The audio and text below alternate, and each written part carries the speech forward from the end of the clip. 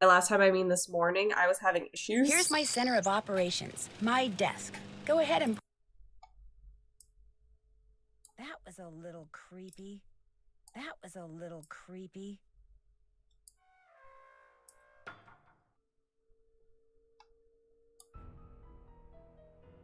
Oh, yeah.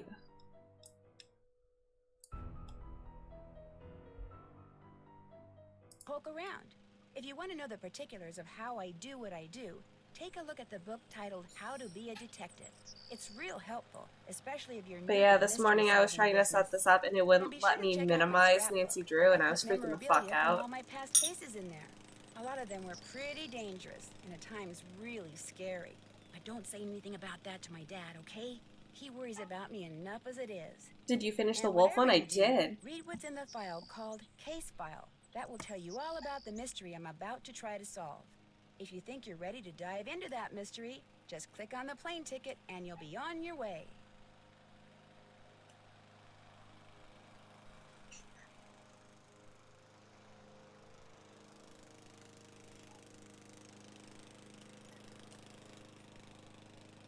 I missed the ending. That's okay. I'm gonna be posting the VOD soon. Um, I just want to look and make sure like none of them got deleted because I suck at saving VODs and posting them on YouTube.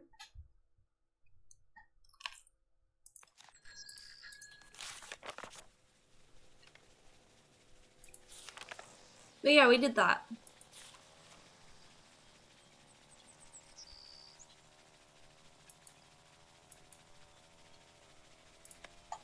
Current assignment.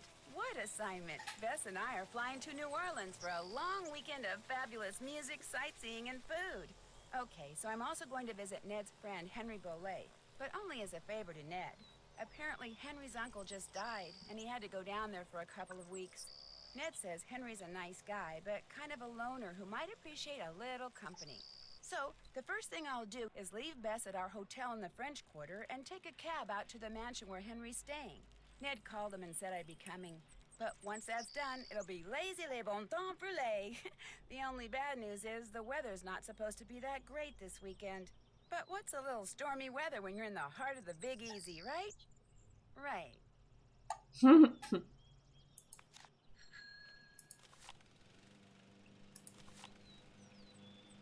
We're gonna do Junior Detective because I like the checklist more.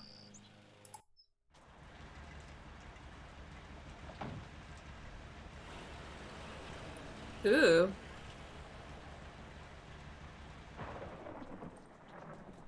That's suspicious.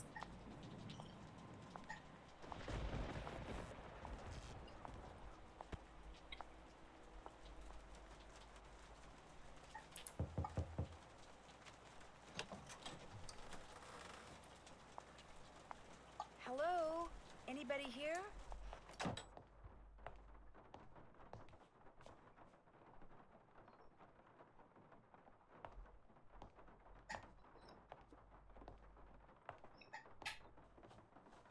Hi, the door was open.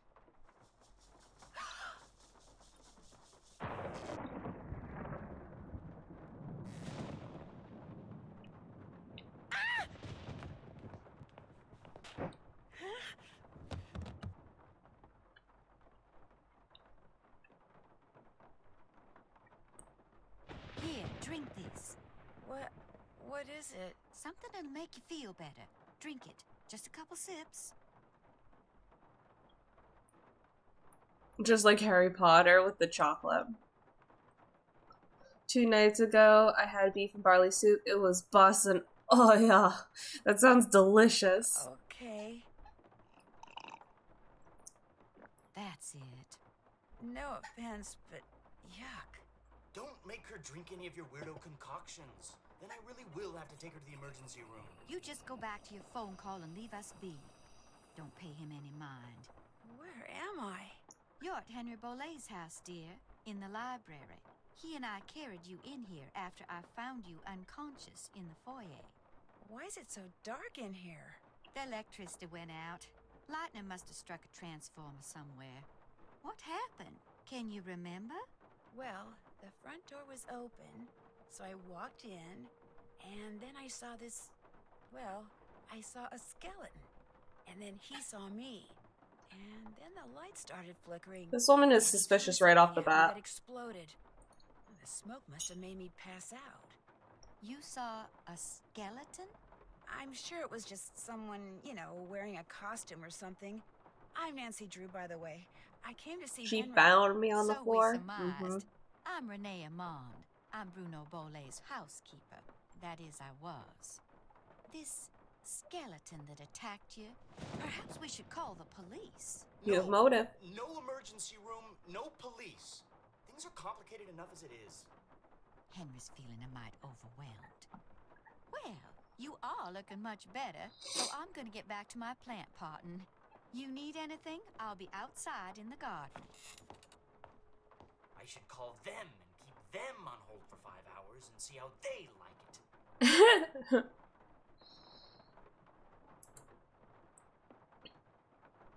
Are we able to look at stuff now?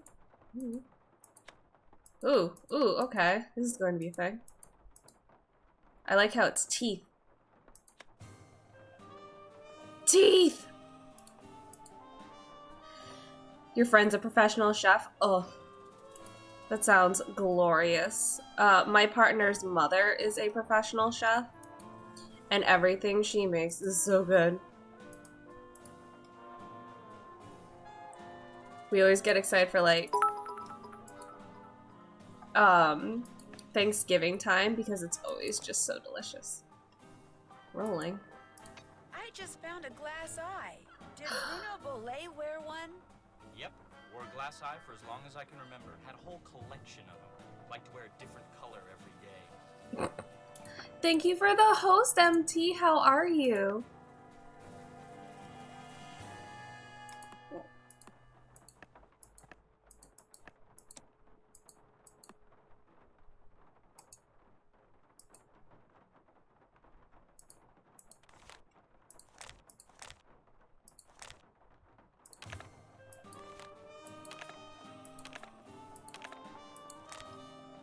Alright.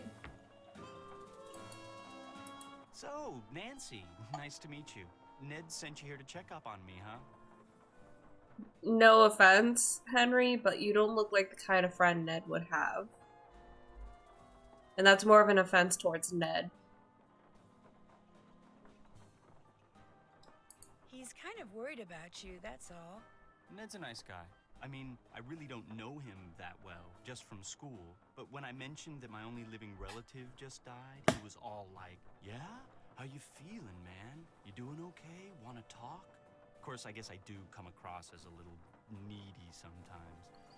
So, Ned doesn't even know you, and he's just like, here you go, Nancy. Go to this strange man's house and comfort him. I hate Ned.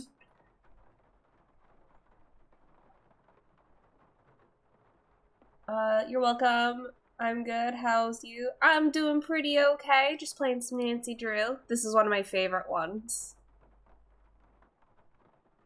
I miss your streams. I was wondering when Spooky will stream again. Spooky has been busy. Gold Ranger is haunting my stream. Thank you so much. I'm gonna shout out Gold Ranger.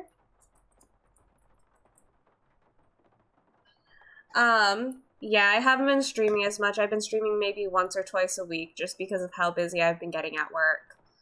And then, yeah, because by the time I get home, it's like 9:30, 10. And then I'm also, like, just mentally and physically exhausted and don't have the spoons to stream, if that makes sense. So I try to stream on my day off, but sometimes even that gets tricky. Like last week I tried streaming on my day off and like my computer, or Peter's laptop I should say, was just updating the entire day.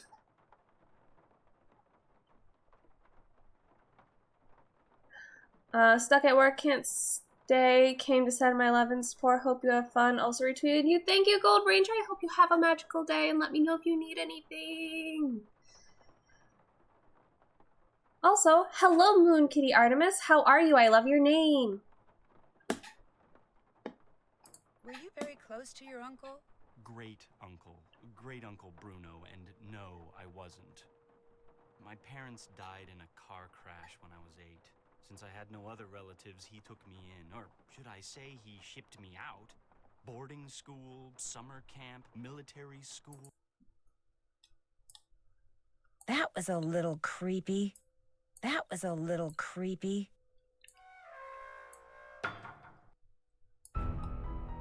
College. He may have looked after me, but he never spent any time with me. I didn't know him at all. Yet you came all the way down here for the funeral? Not really. Great Uncle Bruno named me executor of his estate, which means I have to make sure all his bills are paid and debts taken care of so his assets can be distributed. Unfortunately, he couldn't have cared less about little things like keeping records or balancing checkbooks. Dealing with his creditors and their lawyers has been an absolute nightmare. So, thanks for stopping by, Nancy. And now you can report back to Ned that I'm fine and go enjoy New Orleans. I sure can, but I'm not going to. Not until I know who that skeleton man was and what he was doing here and why he knocked me out like that. Look, I can understand you're not wanting to call the police, but somebody should investigate. And since playing detective is kind of a hobby with me... No offense, but are you sure you didn't just pass out from the heat and humidity or something and dream that you saw the skeleton dude? I like this guy. I'm positive. Okay, look around all you want. But I should probably warn you, Uncle Bruno was into exotic pets. Didn't believe in cages, so he gave him the run of the place. And just because he's dead doesn't mean they are. So if you're gonna go poking around, be careful. I like this guy a lot. Of course, I always like red flags in men.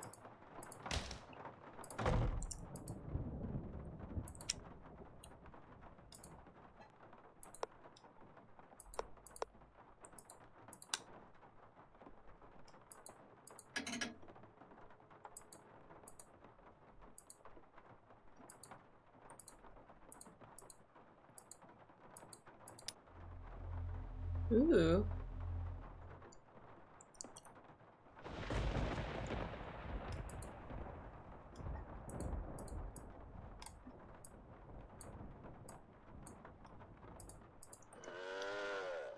Why do you sound like a cow?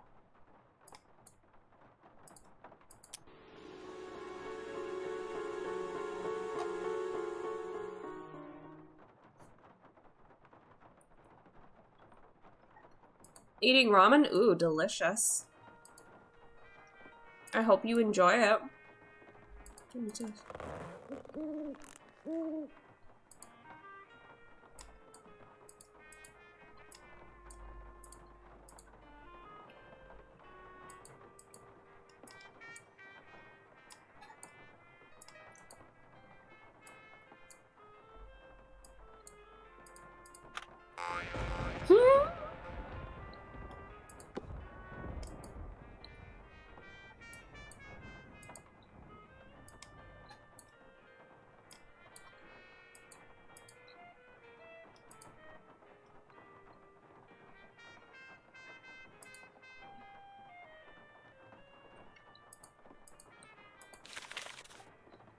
From Zeke's.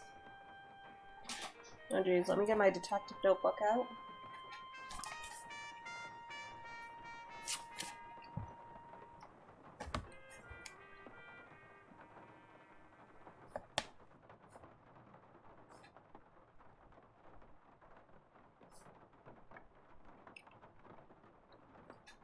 Okay, so Zeke's ID 21-3872.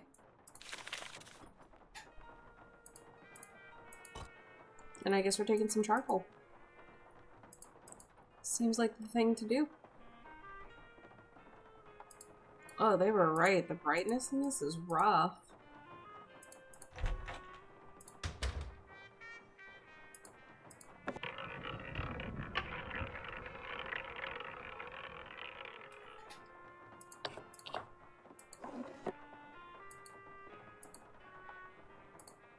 Is that all I can look at in this room?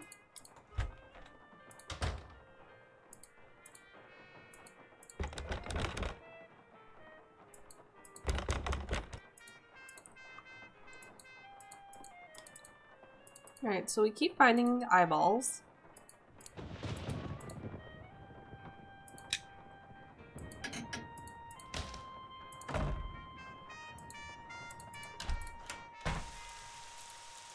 Nancy, welcome to my little lantern-lit corner of the world.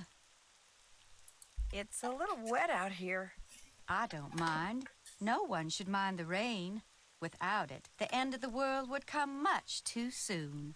Did you and Henry have a nice chat? We talked. Henry's a very morose, very negative young man. Very cunning, too. In fact, I'm fairly certain that he's been selling off Dr. Boulay's belongings on the sly. Why are you randomly just telling a stranger this?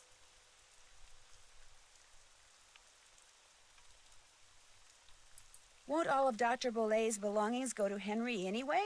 Absolutely not. According to Dr. Boulay's will, Henry is to get 30% of the estate. Dr. Boulay's physician, Gilbert Buford, gets 30%. Our Lady of Route 57 School of Dentistry and Cosmetology gets 30%. And I am to receive 10%.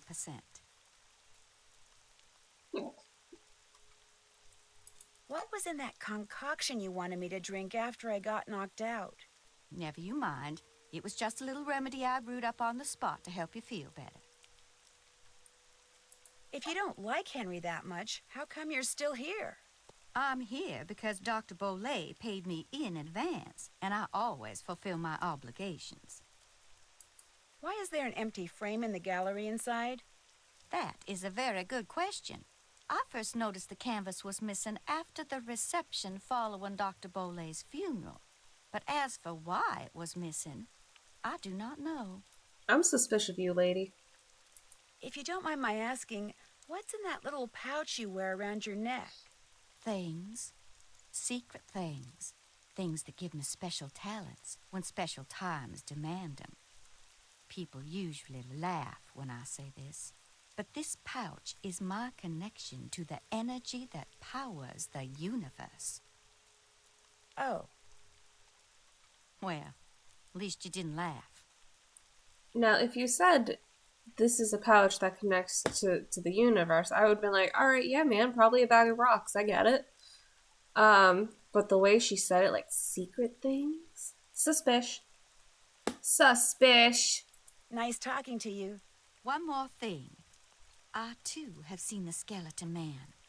After Dr. Boulay passed, that night, I saw him in the hallway. He was there, then he was gone. So you best be careful, Nancy Drew, because if it was Mr. Death, and I truly think it was, he's come back.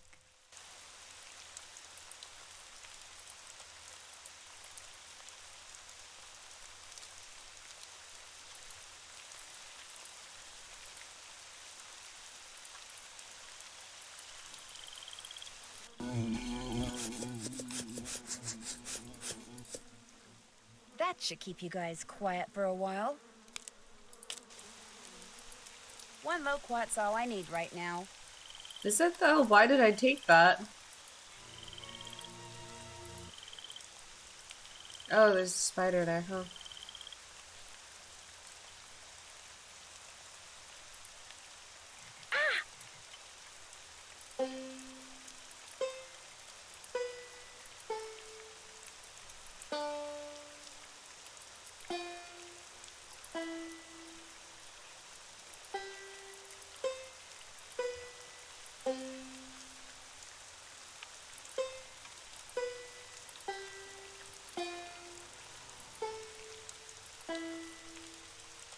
I'm playing a nice song.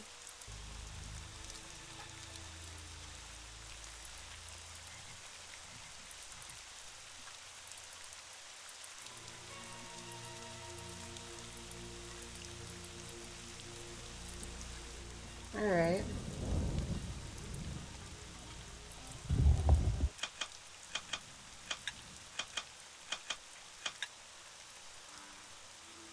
What?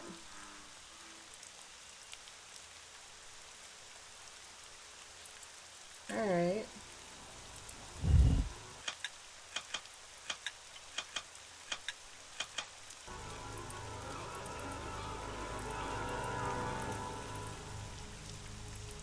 I don't know what I'm supposed to do.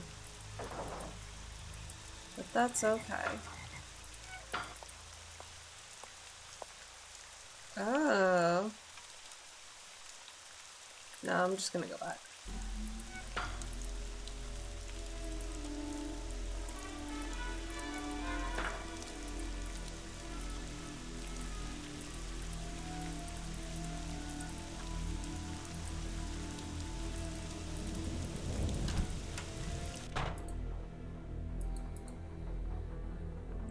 Hey, what's that spider's tune? Yes? Is your great uncle's estate worth very much? I have no idea. Nor will I until I get all his affairs settled. He was a dentist for most of his life, so he must have had some money squirreled away. As you can tell, he was darn good at squirreling away junk. Have you had any of his things appraised? Somebody from a curio shop came in and took a quick look around, but it wasn't anything formal. I found this scrap of paper in the fireplace. Do you know anything about it? No. You always go digging around in people's fireplaces? Just looking for something that might tell me who that skeleton man was. Ah. Anything else? Yeah, I have like a list. Why is there a model of a cemetery in the other room? Because Great Uncle Bruno used to oversee the cemetery next door. Made that scale model so he could keep track of where everything, or should I say everyone, was. Crafted all those miniature crypts himself. And people think I'm weird. You're excited for Friday? What's going on Friday? Hey Robert, how are you? Dagger, how are you? Renee says she noticed the canvas for one of the paintings in the gallery was missing shortly after Bruno died. So she says. All I know for sure is that it's gone. It was of my parents. I think it was painted in the garden out back. Renee doesn't like me. Wouldn't surprise me if she took it out of spite. How come your great-uncle's crypt is in the garden and not in the cemetery? Don't ask me. It's kind of weird. Apparently he built the crypt himself, but he never indicated in his will or anywhere else that that's where he wanted to be buried. I stuck his ashes in there anyway and had the thing inscribed. If that's not what he wanted, too bad. I'm going to keep looking around. Groovy. Pretty good, friend? Hell yeah.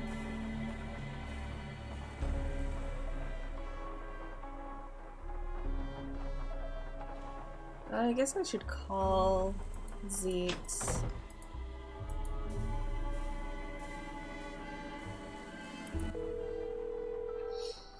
Diamond and Pearl remakes? Oh, fuck yeah. I hope you have fun. Hello, Nancy? Hey, Ned. It's about time you called. Did you make Bitch. it to New Orleans okay? Yep. Have you seen Henry? Oh, yeah. I'm not sure I like the way you said that. Is he okay? He's fine. Well, he's the executor of his great-uncle Bruno's estate, which he's not real happy about. But he and his great-uncle weren't that close, so he's not grief-stricken or anything. Well then, are you okay? Other than being attacked on my way into Henry's house by a skeleton wearing a red ascot and getting knocked out by the smoke bomb he threw at me, I'm fine too. What? Let's just say that I've stumbled onto a mystery, and I'm not leaving till I solve it. Why am I not surprised? Is Bess with you? No, I told her I'd meet her back at the hotel. So tell me about this skeleton man. Well, it was someone in a costume, obviously. He or she was leaning over something in the great room when I walked in and surprised them. So they threw a smoke bomb at you and ran? Yeah, I must have interrupted whatever they were doing. What were they leaning over? A scale model of the cemetery next door. Henry says his great-uncle Bruno made it so he could keep track of who was buried there. Apparently, Bruno used to oversee the cemetery. Why would Skeleton Man be interested in the scale model of a cemetery? Good question. Maybe I'll take a real good look around in there and see if I can find out. Good idea. I'm still trying to figure out how you got to be friends with Henry. Well, we're not best friends or anything. Heck, we're not really even friends. I just feel sorry for the guy. I mean, he never hangs out with anyone between classes, and when I'd heard there'd been a death in the family, I just wanted to make sure he was okay all by himself down there. Don't worry, he's fine. A little strange, maybe, but fine. That's good to hear. You know, you're a pretty nice guy. Yeah, I know. What do you mean he's nice? He sent his partner to go check on someone he doesn't even know. I could be dead. I'm gonna go get a candle. Doing pretty good. I'm glad you're doing great, Taggart. I'm gonna get a candle.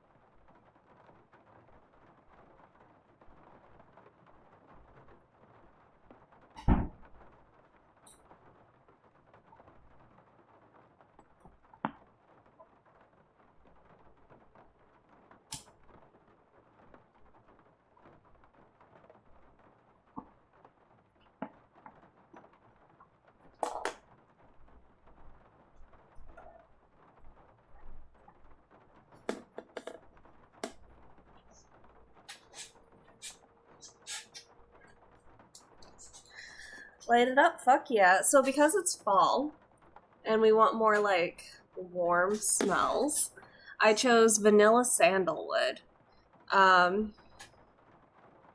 It's so good. Right after Henry's great-uncle Bruno died, someone stole one of the paintings from his gallery. Just took the canvas and left the frame. Anything else missing from the house? I don't think so. At least no one has said anything. Of course, the only people here are Henry and Bruno's housekeeper, Renee. And this house is so full of stuff. Even if something else was missing, it would be ages until anyone noticed. You think the missing painting ties in with your skeleton man somehow? Yeah. I mean, I have no idea how it ties in, but my gut feeling is there's some kind of relationship between the two. Well, if there is, I'm sure you'll find it. Bruno Boulay's housekeeper, Renee, is still here, despite the fact that she and Henry don't really get along that well. Why do you think she's staying on? She says it's because Bruno paid her in advance. But you don't believe her. 10% of Bruno's estate is supposed to go to her. Only she thinks Henry's been selling off Bruno's assets on the sly. So it wouldn't surprise me if she's staying on so she can keep tabs on him. How much of Bruno's estate is Henry supposed to get? 30%. That's a pretty healthy chunk. He wouldn't be selling stuff on the sly. This Renee person sounds kind of paranoid. What this Renee person is freaky. In what way? She wanted me to drink some strange-looking concoction after I passed out from the smoke bomb, but she refused to tell me what was in it. And she wears this weird little pouch around her neck. Says what's inside it connects her to the energy that powers the universe. She's probably harmless, but stay on her good side, just in case. I got a lilac. It's not lit due to being 1:30 p.m., but I have it. You should definitely light that. It's almost 1:30 here right now. Are you in the New England area? You don't actually have to answer that. Is that a Grim I see? Is that a Grimoire game? Guys, I just want you to know that Grimoire is actually one of the players in my D&D group. He plays Bookworm, and we stream it every Friday. And here's the link to his YouTube channel. You're in New York? Hell yeah. Think you could give me a hint? You bet. Oh, geez. When it comes to those buzzard Grim. scratches in the garden, I know I'm probably No. supposed to make the feathers of that one buzzard form a certain pattern. But how am I supposed to know what that pattern is? Keep your eyes peeled for a book which Bruno Boulay wrote, and once you find it, pay close attention to what he has to say about statues and keys. Excellent. Thanks for the advice. You need anything else? Just call. I guess we should call Bess.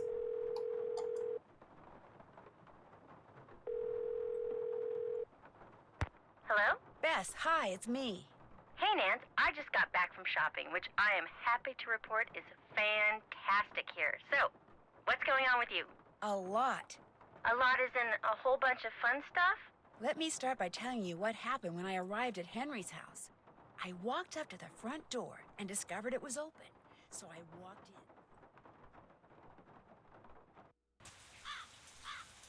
You were knocked out by a skeleton wearing a red ascot? Someone dressed as a Oh, I guess we play as skeleton Bess wearing this red ascot. time.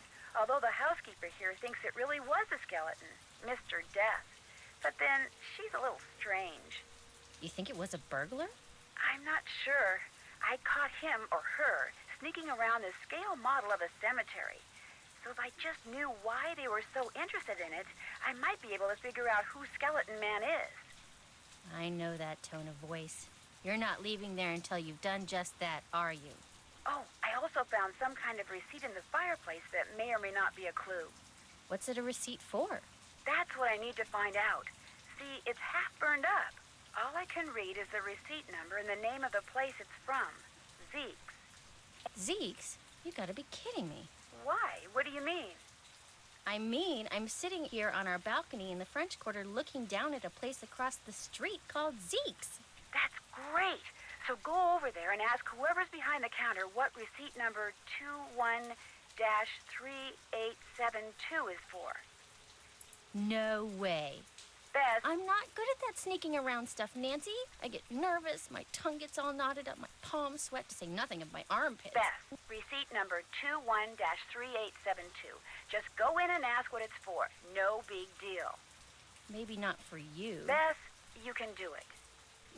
This is not gonna end well, I just know it. Okay, I'll call you as soon as it's over. I'll be waiting.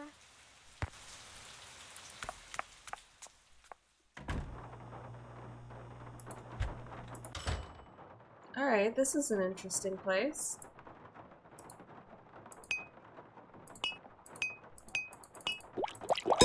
Ah!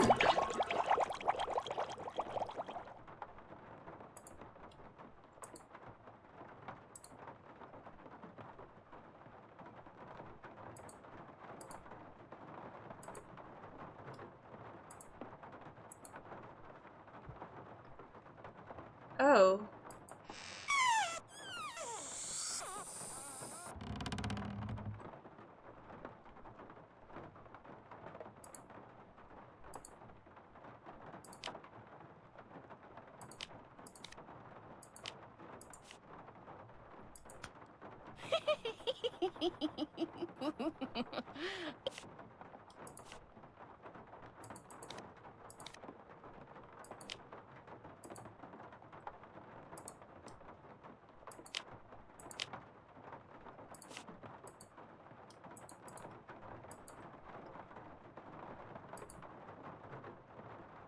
Mystical toast. Hey, doing a little end of the day shopping, huh? See something you like? I like everything. That's what I want to hear. I'm Lamont. This is my place. So if you got any questions, I'm the guy to ask. Lamont, we're gonna be best Actually, friends. I do have a question. This friend of mine found the number of a receipt that came from this shop, and she asked me to ask you what the receipt is for. But if you're really busy, or you'd rather not, or it's against the rules, No problem. What's the number? 21-3872. 21-3872. Here we go. That ticket was for a large box of assorted unknown items I bought from Henry Boulay. And, that's all I can tell you. Is something wrong? Look, I just don't want to make trouble for anyone, okay? Where's the box now? It's still in the back room. I haven't had a chance to really go through it yet. Hey, is there something else I can help you with? Beads, hula dolls, old books. Got great deals on all of them.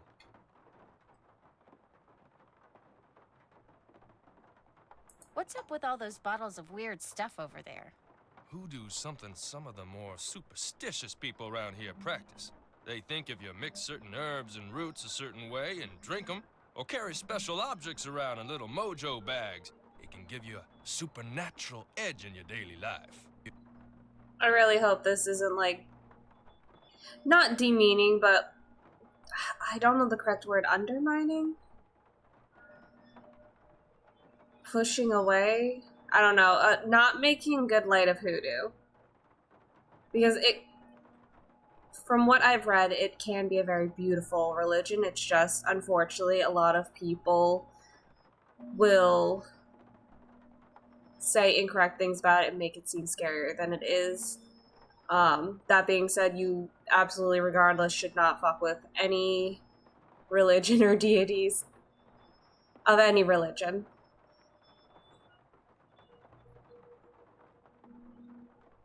I'd probably poison myself. Hey, I hear ya, but I can't knock it, because let me tell you, the stuff I got in here sells like hotcakes. Somebody thinks it works, so hey, who knows?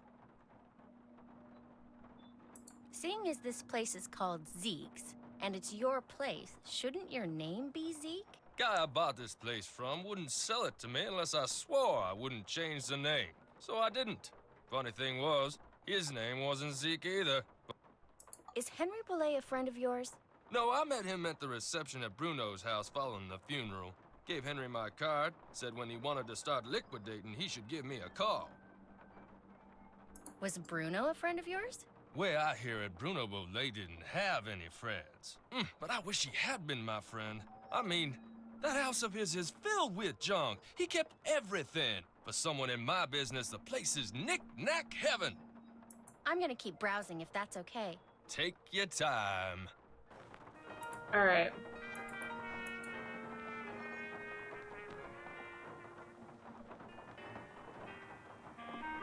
I think the way this is supposed to go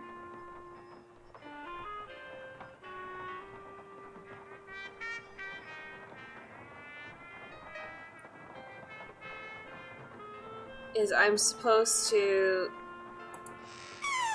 Yeah, this will light up. Close but no cigar.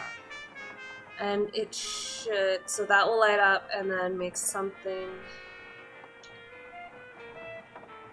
go.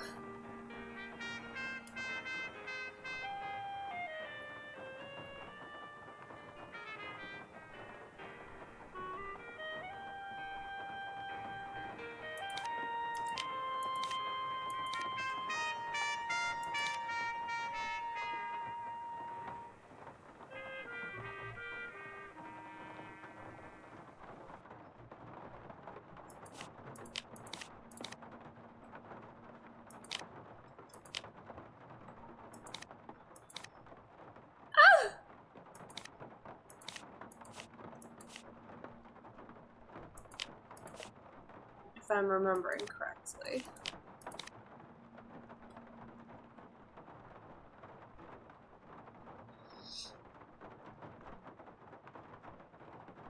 I feel like I'm missing something.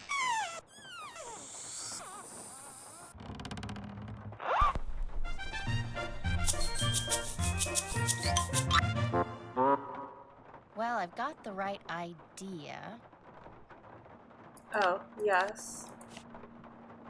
And that kicks that, and that will go over, pop that balloon, causing that to go over and hit that.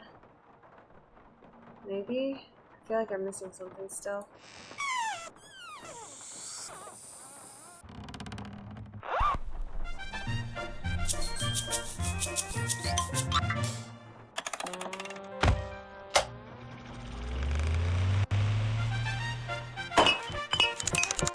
That doesn't quite cut it.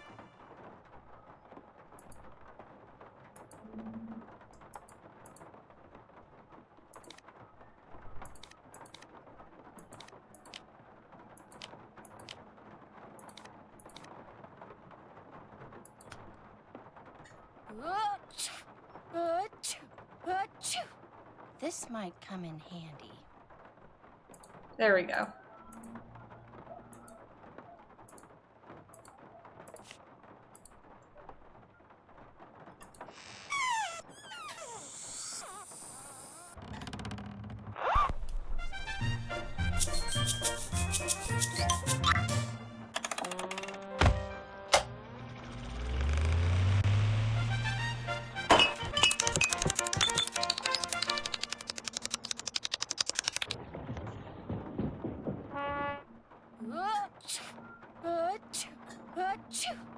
There, that should do it. Lamont, could you help me? Sure, what do you need? I can't quite reach that bottle up there. Could you get it for me? Sure.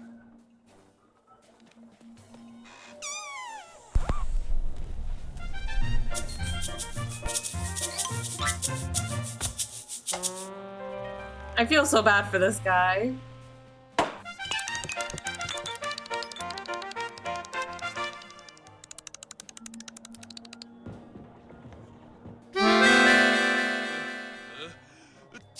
Oh no! Oh my gosh! Oh shoot! I'm sorry. I'll go get you something. What do you need? Nose spray. Back room. No spray, back room, got it. Can I please go?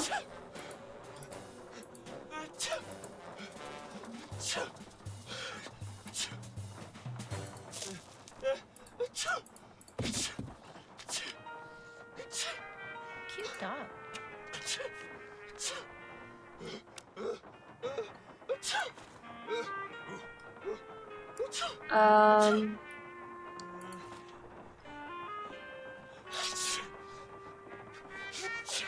Oh geez, I should write these down, huh? They're all Hamlets, so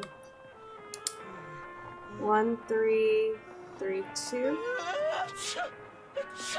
8 3 6 8 14 4 1 12 X. Some of these don't exist.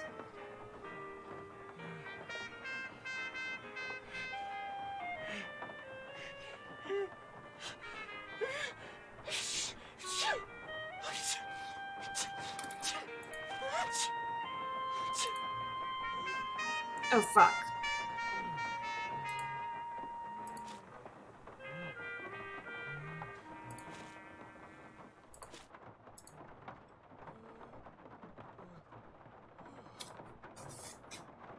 I think I fucked around and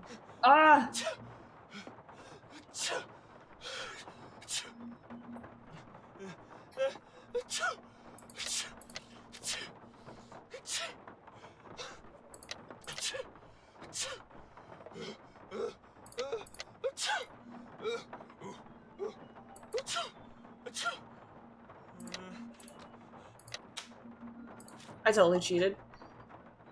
Dear Boulay, this completes our transgressions. Whoa, this is weird. I better call Nancy and read this to her word for word. Wow, Bess, that is weird. No, I'll tell you what's weird. The box the letter is in is padded, and it has this round indentation in it that's the exact size of a human skull. It's like it used to contain a skull, but now it doesn't. Did you find anything else? Yeah, inside the box that this box is in, there's a couple of photographs. One's of a boy and a dog, and the other is of an iguana dressed up like a pirate. What? And there's a costume in the box of a skeleton man. Really? And did I mention that Lamont was very reluctant to talk about buying this box of stuff from Henry? Said he didn't want to get anyone in trouble, whatever that means. Sounds like he or Henry, or possibly both, are up to something they shouldn't be. Good job, Bess. I'm gonna poke around here and see if I can find out anything about a skull called the Whisperer. You better go take care of Lamont. Would you believe it? The guy is still sneezing. He must keep nose spray around because something's wrong with his sinuses. Oh, he's gonna hate me.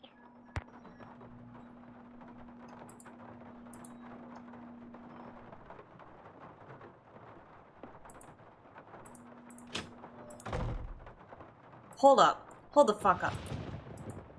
Is that a good boy? Look at him! No! What was that? That was Uncle Bruno's pet iguana, Iggy. He's always in here stealing paper. He must be using it to build a nest or something. Look, I had all those books arranged so they fit perfectly in that box. Put them back in, okay? I don't have time. I just want to look through this one book. Go right ahead. After you put all those other books back. Alright, we can do this. Long boy will go on the bottom. Put you there. Do you fit there? I feel like you do, but you don't. There we go. You guys are even. And then you'll fit perfectly there. Should probably work on these longer boys. Yeah.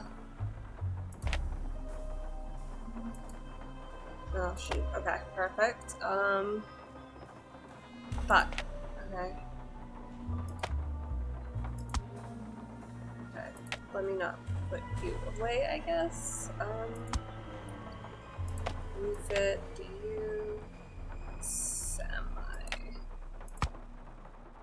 Okay, that works. And then I'll put you here, and then you there. Yes.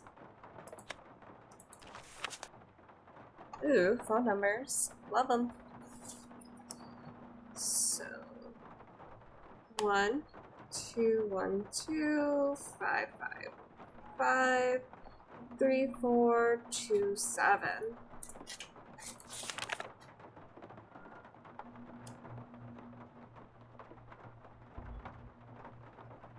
Good luck with Nancy Drew. Bye for now. Thanks. You have a wonderful magical day. Ooh, what's this?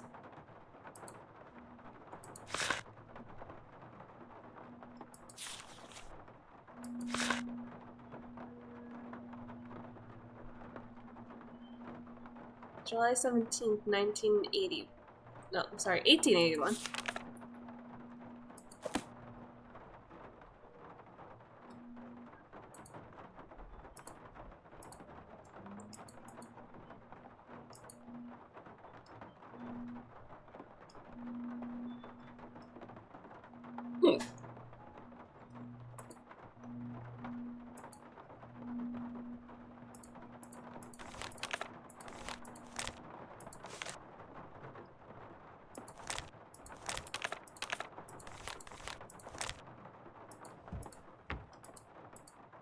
Yes? How did Bruno die, if you don't mind my asking? Just dropped dead in the front hallway. I mean, the guy was 95 years old. Here, check it out. Myocardial infarction. That's doctor speak for heart attack. Attending physician, Dr. Gilbert Buford, 504-555-9970. Was that Bruno's doctor? And his best friend, or so I'm told. I've never met him. Interesting keychain. That's one of Uncle Bruno's glass eyes. It's the one he was wearing when he died. How nice. Anything else? I'll check back with you later. Awesome.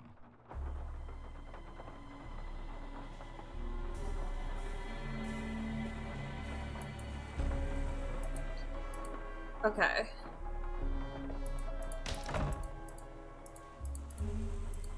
I guess we're gonna look around.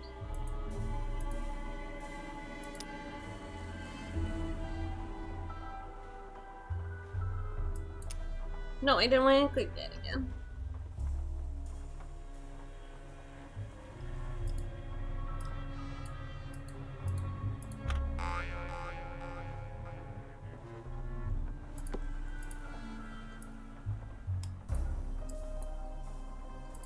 This is what I want to look at.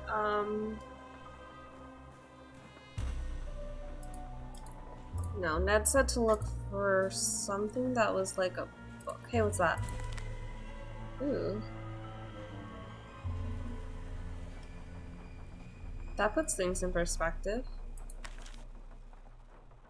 So how do we get there again? Go straight, then straight again.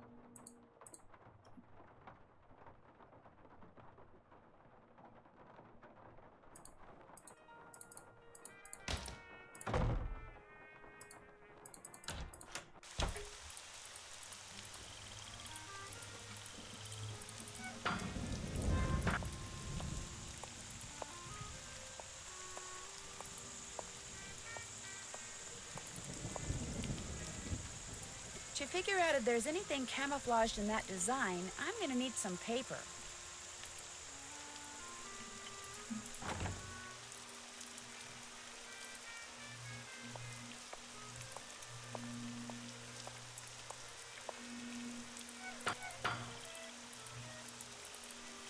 Ugh.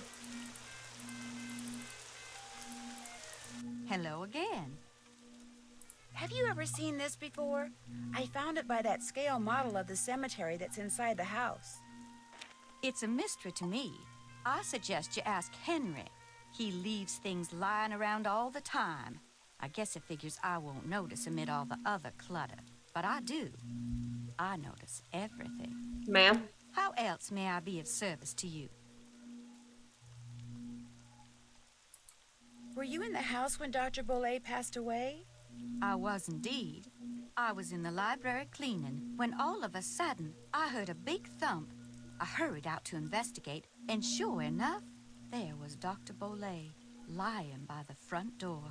And as I rushed over to him, the door opened and in walked Gilbert Buford. He took one look at Dr. Boulay and hollered at me to call 911. So I ran back into the library and did just that. You killed him, When I came didn't back you? out, Gilbert was leaning over Dr. Boulay, listening for breathing, I suppose. And then he started pushing up and down on his chest. But it was too late. Even I could tell that Dr. Boulay was gone. What was he doing by the front door? I assume he saw Gilbert coming and was going to open the door for him. Not that there was any need. As you yourself discovered, people around here seldom lock their front doors during the day.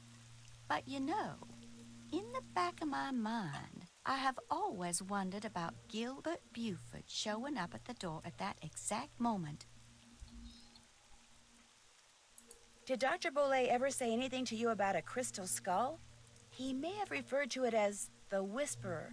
No, he never so much as mentioned a crystal skull, whispering or otherwise.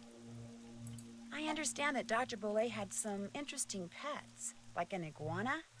That man never met a creature he didn't like. He'd train them to do all kinds of silly tricks, then let them run free, inside the house as well as out. I mean, I don't see the harm in that. I do, actually. Iguanas need a heat source.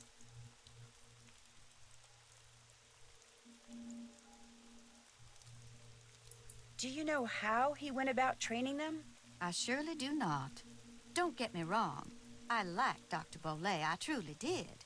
But I swear, sometimes his activities made as much sense to me as bathing in a bayou full of gators.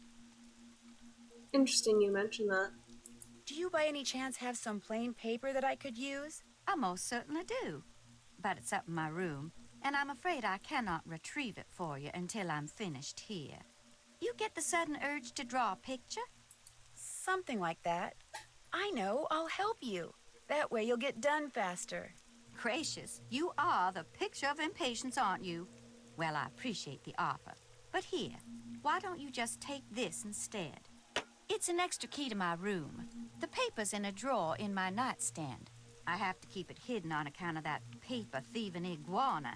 Just go on up and help yourself. But make sure you lock the door when you leave, you hear? You I trust. But Henry, him I do not. I really appreciate this. And long as you're going up there, my appetite could use a little placating. So I would be much obliged if you would bring me a candy bar from my nightstand. And take one for yourself while you're at it. I'll take a lollipop. For specific spider reasons.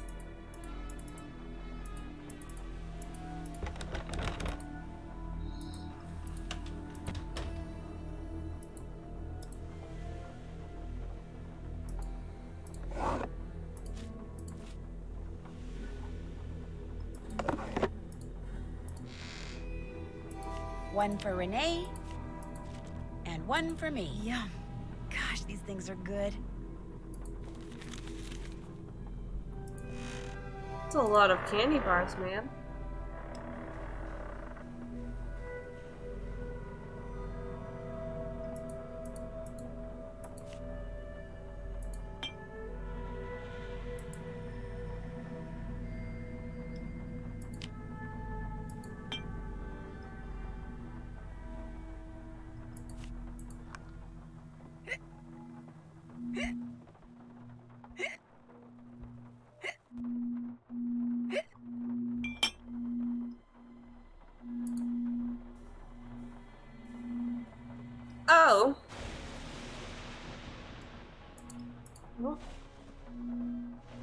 Damn it.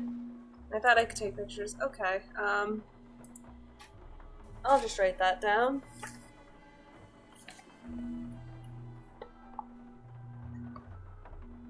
That triangle is not complete.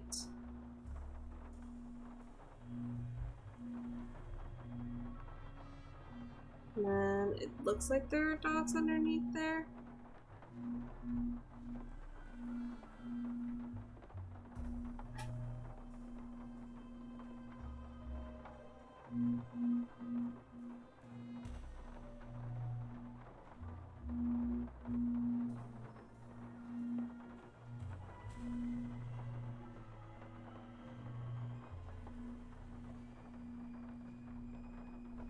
Oh, I should not have tried to draw this, like, at the edge of my thingy.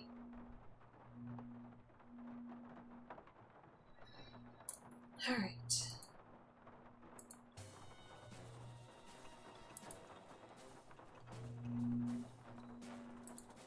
What is this? Ooh.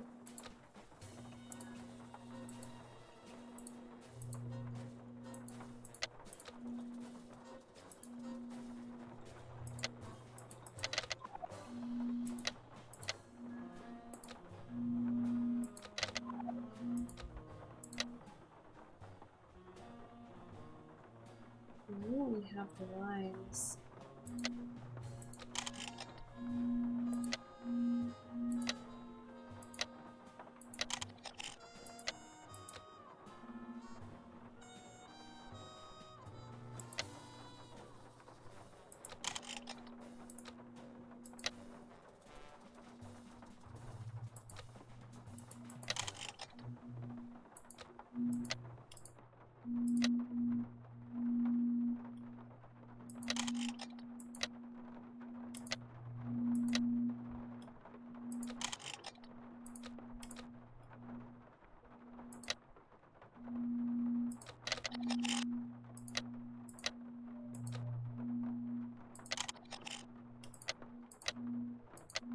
Fuck.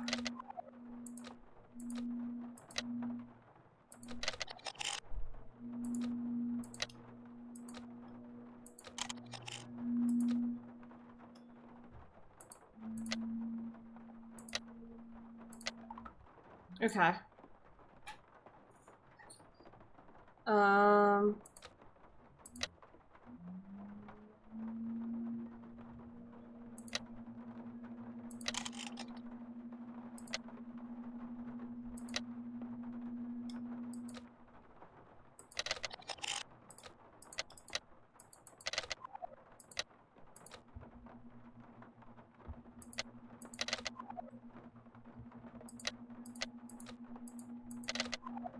Where's the other claw?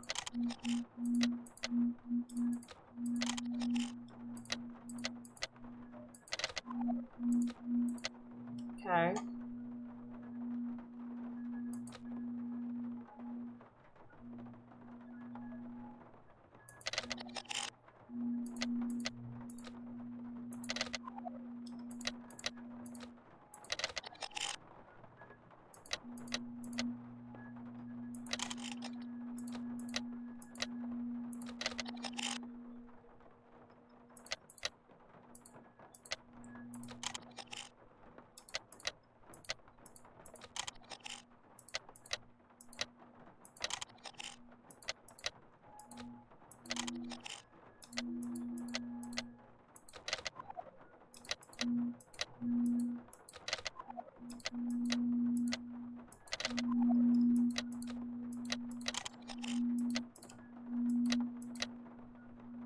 I know that it's those three. I just need something.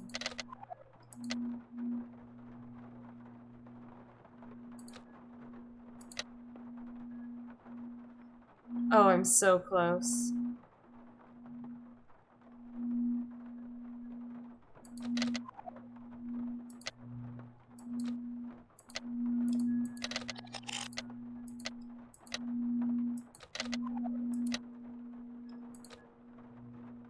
No, it's definitely not these. Oh, fuck.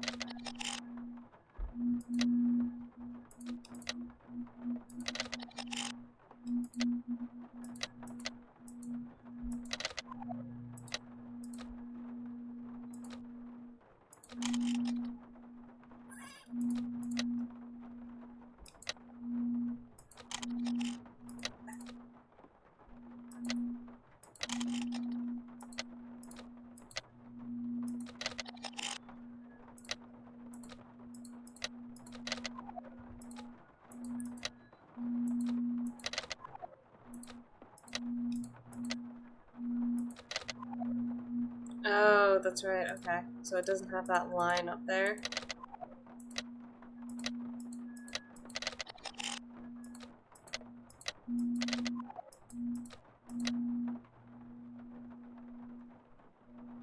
But you two.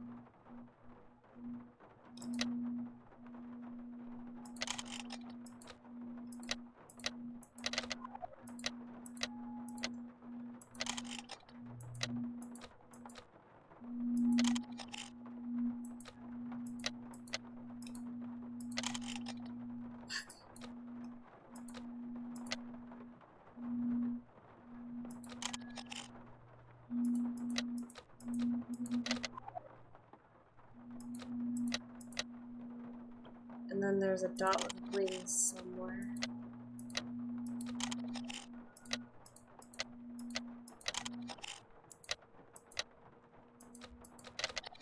You.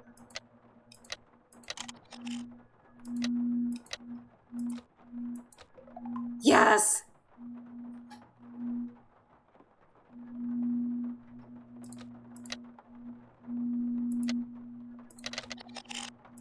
So I know it's you two. And you. We just have to find a dot with a wave. It's not that one.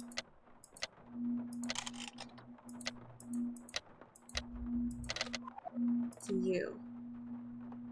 And you. No.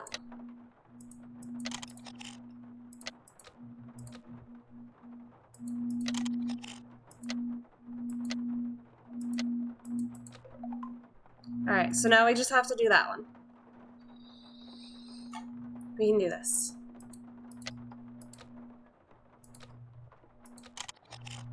So it's this one definitely.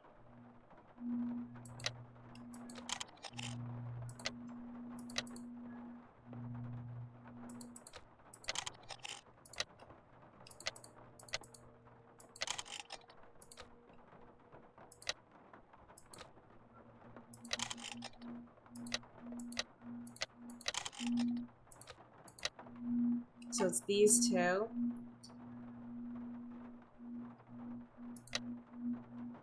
Oop, maybe. We're close.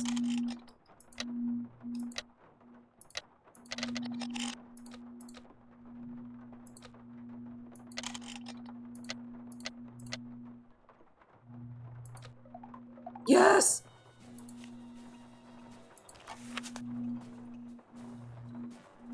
Alright. So based off of that picture in the background, we have Ba.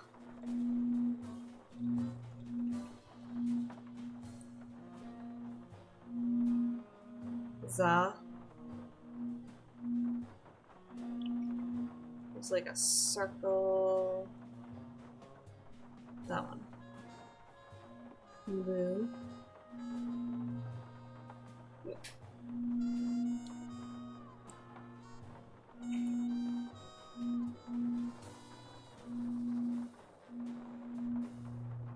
Where is it?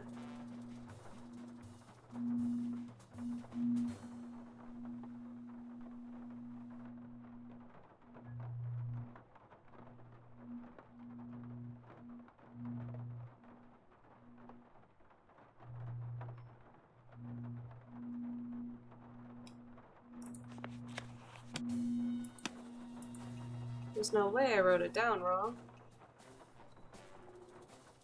Yeah, I'm looking for this one right here.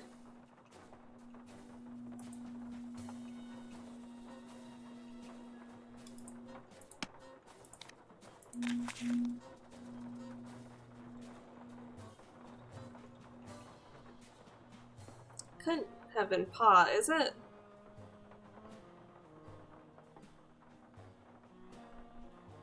Probably is.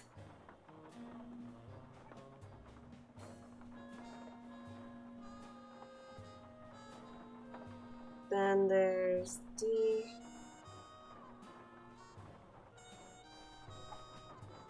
No.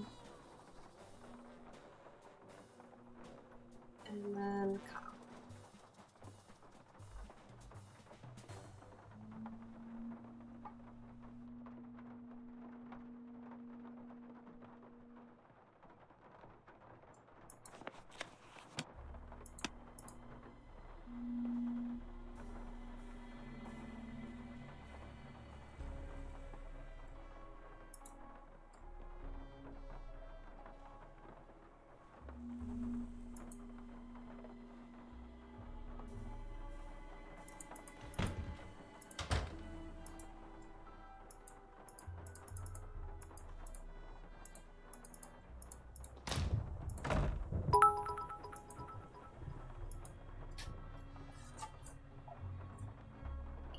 Zachary Daiquiri.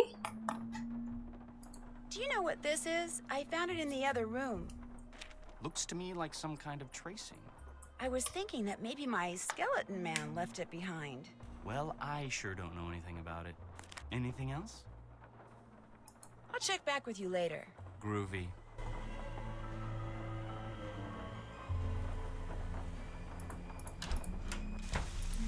You bring me that Cocoa Kringle bar like I asked? Right here. Bless you. I'm so hungry I could devour these plants I'm potting up, dirt and all. How else may I be of service to you? Those weird symbols on the wall in your room. Do you know who painted them? I did. Fact of the matter is, there's a spirit living in that wall. A spirit? Got a voice that'd send shivers down the spine of Dracula himself. Used to hear it sometimes. Why'd you have to bring up Dracula? Half talking, half whispering, saying this one word I never heard before, like it was from a language no one on earth spoke. And suddenly, I knew. The spirit was trying to cast a spell on me. So I got me a book and found out that by painting the word I heard on the wall, syllable by syllable, in hoodoo signs, I could counteract the word's power. And you know what? The spirit has not spoken that word or any other since. What was the word? Darling, a sack full of water moccasins couldn't get me to say that word out loud. Nor will I write it down, no sir. Not ever, ever, ever. I'll see you later. Come see me anytime. Ha! Big dummy forgot to get her key back. I need to figure out that Spider-Man's.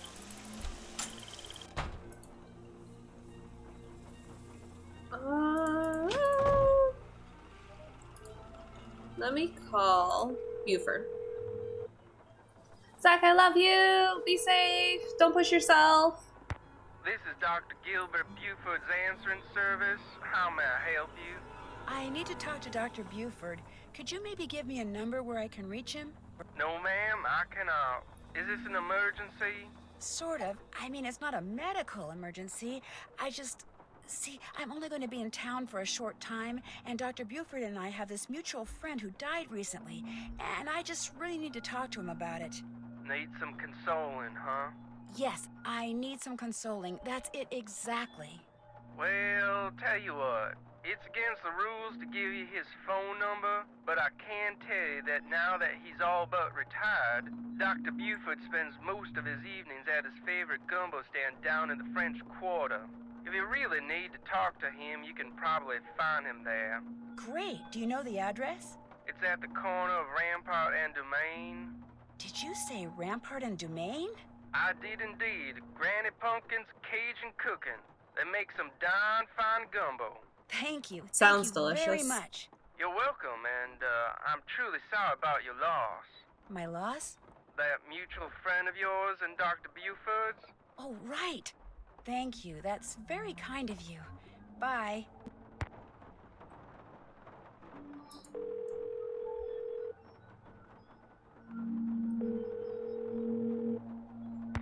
Yes, hello?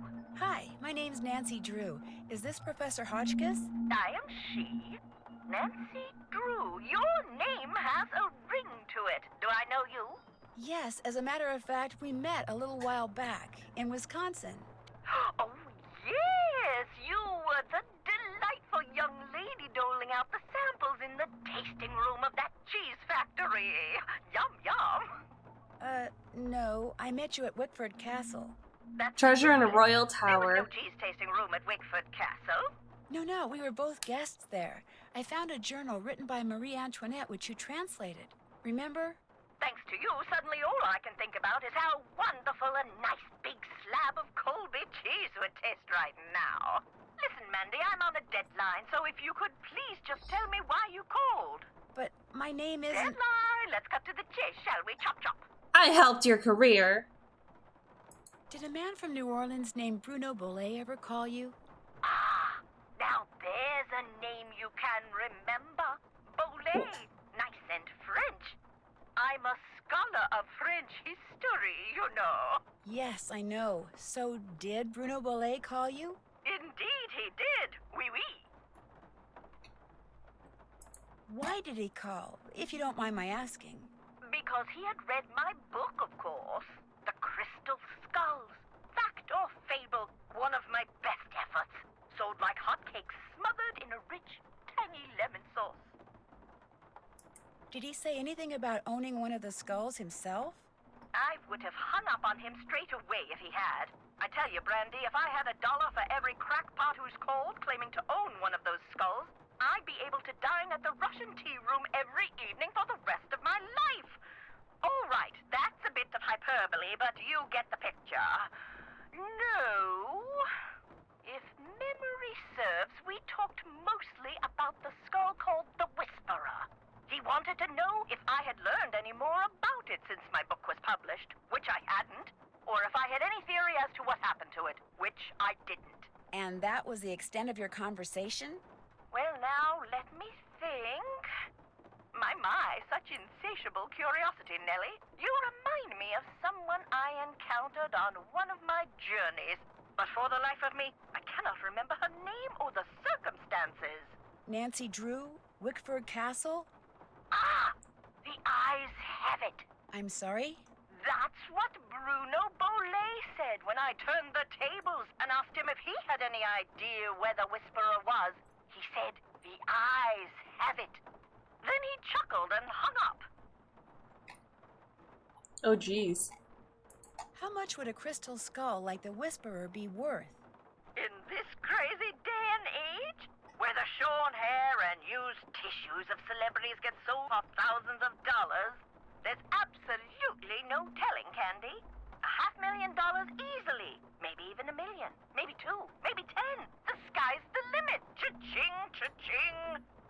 If someone found a skull made of crystal, how could they be sure it's one of the crystal skulls?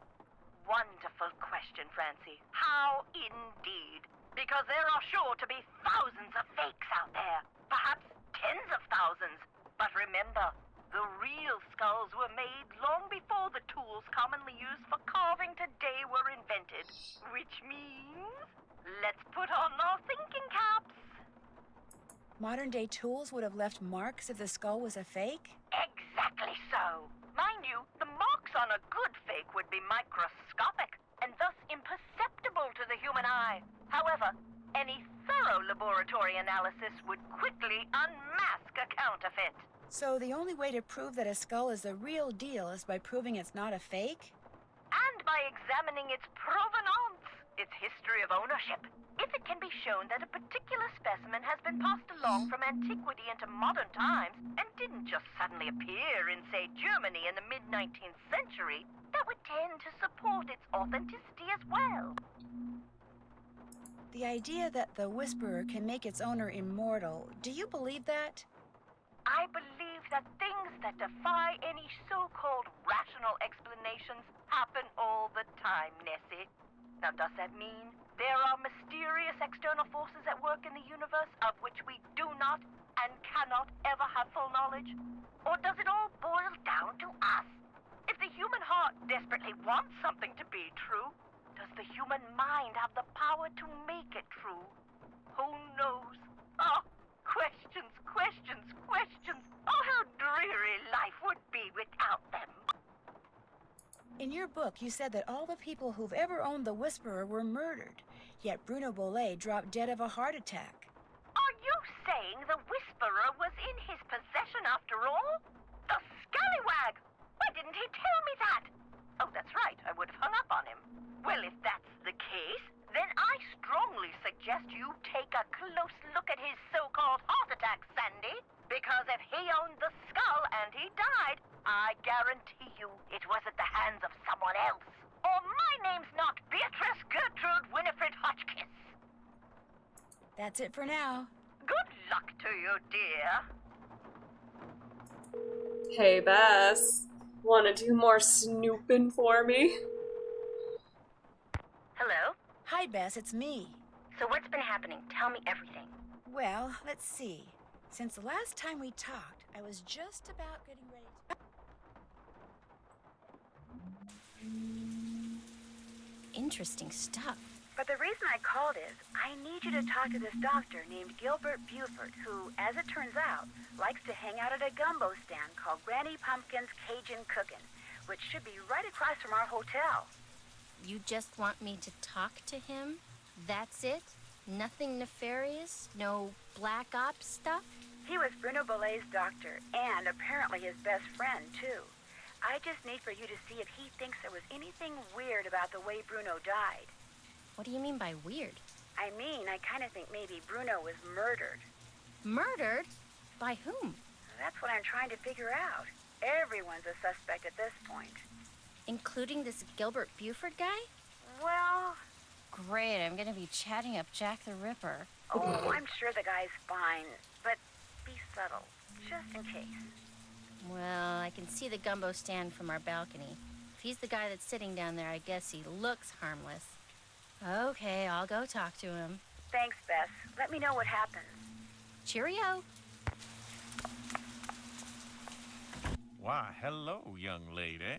How kind of you to grace an old man with your lovely presence. Are you Dr. Gilbert Buford? I'm delighted to report that I am indeed. Your answering service said I'd probably find you here. This here is my favorite spot in the whole city. Delicious gumbo, pleasing view, particularly now, I might add. Yikes. My name's Bess Marvin. I'd like to ask you some questions about Bruno Boulay. She's 15. Okay? I'd prefer subject matter of a happier nature, but I do not want to seem inhospitable, so what is it you want to know? Is it true that Dr. Boulay was your best friend? Well, now, I was certainly his best friend, but I cannot honestly say that he was mine. Fact is, while socializing with my fellow man, particularly with pretty young women such as yourself, She's has always 15. been a source of pleasure for me. Bruno was just the opposite. Unfortunately, the older he got, the more numerous his idiosyncrasies became, and the less concern about their negative effect upon others he became. His idiosyncrasies didn't bother you? Now, as a doctor of medicine, I am not only accustomed to dealing with the abnormal, but I find that I'm actually drawn to it. I, for one, thoroughly enjoyed Bruno's outlandish personality. Although, at the same time, I fear it may have played a role in his demise. You see, he died of a myocardial infarction, most likely caused by age-related atherosclerosis. Dying of a heart attack is all too common for people who are socially isolated, and Bruno Boulay had most certainly become that. Did they do an autopsy on Dr. Boulay? No. Given Bruno's advanced age and the absence of any indication of foul play, an autopsy was deemed unnecessary, and the body was cremated according to Bruno's wishes. Oh, so you can't even, like, Did examine Dr. it. Boulay ever say anything to you about owning a crystal skull? Why, yes. Yes, he did. In fact, he showed it to me once. Said it had magical powers. Said owning it was going to allow him to live forever. I thought it was utter nonsense and told him so. Well, he didn't appreciate that at all. Refused to talk to me for a full 2 weeks. Do you have any idea where he kept it? No. He was terrified that someone would steal it from him, so he told no one its location. Not even me. Tell me, Miss Bess, what do you know about that crystal skull? This friend of mine, who is also a friend of Henry Boulay, you know, Dr. Boulay's great-nephew. Anyway, while she was visiting Henry, she saw this book in Bruno's library about the legendary crystal skulls and was kind of intrigued and thought that since Henry said that you were pretty much Bruno's only friend, maybe Bruno had said something to you about it, and as it turns out, he had. That's all I know. I see. Well, much as I'd like to believe that skull holds the key to immortality, I'm afraid Bruno's passing proves it's worthless. Although it would make an attractive paperweight, as I recall. Tell your friend not to give it another thought. Dr. Boulay's housekeeper says you just happened to walk in just as he was having his heart attack. Is that true? Indeed it is. I hadn't seen him for a while, so I picked that day to pay him a visit. I walked up to the front door, found it unlocked as usual, opened it, and there he was, lying on the floor in obvious distress. The next thing I know, his housekeeper came running in and started shrieking and carrying on, until finally I sent her out of the room so she could summon an ambulance, and I could once again hear myself think.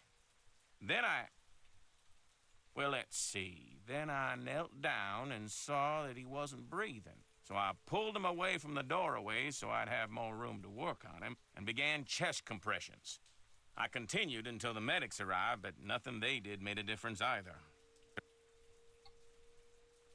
Why would he have a heart attack in the foyer? That's always been a bit of a puzzlement to me, too. Can you remember anything that might indicate what he was doing by the front door? I mean, had he just come in from a walk? Was he wearing a hat? Was he holding anything? Had he dropped something? An umbrella? Sunglasses? Wait a minute. Why, yes, he was holding something. A piece of paper. And on the floor next to him was an envelope. He must have collapsed while reading a letter. Do you know what happened to it? Now, I know the letter was no longer in Bruno's hand when the paramedics arrived, so perhaps he released the letter when I moved him. And yet, I do not recall seeing it on the floor when they wheeled him out the door. Iggy. What's icky? Iggy. Iggy is an iguana Bruno befriended, then turned loose in his home. It soon developed the annoying habit of stealing paper and stockpiling it in the vent system. I love this iguana. Are you saying an iguana made off with the letter Bruno had been reading? It would not have been the first time a missing document ended up in Iggy's possession. Renee would periodically call me saying the lizard had absconded with one of Bruno's prescriptions and would I please write her up a replacement. In any case, Bruno once told me he was training Iggy. Said he taught Iggy to retrieve the things it had stolen. Do you think it's possible that Renee caused Dr. Boulay's death by, say, hoarding the pills from those missing prescriptions and giving them to him all at once? No. Had he died of an overdose of the medications I had prescribed, the manner of his death would have been quite different. But he died of a heart attack. Of that, I am certain. However, I know for a fact that Renee is deeply involved in the practice of hoodoo. And as Bruno's housekeeper, she had ample opportunity to use it against my poor old friend. You're not serious. Young lady, never, ever underestimate the power of suggestion. If a person believes in something, even on a subconscious level, fantasy can easily become fact. And who knows what rubbish Renee filled Bruno's mind with? Drink this, don't eat that, this brings good luck, that brings bad, day in and day out. Even if he said he didn't believe a word of it, who knows how much his subconscious was absorbing? He was very old and vulnerable. So could Renee have caused Bruno to have that fatal heart attack? There's not a doubt in my mind she could indeed. I don't like how they're playing with hoodoo in this. Like, how they're talking about it and making it seem... Guess I'll be running along. Feel free to drop by anytime.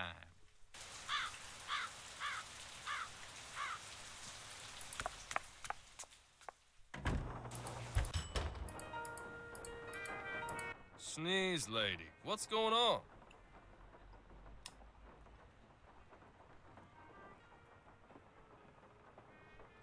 There's a man sitting at the gumbo stand outside named Gilbert Buford. Do you know him?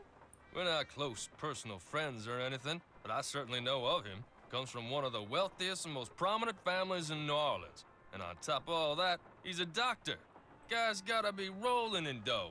Must be nice, huh? That gumbo stand outside? What do you think? Is it pretty authentic?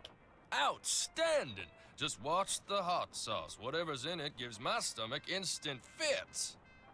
In all your journeys through the wonderful world of junk, have you ever come across one of those legendary crystal skulls? What makes you ask that?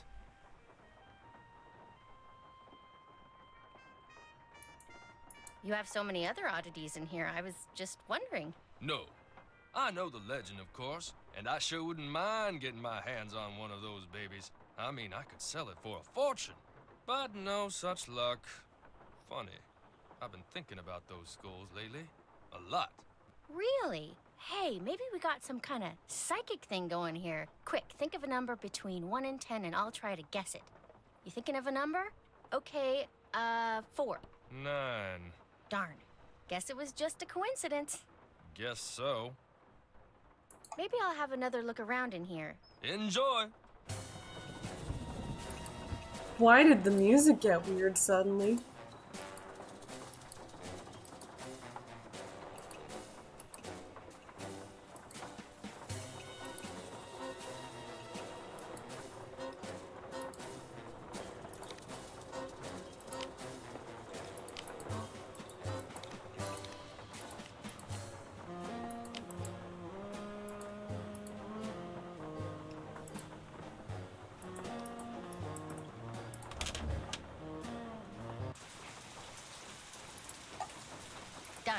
Done. I can check that off. Haven't done that yet.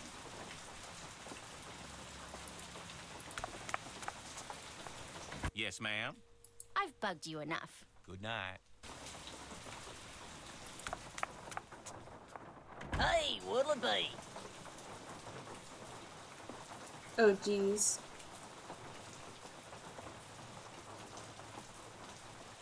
A bowl of gumbo, please. Enjoy.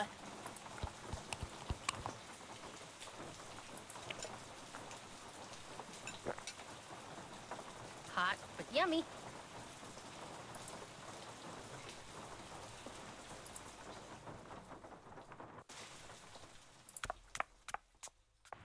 How may I be of service? I've bugged you enough. Feel free to drop by anytime. Haven't done that yet. Alright, I guess I'll just call Nancy then.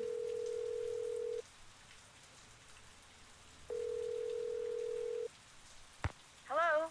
Hi, Nance. Okay, here's what's been happening at my end.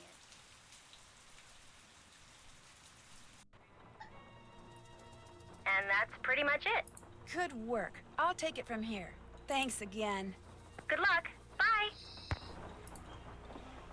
Did that. Can't check that off yet. Still have to do that. I haven't done that. Did that. I haven't done that. All done. Did that. Did that. Can't check that off yet. I haven't done that. All done. All done.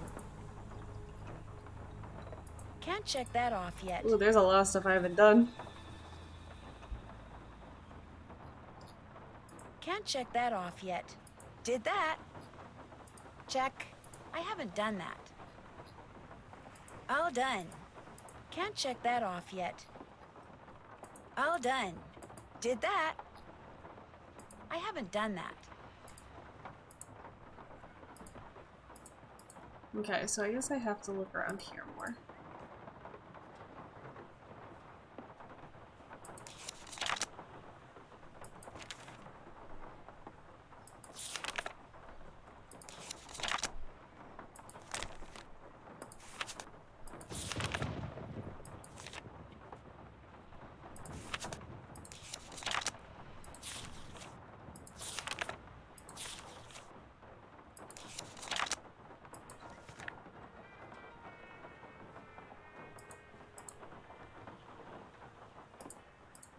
Oh, okay.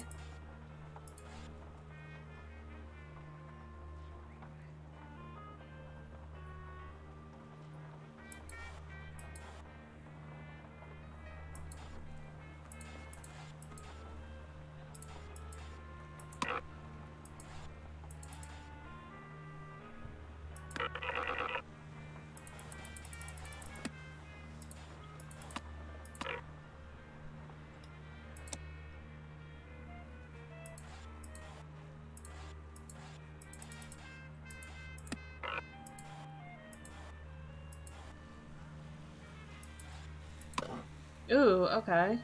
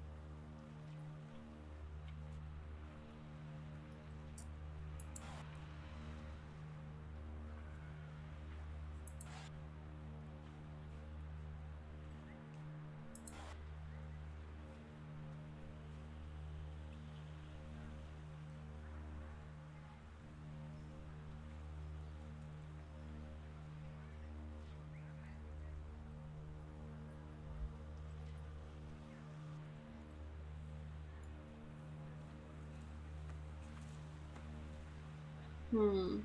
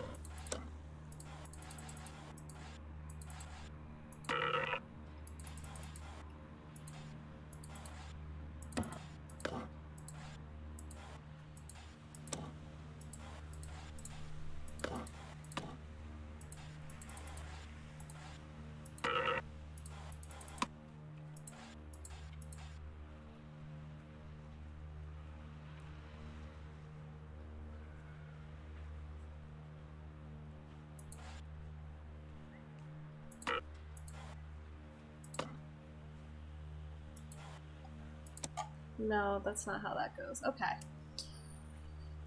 Alright, we got this, we got this.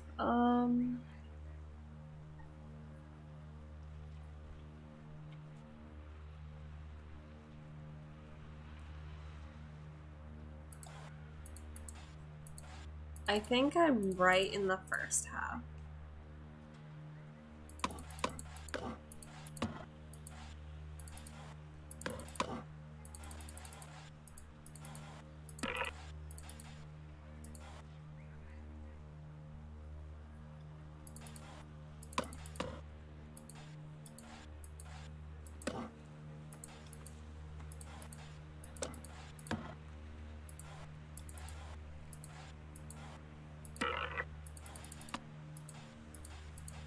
What if I push it up?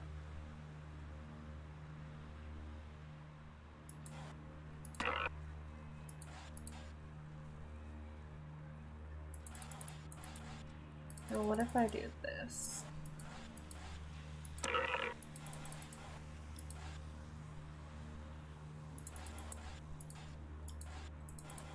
And then... Oh, I think I know what to do. I'll have it go up, then down, then this way, and then I'll stop here and I'll push it over.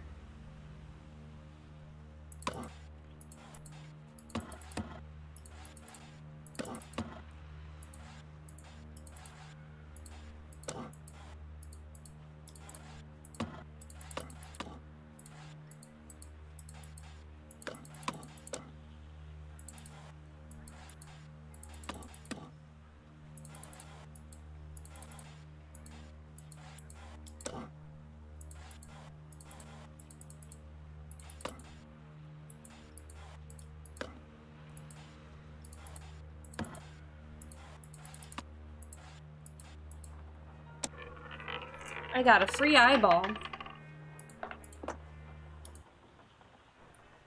So I mean I get to check off. All done. Yes. I haven't done that.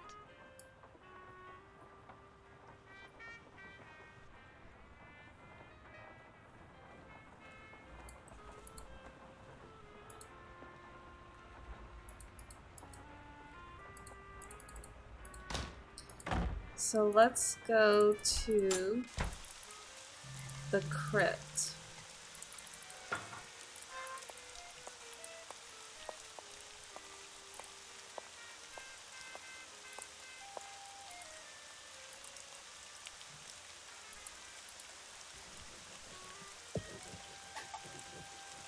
So the first one's a worm.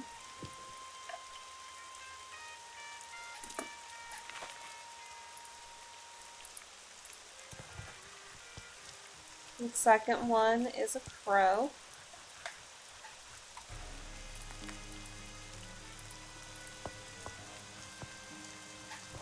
Bones.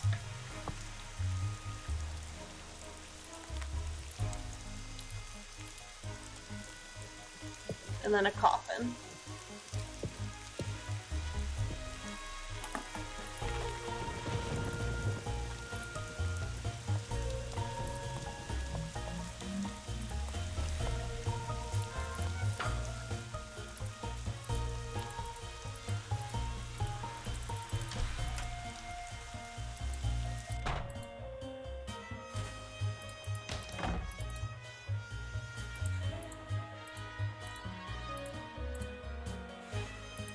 So it's going to be a worm, crow, bones, coffin.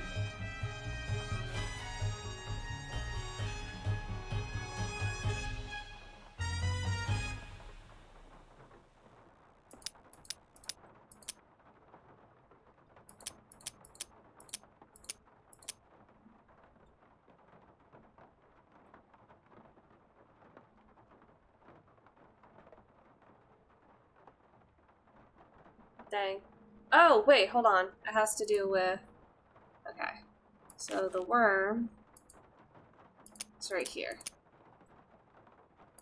And then the bird is right here.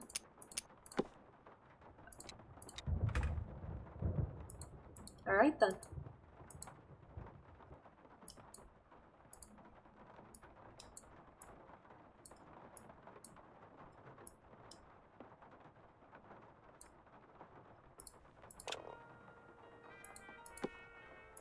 Oh, okay.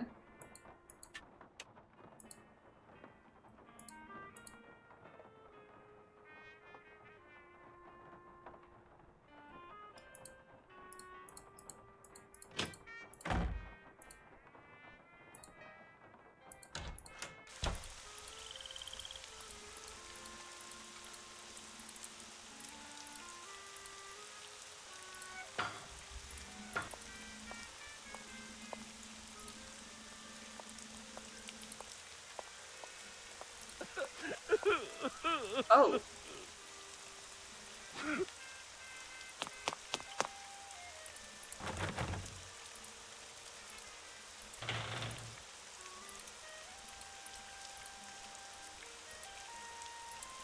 Margaret, Beaky, Marianne, Claude. This must be the painting that goes in that empty frame.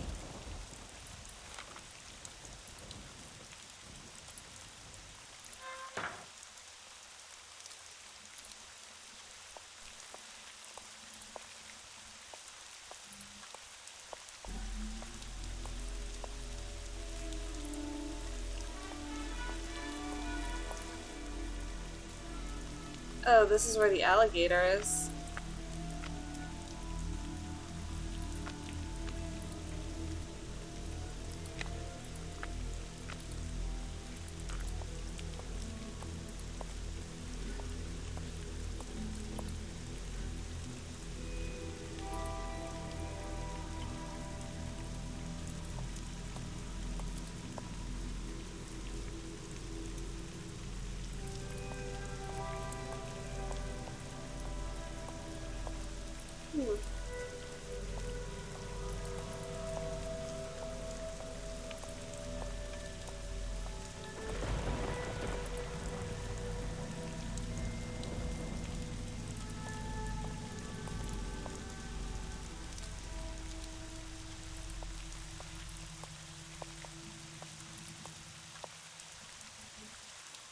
These mushrooms are everywhere.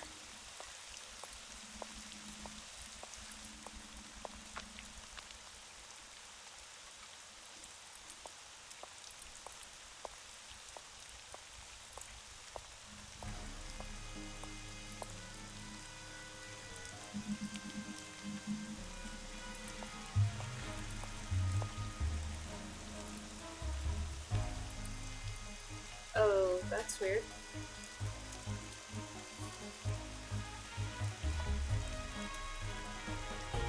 WNES, WN, WSEN, ENESW.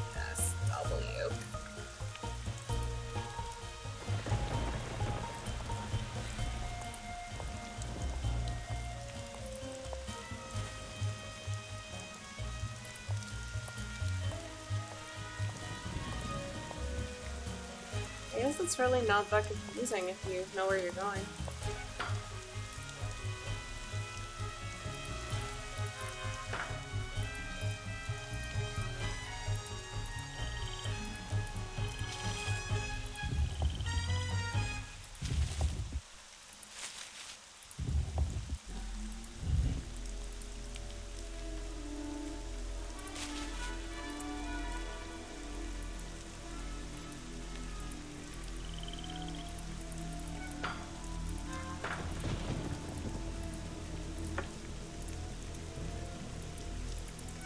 Don't know why I needed that, but okay, actually.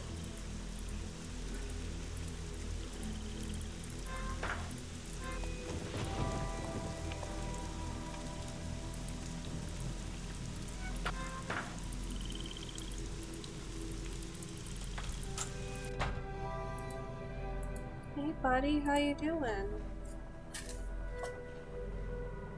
Yes? I guess we're I'll not let you gonna get ask. back to work. Awesome.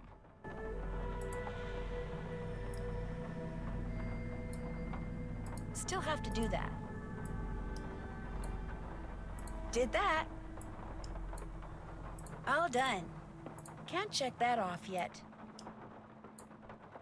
I haven't done that.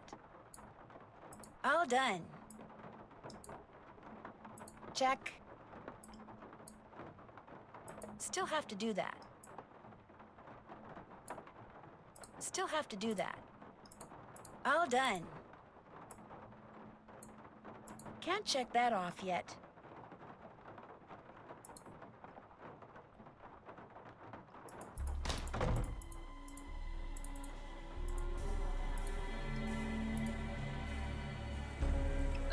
Where's the picture I found?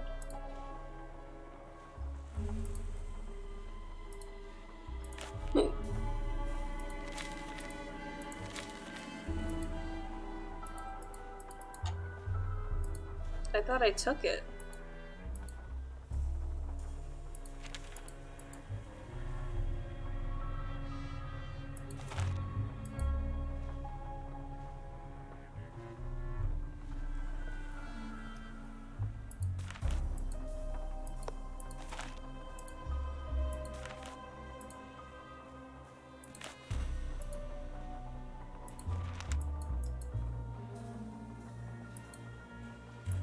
Oh, this must be it. Oh, and do we have to...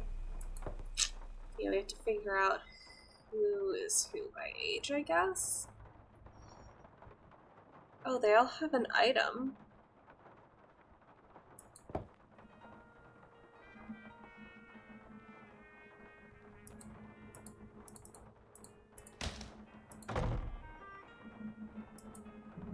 Yes?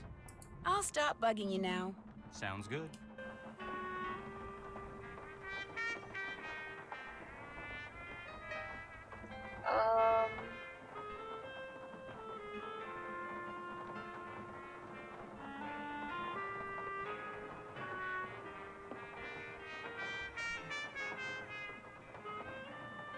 Okay.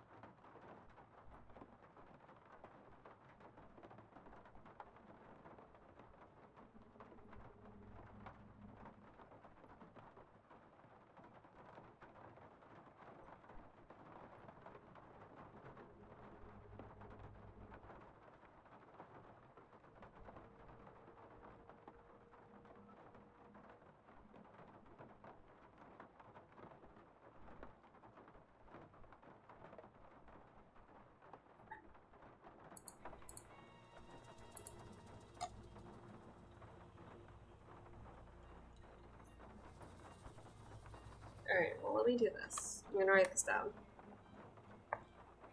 TBFM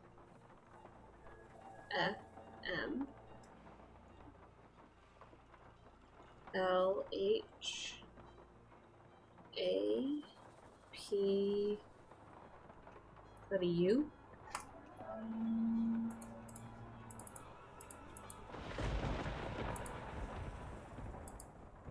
And that's the... Okay, so U for umbrella. We're gonna do that. I don't know if it's P for puppy. But A for axe should be there. B for banana. M for monkey. We're gonna do P for puppy. F for fan. T for toothbrush. L for lollipop. Yes. Come on, Summer, give me a break here. You never said anything about that. Well, how was I supposed to know? I mean, what am I, telepathic? No, come on, don't get upset. Look, I'll see what I can do, okay? What do you mean, something else? You gotta be kidding me, Summer. I don't have that kind of money. No, I meant I don't have it now, but I will soon, okay? Bye. Oh, man. I'm not liking.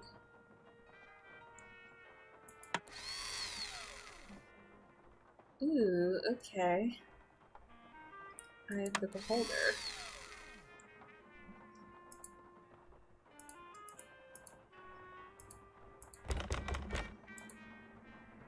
To the spider. Okay.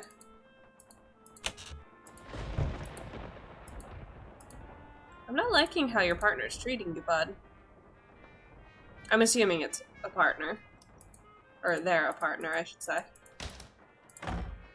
So, I have the beholder right here. Yes?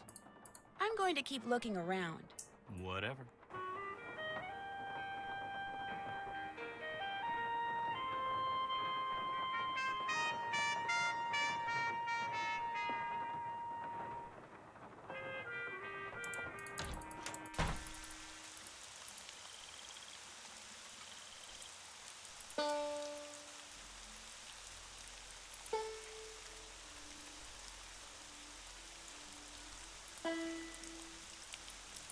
Hold on. I wonder if that gives a clue as to what song we're supposed to do.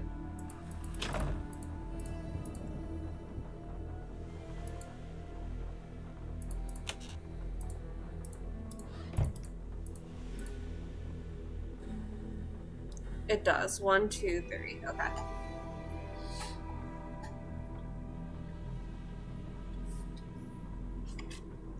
So 1, 2, 3, 4, 5, 6, 7, 8.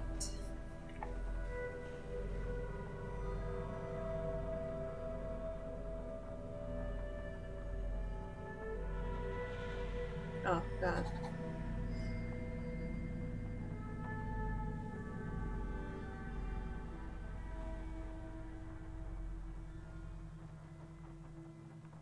So 1, 2, 3, 4.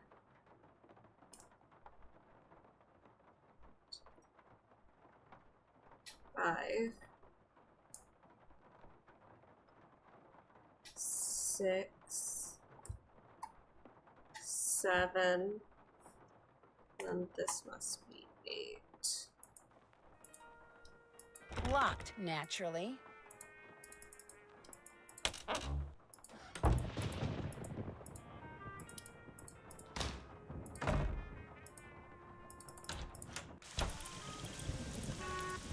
Alright.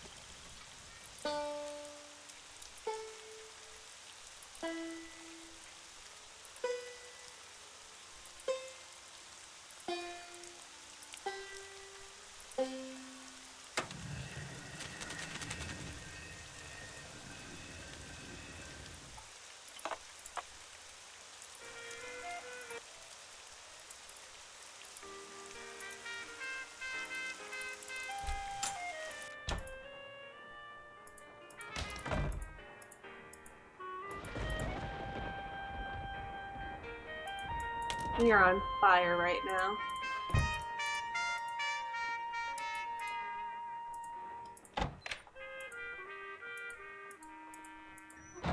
Ah!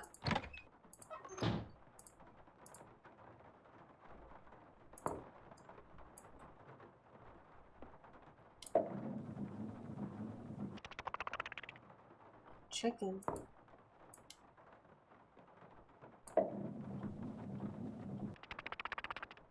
Chicken.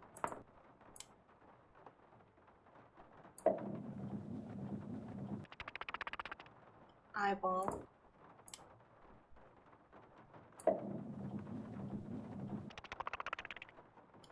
Chicken.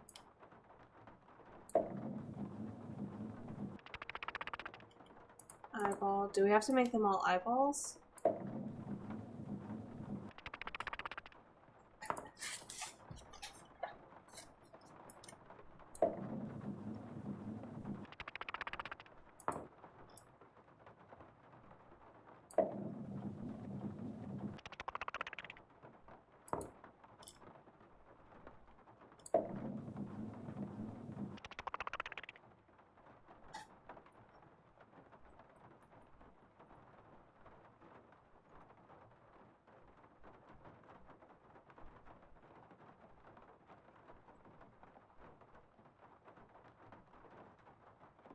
I'm just gonna...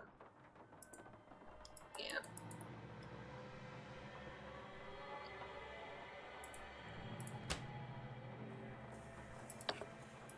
This must be where I'm supposed to put all the glass eyes I've found.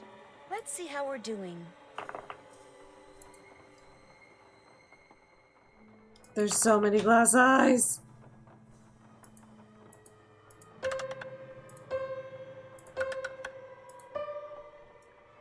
Hold on. C, C, C, D, E, E, E, D, C, D, E, C.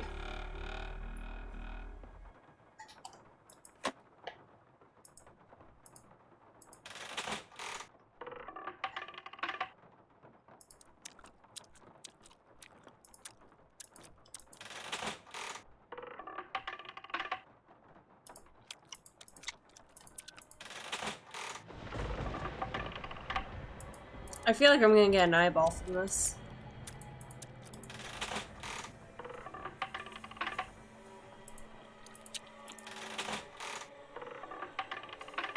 Alright, fine, whatever.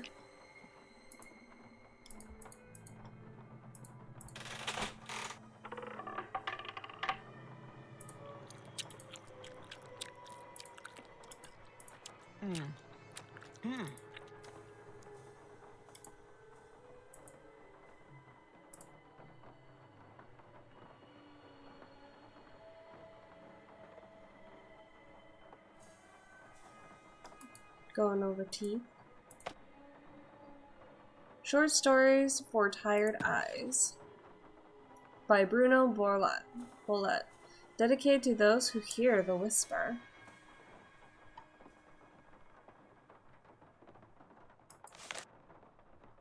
Time will tell, part 1. At exactly midday, the teacher said to his class, "What time will it be when 3 hours have passed?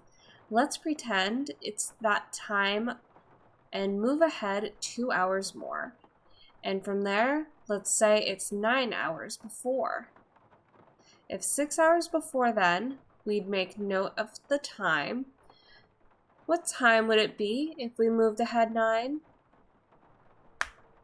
His students wrote down 6 numbers in all, then went back to their daydreams of things big and small.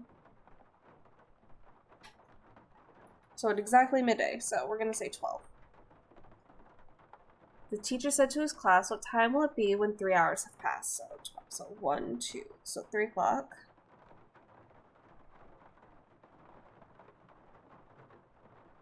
Let's pretend that time moves ahead 2 hours more. So 5. And from there, let's say it's 9 hours before. So 5, 4, 3, 2, 1, 12, 11, 10, 9, so like 8 o'clock. If 6 hours before then, we'd make note of the time. 8, 7, 6, 5, 4, 3, 2 a.m. What time would it be if we moved ahead 9?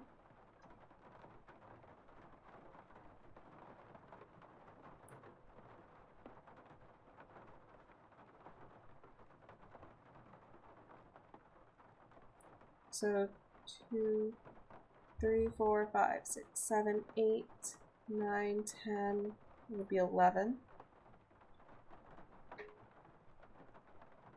His students were down 6 numbers in all.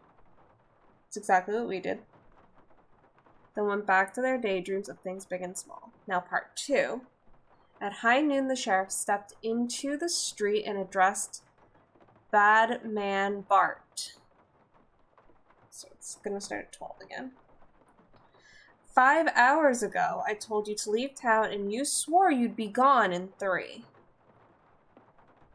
So 5 hours ago. So 12, 11, 10, 9, 8, 7. And then 12, 11, 10, 9. There a reason you're still here? I left right when I said I would, Bart exclaimed. But just as I was riding out, my horse threw a shoe. I took him straight to the blacksmith, but he was real busy. Said it would be 5 hours till he finished with my horse. So 9, 10, 11, 12, 1, 2. Better tell him to get a move on, the sheriff drawled, because 2 hours from now, if you're still here, you're gonna be real sorry, understood? So 4. Bart understood. He went back to the blacksmith and an hour later was on his way out of town. So 1 o'clock. Because it started at high noon. And then part 3, it was midnight on a dark and stormy night. Only 4 hours before, I had seen my dear friend Hollis. So 4 hours before, so 12, 11, 10, 9, 8. Who informed me he was leaving for the court of the Star Chamber in a mere 2 hours. 8, so 10. And feared he would never return. I realized that 6 hours after he was to enter the chamber, so 10, 11, 12, 1, 2, 3, 4 a.m. He were to enter the chamber. I was to surrender myself to Count Blackburn. I had no way of knowing whether after the usual 5 hours of interrogation, so 4, 5, 6, 7, 8, 9. I would be able to keep my rendezvous with Lucretia 2 hours later. 10, so 11. Would the Count let me leave, or would I be or would he imprison me forever? I was terrified. So this must be for the clock.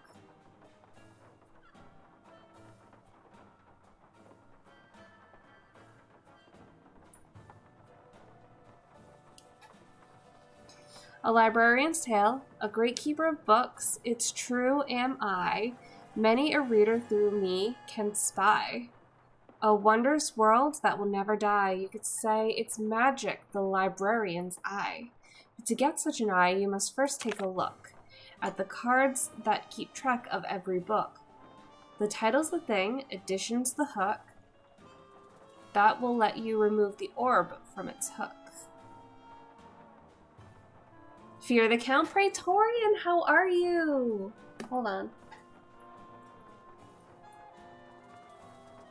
It's been a hot fucking minute since we've talked.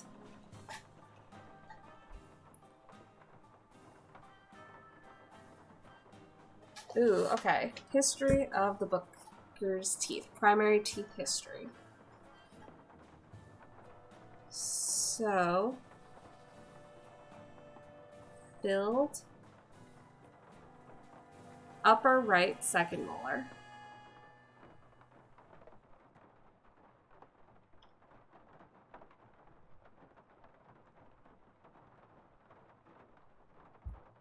And then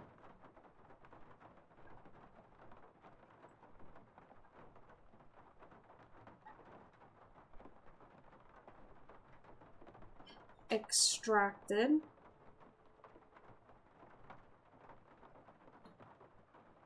Upper right. Central. Incisor. Oh, fuck me. Alright, instead of writing all of this down, we're just gonna do a different thing. But I get to keep that, okay. Oh, geez. On JR.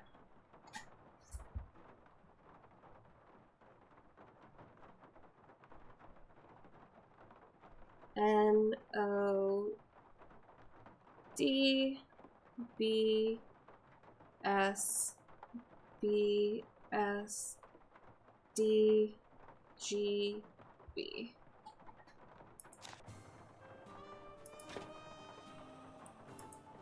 Bruno, as usual, a good time was had by all, good friend and fellow Jolly Roger Gilbert.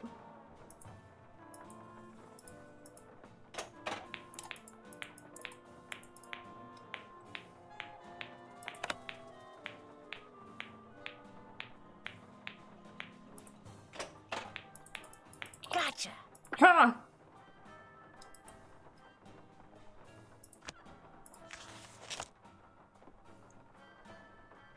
Shiver Parlor House.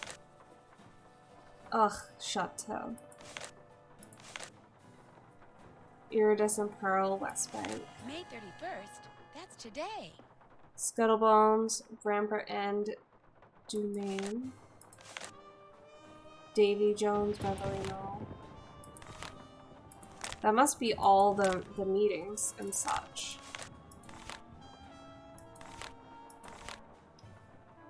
So what's today?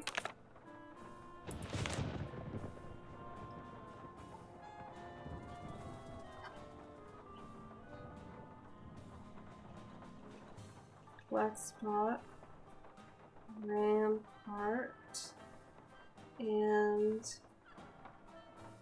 Domain.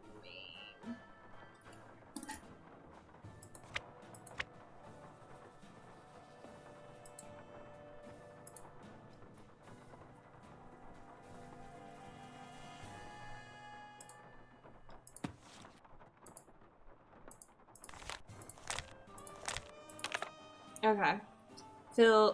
He filled the upper right second molar.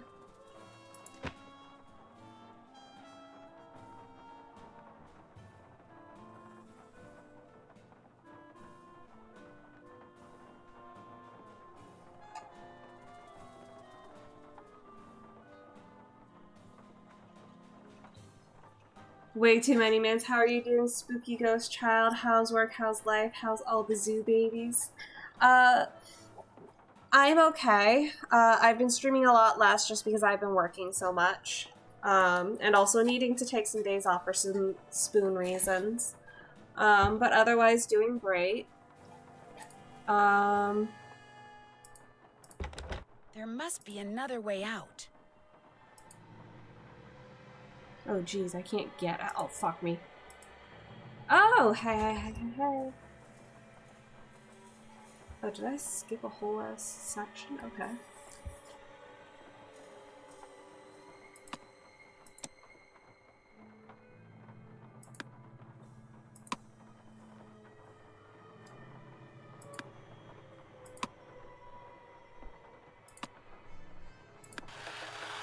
Pa, sa, mu, pa, di, mu, pa.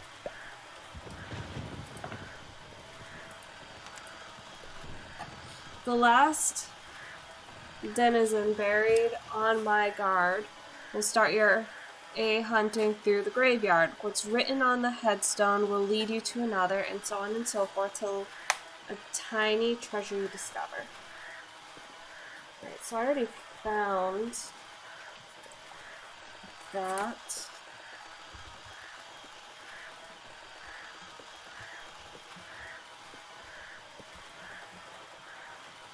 That can't be right. You mean?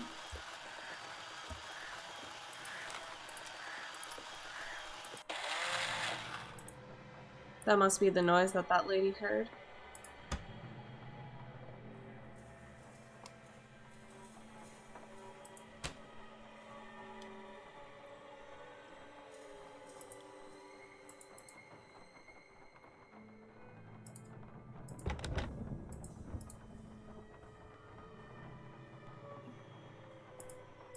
Here, Iggy, Iggy, Iggy. Here, Iggy, Iggy, Iggy. Here, Iggy, Iggy, Iggy.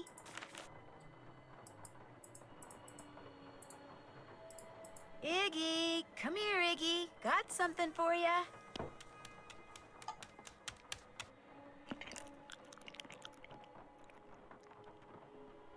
Oh, you're so handsome.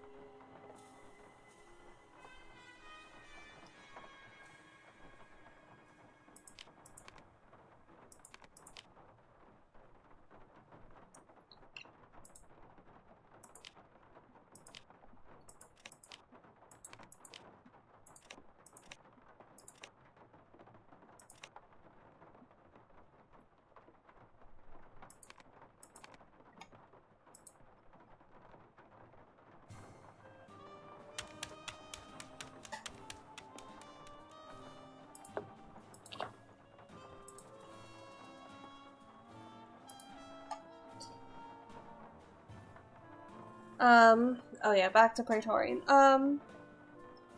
But work's going well. It's a really healthy environment, and I'm grateful to finally have a healthy environment to work in. Zoo babies are doing great. Love my babies. Orion gave me a nail as a present the other day.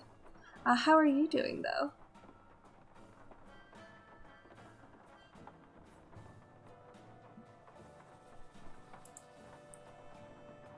As much as I love teeth, I don't feel like dealing with this.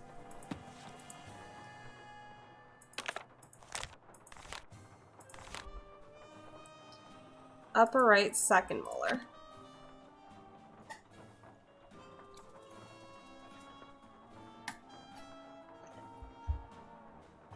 Is it like baby teeth or is it adult teeth though? I think it's baby teeth.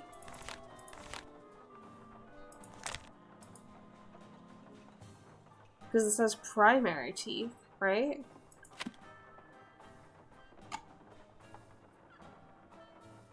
Because these, I think, are your primary teeth and these are your secondary? No, maybe I'm wrong.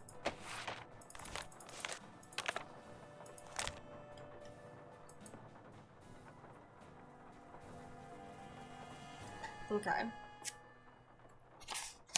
So let's make a diagram of teeth.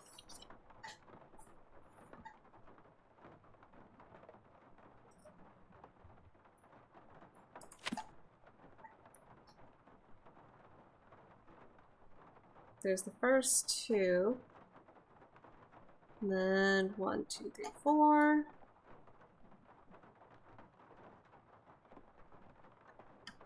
And then 4.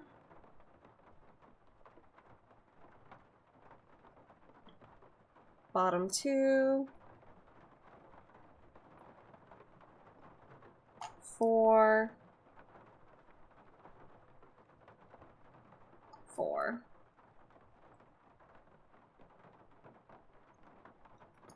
Okay, so I'm gonna write baby teeth.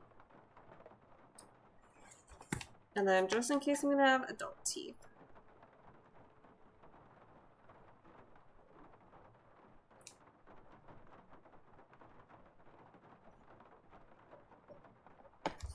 So adult teeth have the front two.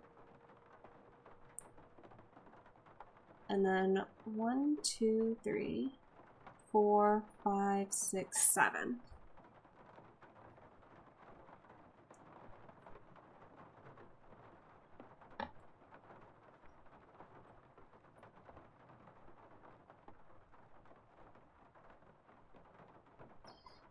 Is that the same on this side? 1, 2, 3, 4, 5, 6. Yep.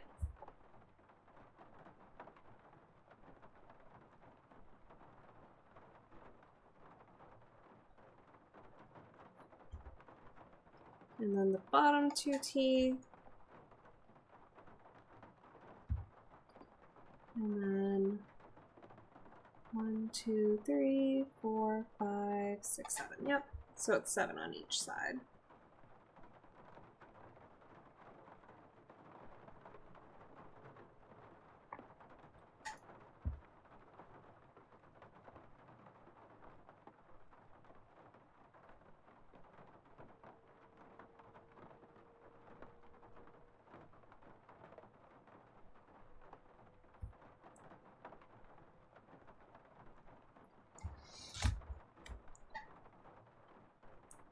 They're still looking for my replacement. I actually was in a meeting where management was fighting over me, and I'm like, I don't know. I didn't know y'all cared. Oh, geez. It just goes to show how important you are in your work, and that it's a good thing you asked for more money or that you were gonna leave, because you are a valuable employee, and they cannot afford to lose you. It's upper right, second molar.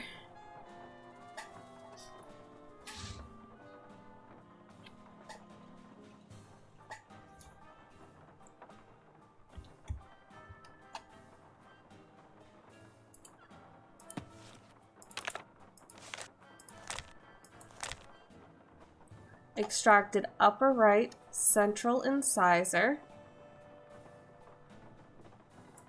Then upper left, central incisor.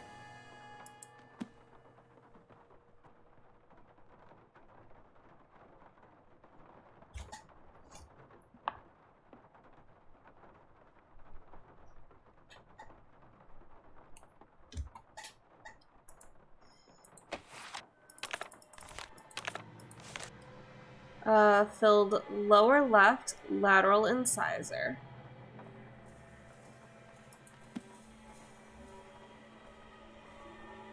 So like your canine.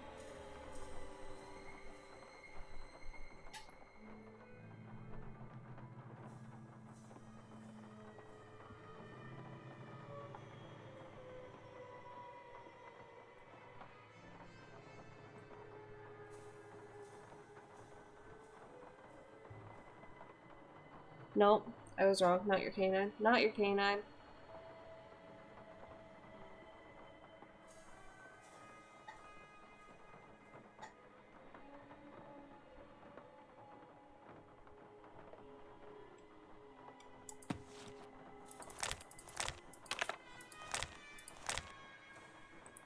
Extracted lower right canine.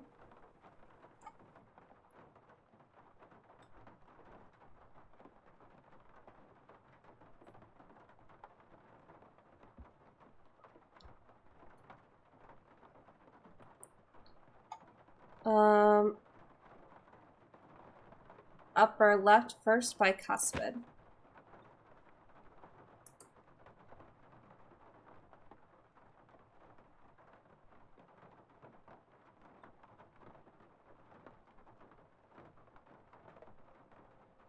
Third tooth over, so it is the adult mouth.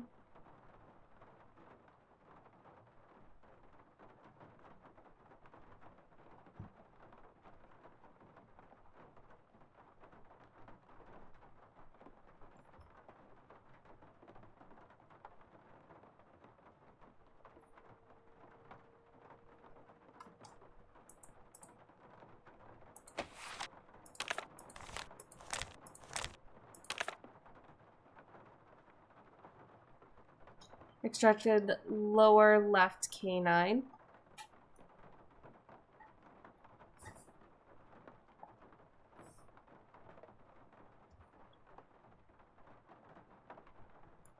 Extracted lower left third molar.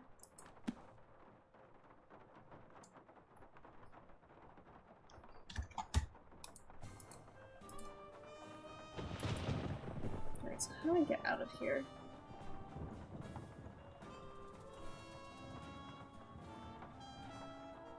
Your Sing for Me Channel Redemption is reading Sing for Me Mass Effect 1. I'ma keep it. I like that.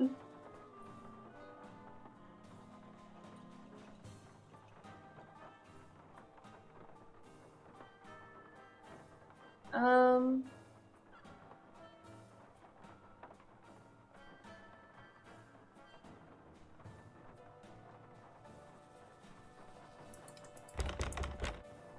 don't know how to leave here.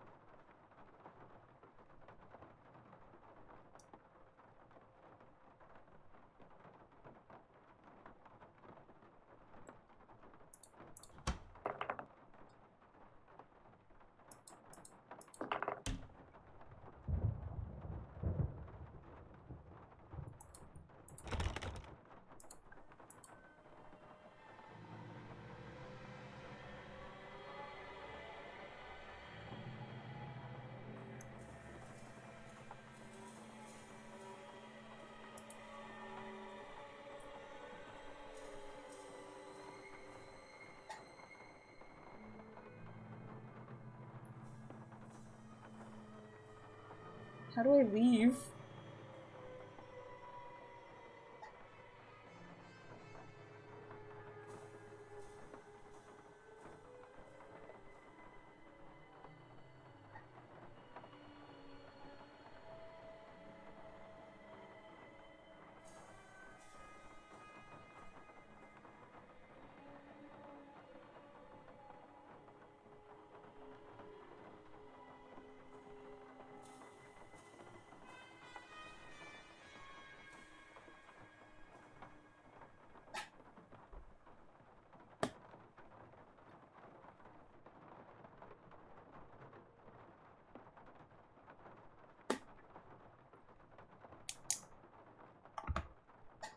Alright, you know what? Maybe it's this. Maybe I have to turn everything into eyeballs. So I have to hit it twice.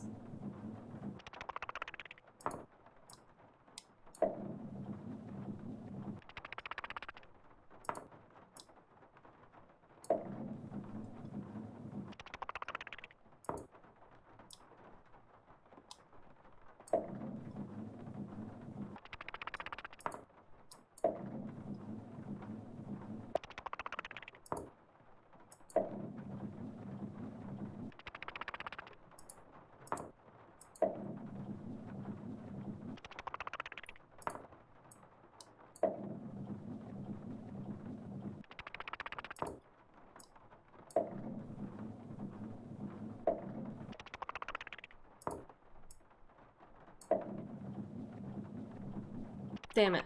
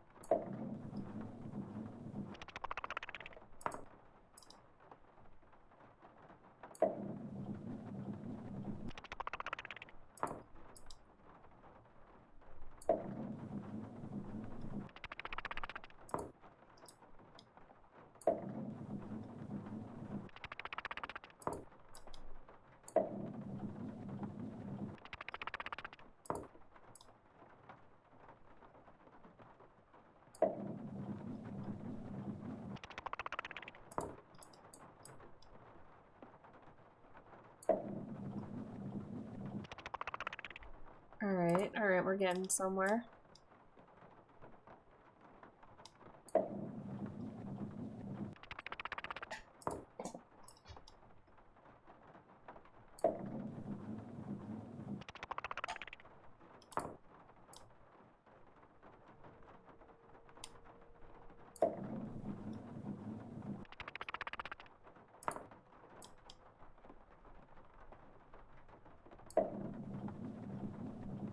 I'm gonna cry.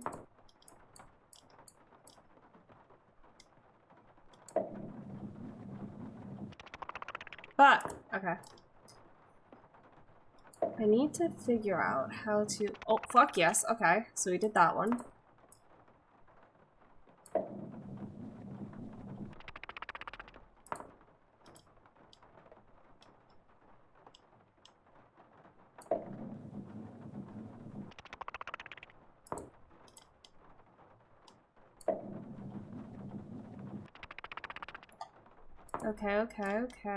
Okay.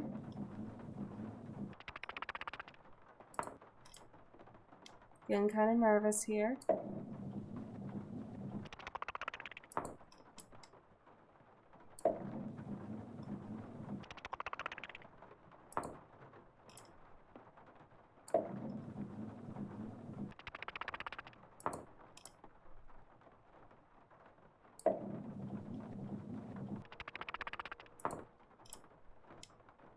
God, this is like golf around.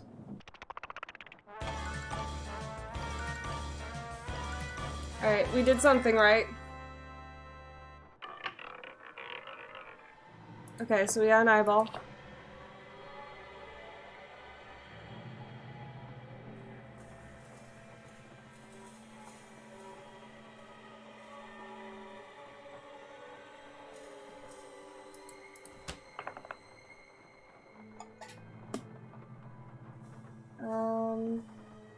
How do I leave?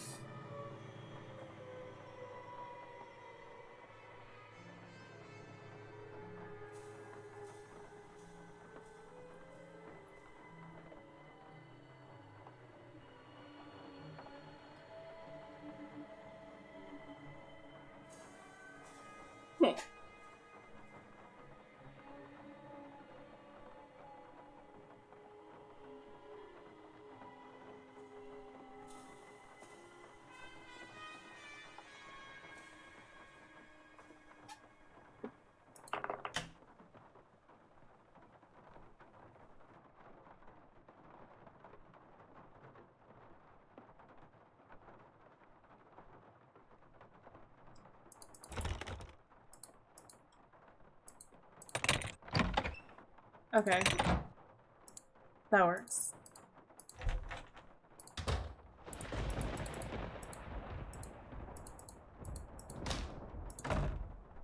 Alright, so let's fuck around with these molars. So for baby teeth, it's going to be...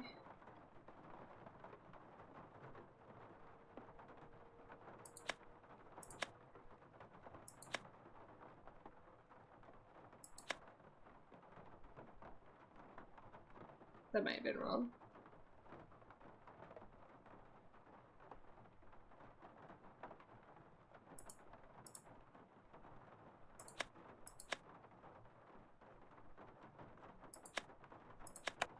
Okay, so that did the trick. Okay.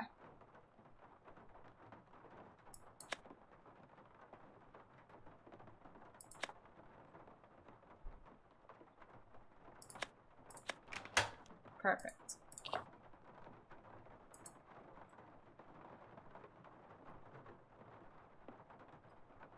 Yes? Do you think I could borrow your keychain? The one that has Bruno's glass eye on it? You want to borrow it? What for? Actually, all I really want is the eye. I mean, it's just so cool. What if you break it? I won't. I'll be really careful, I promise. I don't think I want to take that chance. Sorry. The box of your great-uncle's things that you sold to Zeke's curio shop, that was a no-no, We're wasn't blackmailing you. What box of things? I don't know what you're talking about. I checked out that half-burned receipt from Zeke's that I found in the fireplace. Well, somebody screwed up somewhere because I haven't sold anything to anybody. Why would I sell one lousy box of stuff when I'm about to inherit a whole house full of stuff? Get real. You sold it because you needed some quick cash in order to keep Summer happy, didn't you? How do you know about her? Playing detective is actually a lot more than a hobby with me. I could make a lot of trouble for you, Henry, but if you come clean, tell me about Summer. She's this girl I'm in love with. I think she loves me back, but she's so unpredictable, it drives me nuts. How is she unpredictable?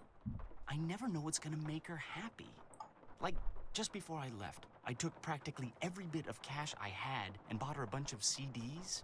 You know, to keep her occupied while I was gone, right? Well, soon as I get here, she calls and says her sound system just went bluey, and I had to buy her a new one, because what good were the CDs I bought her if she couldn't play them? So then you threw a bunch of Bruno's things into a box and sold it to that curio shop. Yeah, I wired her the money, but then she called and said she also needed new headphones. Next call, it was new speakers, and now she expects me to buy her a flat-screen TV. When I try to talk to her about always wanting more like that, she gets really mad. But I'm afraid if I don't give her what she wants, she'll... Oh, baby. I'm afraid she'll dump me, and I couldn't take that. I mean, she's the only girlfriend I've ever had. Ever will have, probably. Listen, Look, man. You don't need to go telling Renee or any of those lawyers about selling that stuff, right? Listen, man. My Chemical Romance blew up. You could get someone... There are so many e-girls. Not just that, though. Like, guys, that's a huge red flag. Well, people in general, but I'm saying guys because I'm Henry, you know. If someone is asking you for more and more money and, like, gets mad at you and starts gaslighting you like this, that's a lot of red flags. You need to take care of yourself. This guy's great uncle who supposedly raised him just died, and she's freaking out asking for more and more money. Guys, this is a red flag, please. If anyone does this to you, it's not worth it. They I don't want to say they don't love you, because a lot of the times abusers do love you in their own weird, twisted way, but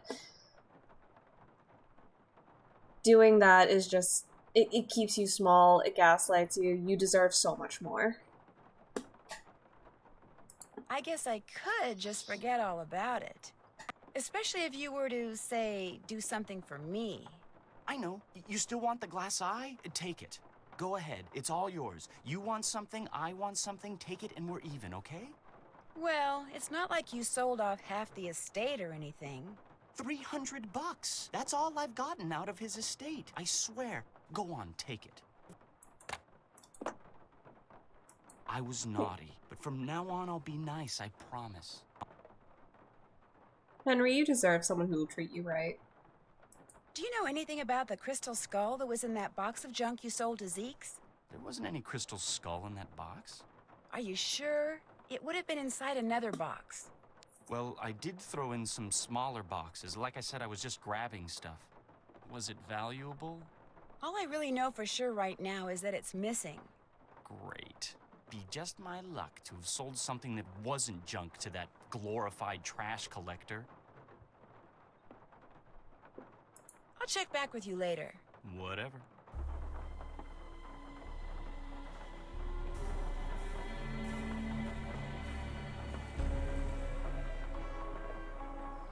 So let's look at my checklist. All done. Grandfather clock is next, actually. So, part 1. So, 12.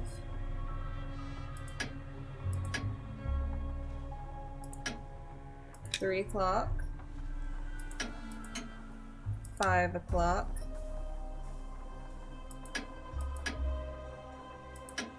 8 o'clock. 2 o'clock. 11 o'clock.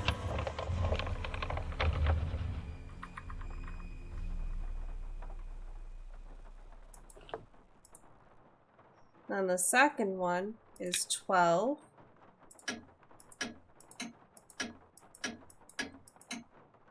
7. 9. 2. Oh, fuck, I fucked up. 12. Oh, it's back at the 15, isn't it?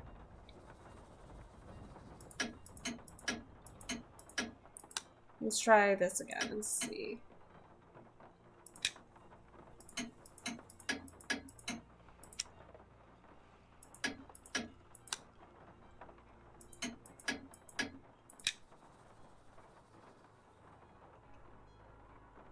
Yeah. I think it's making me do it all over again.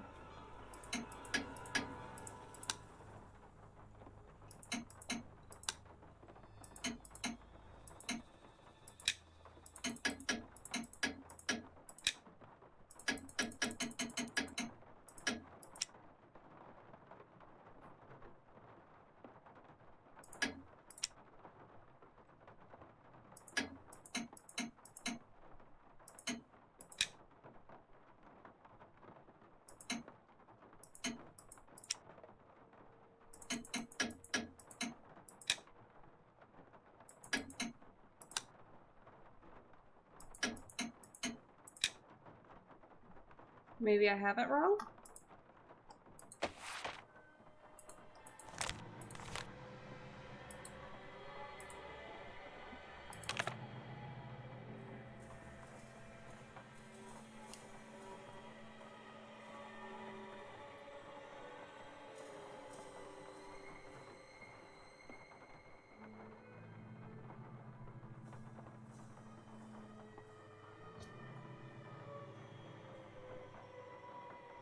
Oh, maybe? Okay.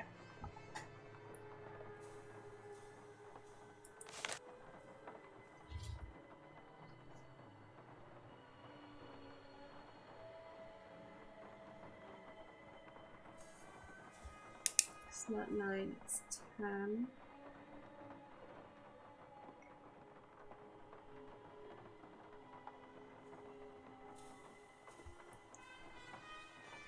Which means instead of 2, it's 3. For 4, it's 2.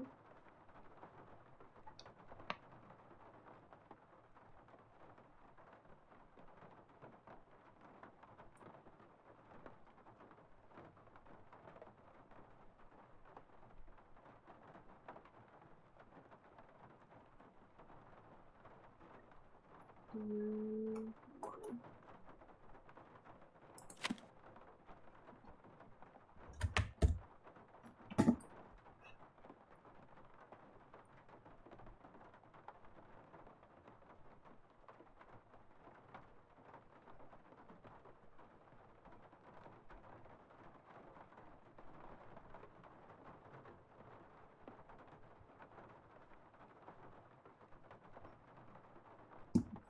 Okay.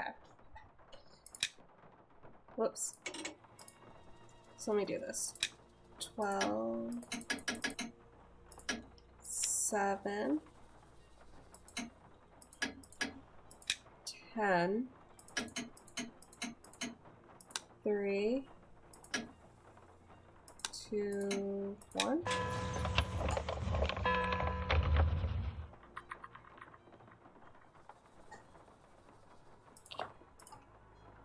And then 12,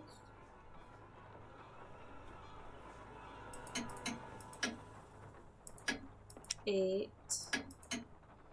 10, whoops, 4, 9, 11.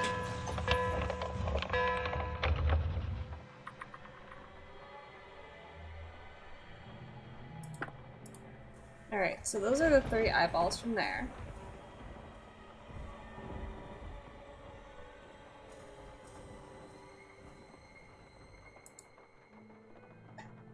We already did a library's tale because that's the Eye of the Beholder. We just did the teeth.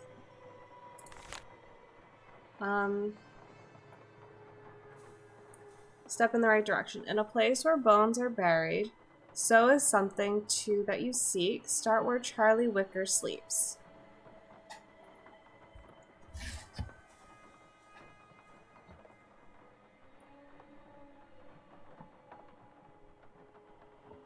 Tread lightly on the ground that sinks and seeps. Charlie will give you directions, but count on my shovel to find the way. When you find the place, a monumental task awaits. The key to the statue. Okay.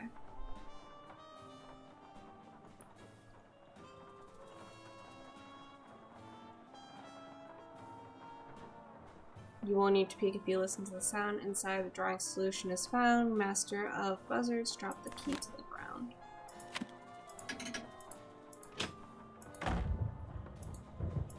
I guess we'll just listen to the sound then.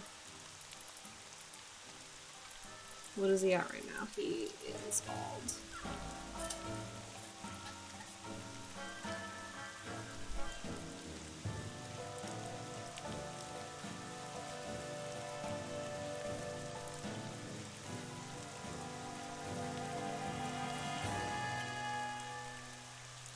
Maybe I don't want to do this right now.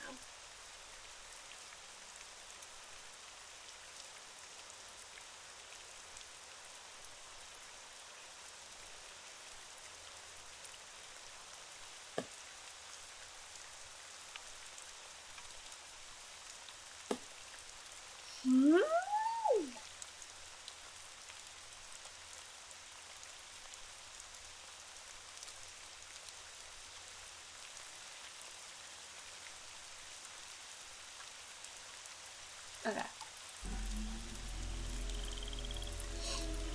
We know for a fact that the shovel's right here. This shovel with the weird handle. Do you think I could borrow it? Dr. Boulay took great interest in that shovel. Don't know why. Never used it. Just like to see it hanging there. Me, I use it to dig up roots. You mean like tree roots? No, I mean roots like tannus, black cohosh, valerian. Roots that in the right hands are very special, very powerful. However, right now I need mushrooms. I was hoping to get them picked tonight, but from the looks of all this potting I still have to do... I'd be happy to pick them for you. Why, what a generous offer. All right, then. I need 5 painted conchs. They're mushrooms that have got a short, fat stem and a large bell-shaped cap covered with big red dots. You might find 1 or 2 here in the garden, but you'll have better luck in the boggy part of the cemetery. You get me 5, no more, no less, and I'll let you borrow that shovel. Deal. You can put them in this bag. How else may I be of service to you? Whose boat is tied up down there where the bayou comes up to the cemetery? Do you know? That would be my boat. Comes in very handy when I need to forage for certain swamp-dwelling plants. I'd better get going. Come see me anytime. Oh, we also have to... What was it? Like CC... Okay, so CD. Okay.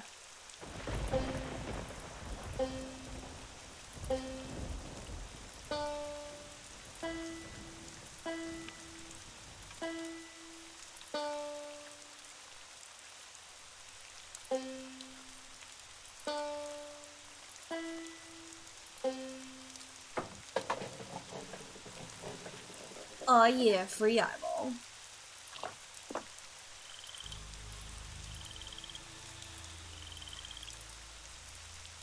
This has got to be a painted conch.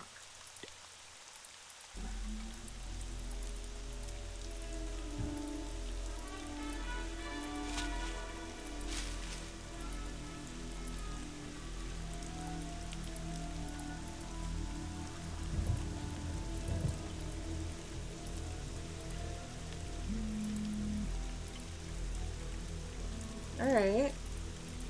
Don't know why you had me go there. But sure. Oh, cause that, okay. Wait, no.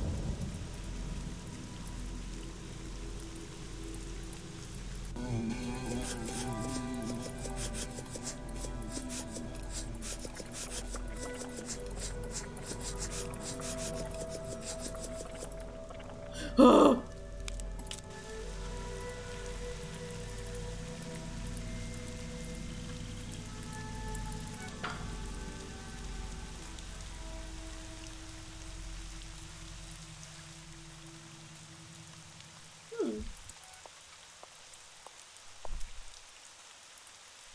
Alright, so I gotta go to the boggier parts. Well, Beth.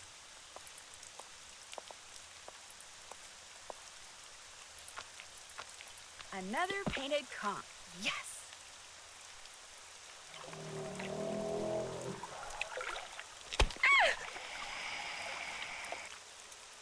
Hey, I didn't die. It's always good news.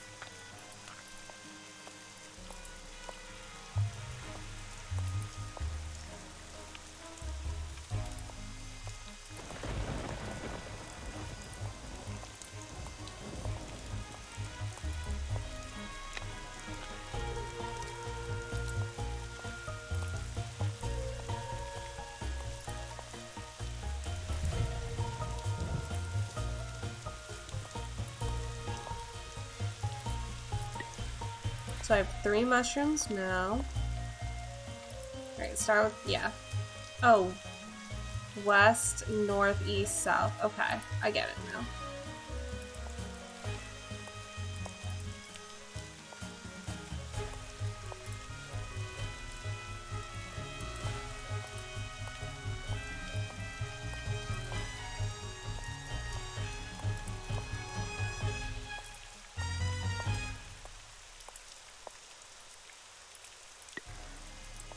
So I have 4 now.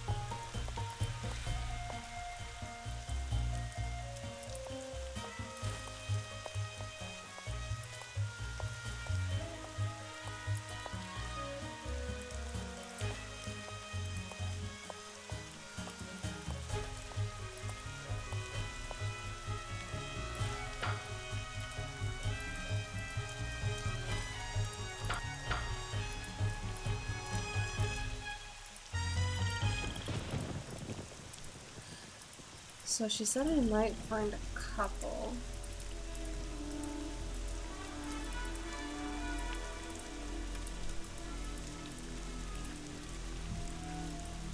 I've only found 1 so far, though. It was right there.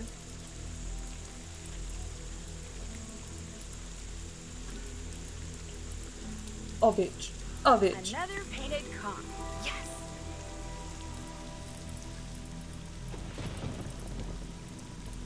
Did you pick me those mushrooms yet? Sure did. Well, bless your heart, you did it. Actually, picking the one growing on the log sticking out of the swamp was a little hairy. Oh, my. I forgot to warn you about Bernie, didn't I? If by Bernie you mean the alligator that almost had me for dinner, yeah, you did.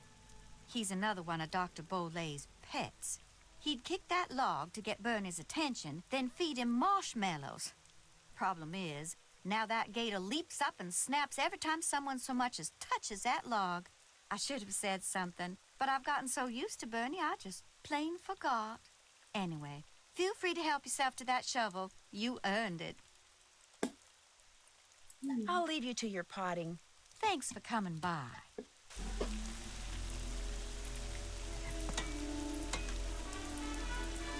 Okay. All done. Check. All done. Check. Can't check that off yet. Check. All done. All done. All done. I've done the most. Check. Can't check that off yet. Did that. I haven't done that. Since Bruno saw fit to write a book, maybe it would be a good idea to take another look around his library. All done. And see where he kept books he saw fit to read. Still have to do that. Can't check that off yet. Did that. Still have to do that. I haven't done that. Check. I haven't done that. Alright. Gotta dress up Iggy up as a mailman.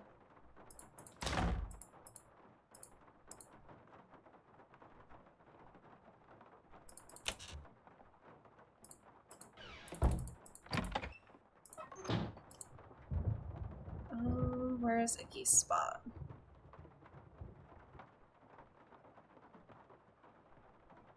There it is. Iggy! Oh, Iggy!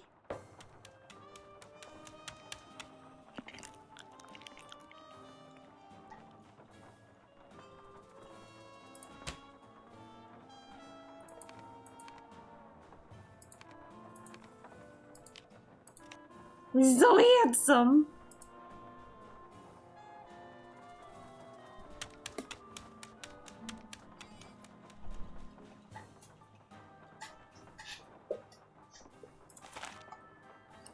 Dear Dr. Boulay, or Boulay, I have completed my review of the data gleaned from the test I ran Tuesday in the crystalline replica in the human skull which you and Mrs. Amandy brought in.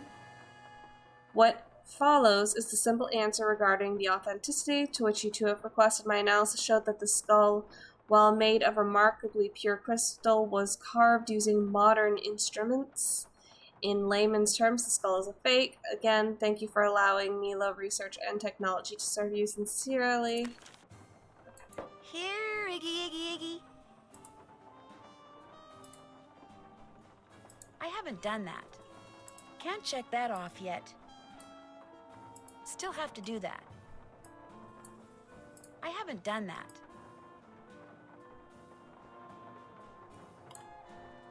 Check.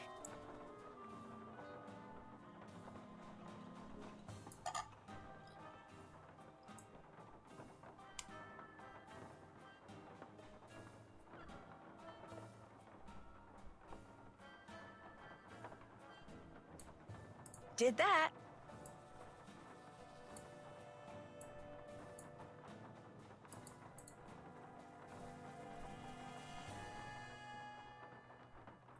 So...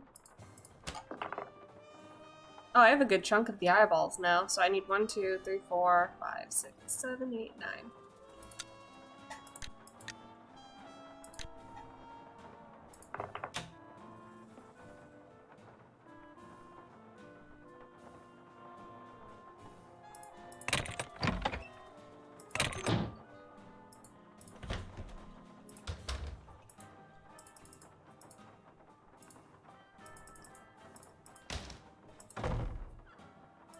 Let me talk to you again.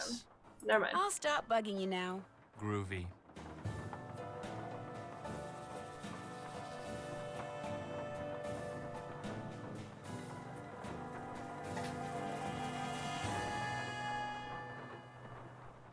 Okay. So let's look in here really quick. Oy, okay. What letter is this one?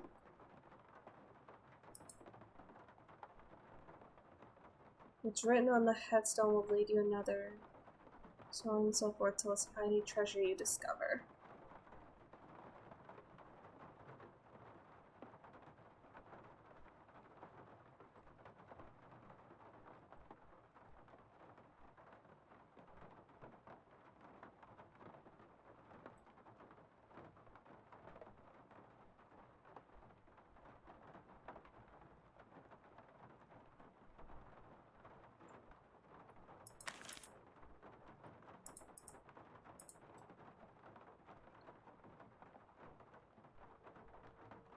Terra Siesta.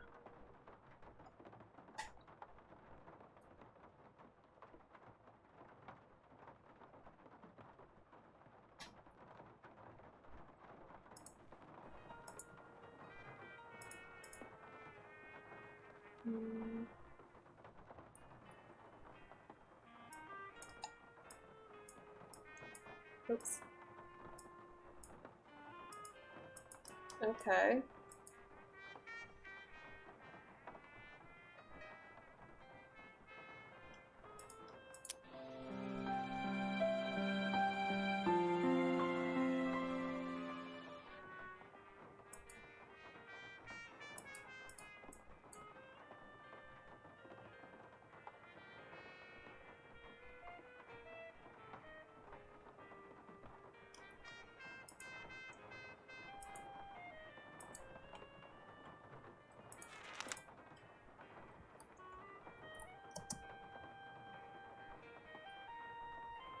That can't be right.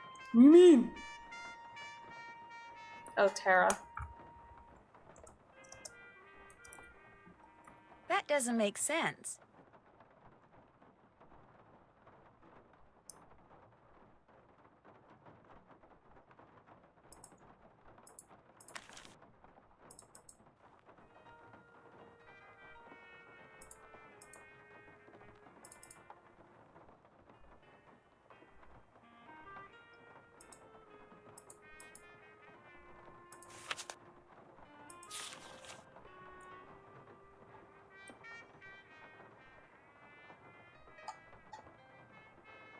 Okay, so let's do this.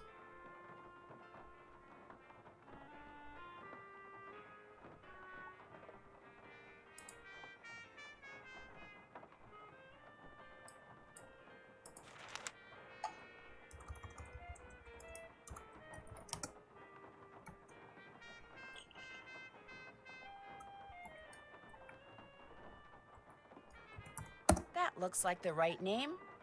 Okay. So Tammy Tasselman is the last person here.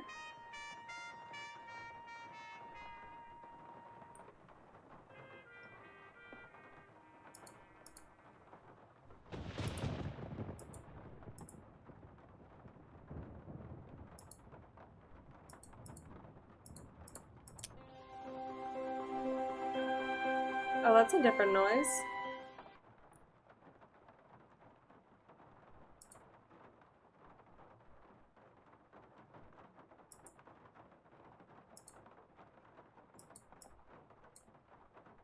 Am I supposed to tap anything?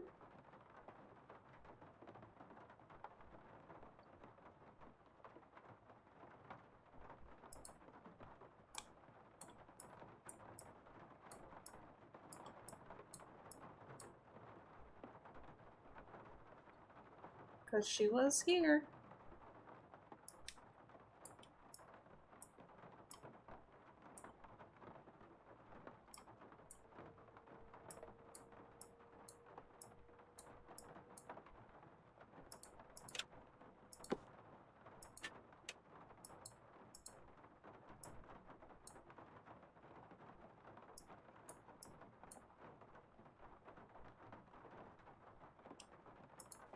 Alright, I guess we're going there.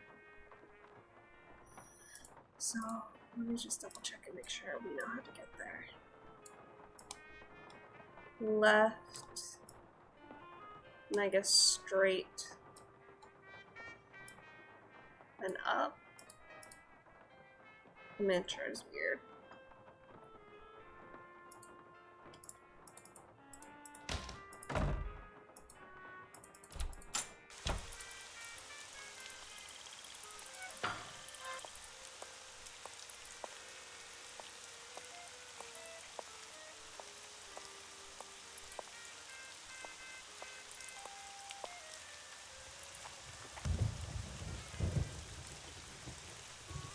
Couldn't sleep without a peep, so when she died, we buried her deep.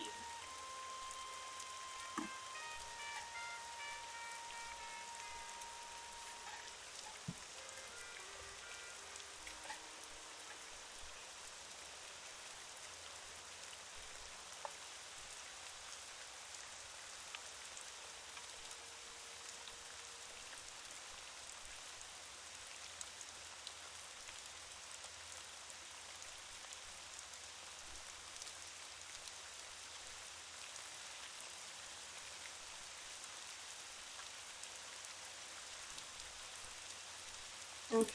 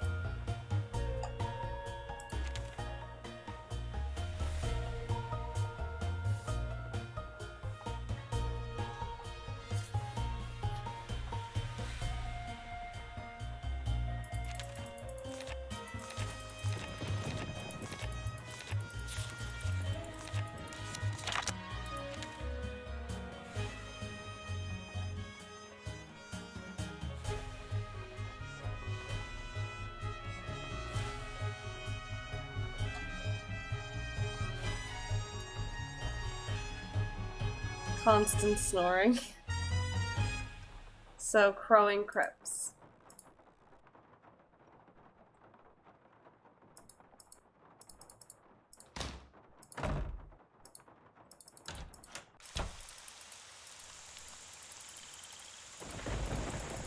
Don't even know how to get there, we're just gonna guess.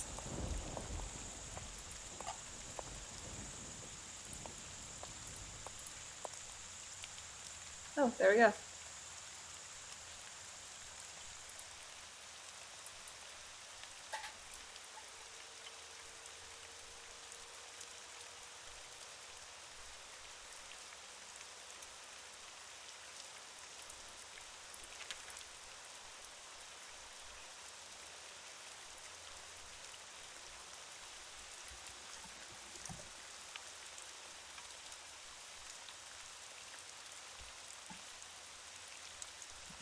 That's gotta be it.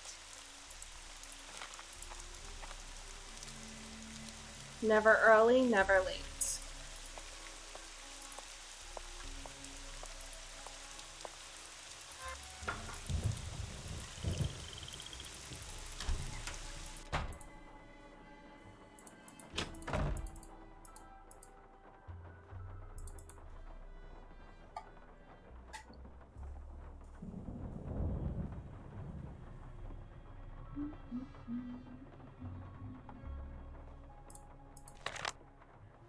Never early, never late. It's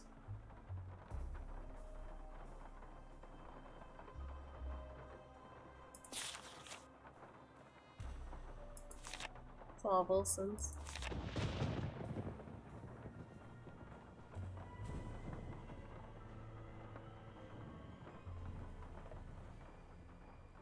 Just in time. Sorrow Park.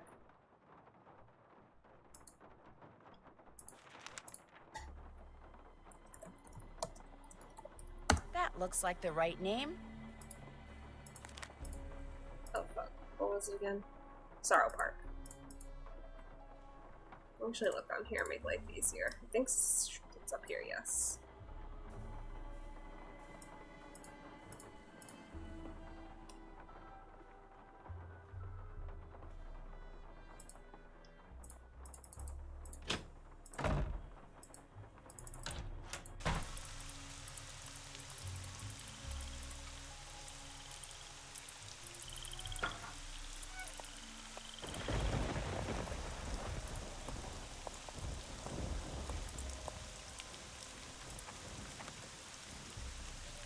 All dressed up with no place to go.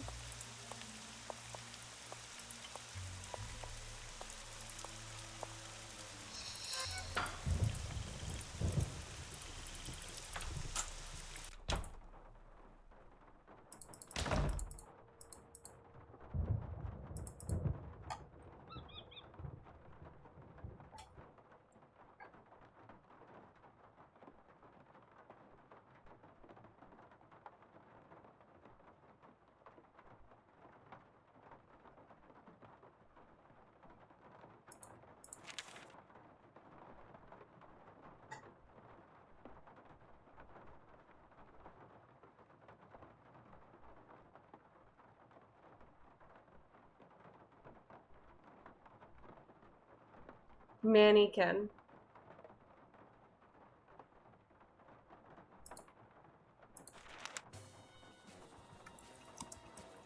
That doesn't make sense. There, I'm no dummy. And Nanny is Writhing Roots Memorial.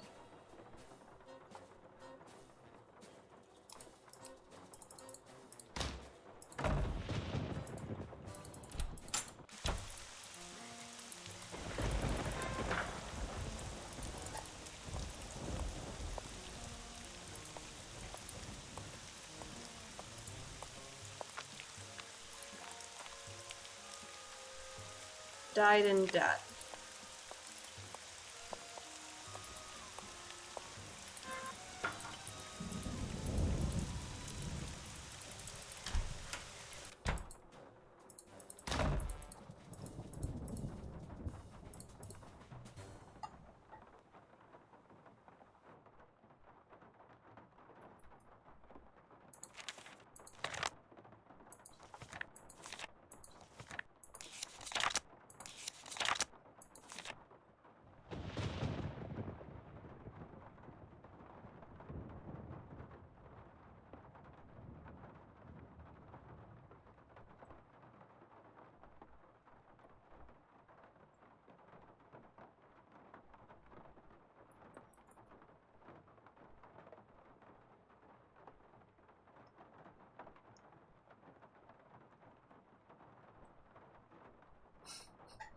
Oh, and more Sorrow Park.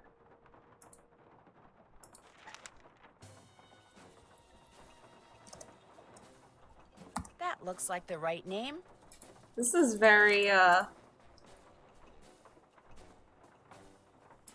is a lot.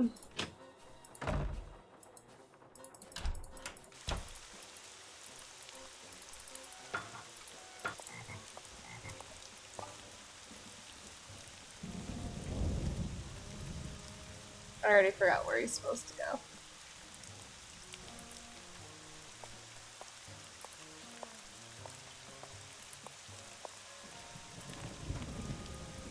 Oh, okay. A stand-up person.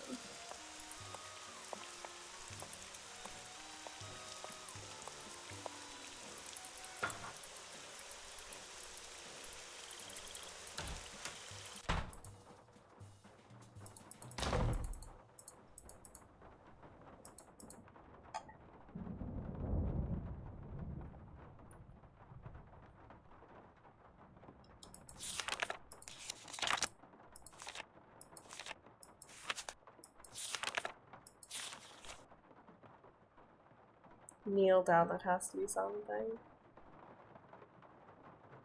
Oh, wait. Stand up person, kneel down.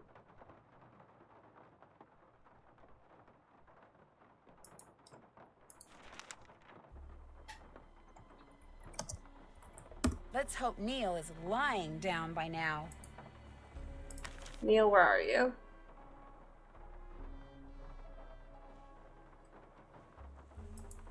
Crowing Crypts.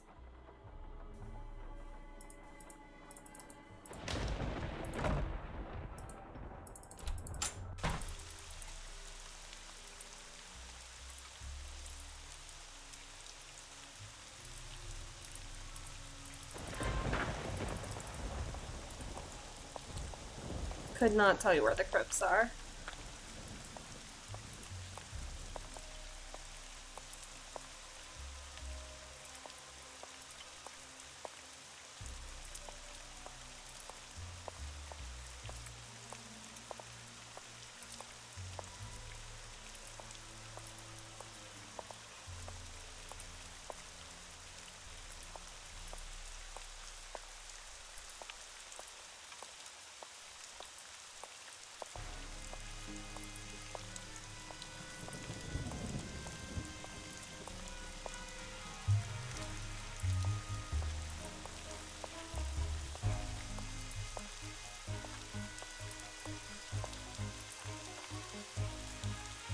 All that's left of me are these old bones.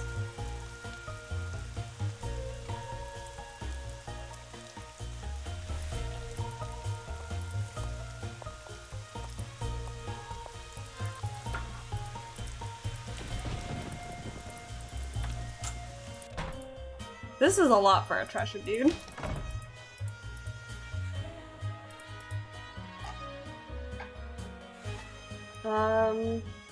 Just go next page, I guess.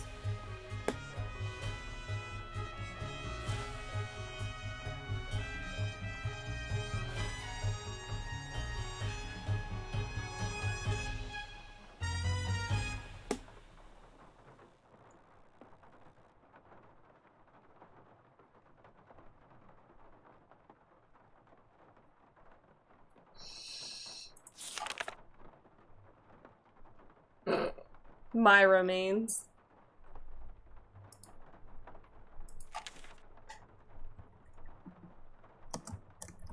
Bingo. And Terra Siesta.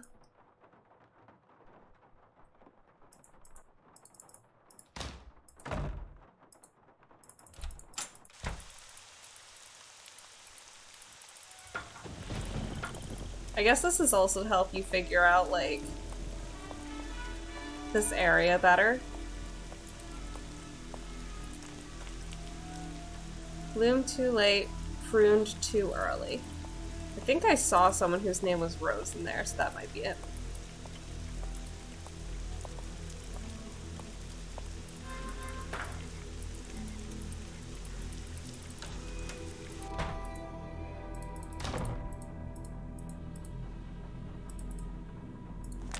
is over here. Rose, winter, spring. Yeah. I think that's it. Smells right to me. Slumber Gardens. We have 16 eyeballs. Just casually carrying around 16 eyeballs.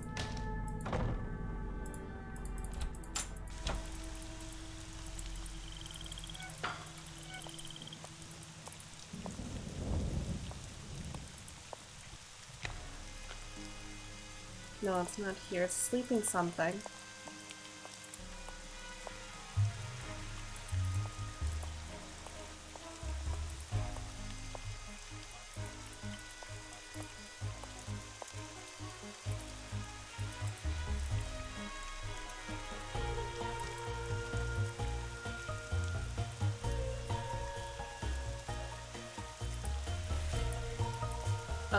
No thank you. Not yet, anyway.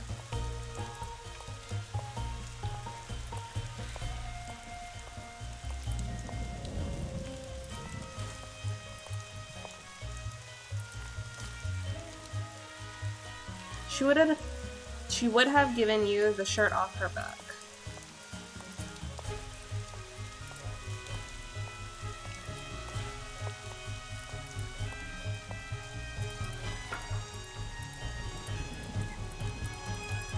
My fridge just sounded like it hiccuped. Alright. Let's do this.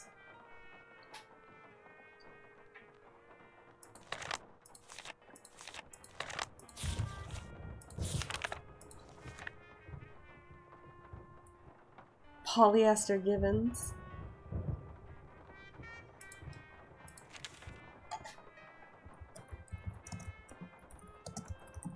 Hopefully this will givens me a clue. 40 Wings Mausoleum.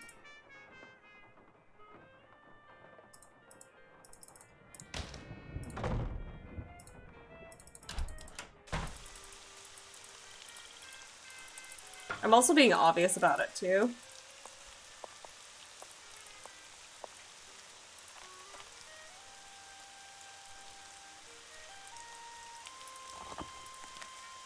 Some name as my dog at 10 moved from his grave and buried again. Do I have to write another name down?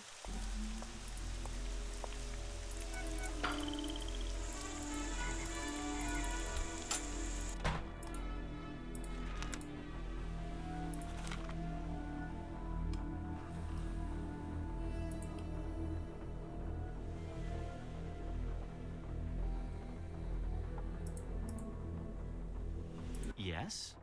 Do you by any chance know the name of Bruno's dog? He had a dog? That's news to me. In other words, no, I sure don't. I'll check back with you later. Whatever. I bet that doctor guy would know. Oh. We do my checklist first? Can't check that off yet. Still have to do that. I haven't done that. Can't check that off yet. Still have to do that. I haven't done that. Still have to do that. Okay. So I guess we have to give the library another check over?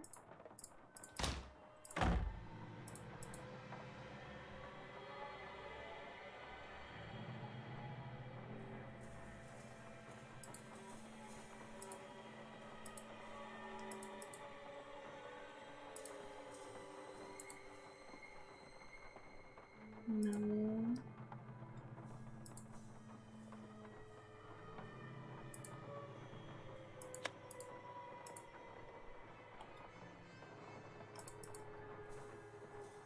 Books that he saw fit to read? Oh.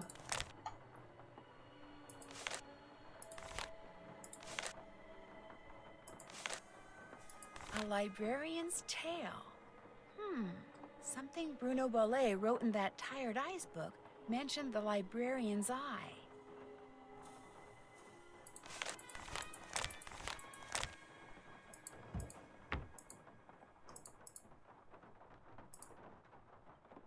Can't check that off yet.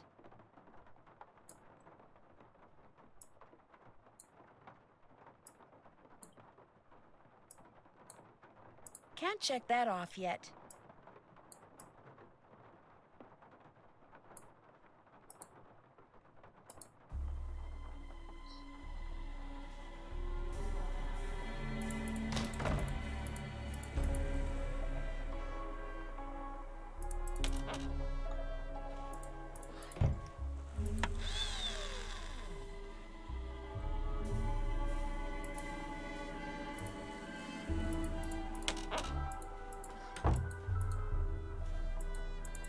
I think it means that, but I could be wrong.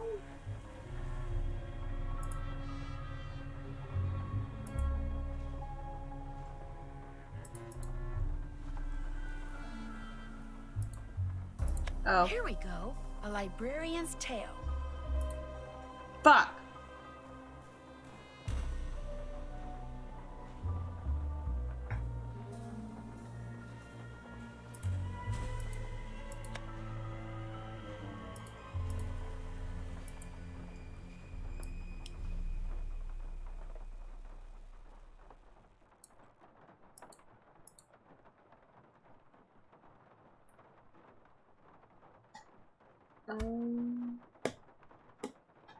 So what was in the book?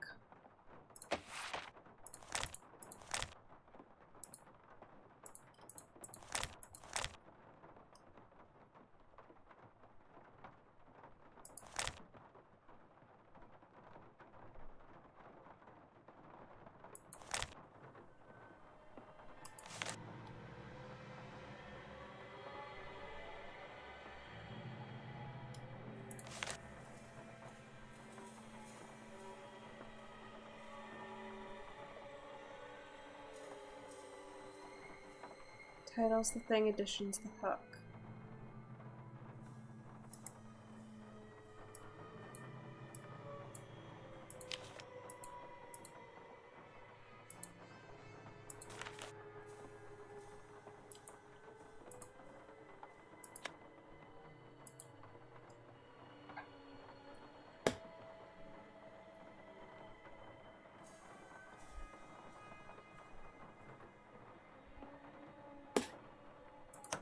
Hold on.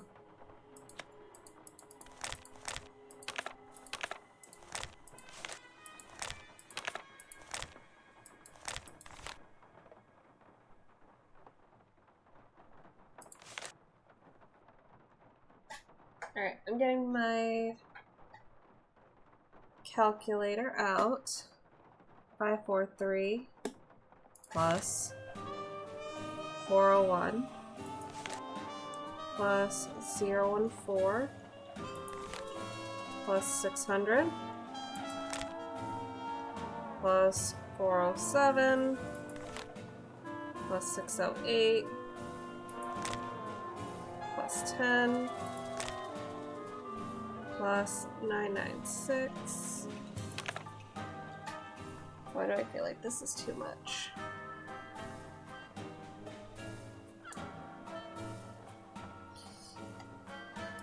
Maybe I should only... I'm gonna clear it up.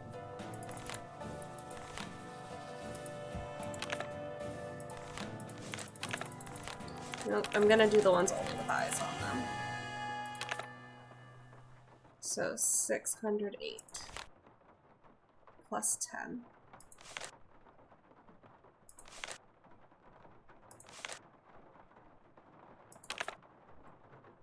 plus 4 plus 511 plus 6. So let's try.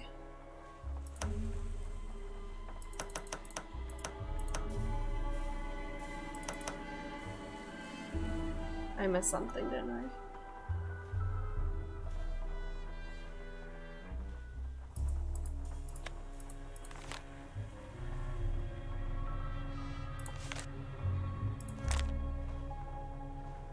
401.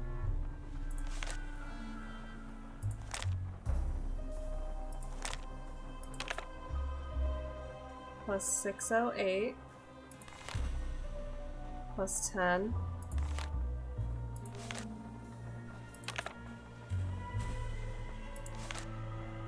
Plus 4. Plus 511. Plus 6.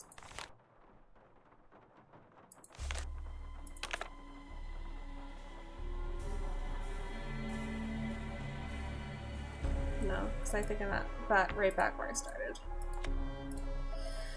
So let's try 1, 5, 4, 0.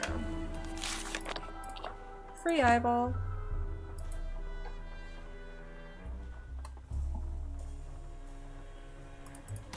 Alright, let's have Bess talk to that guy again.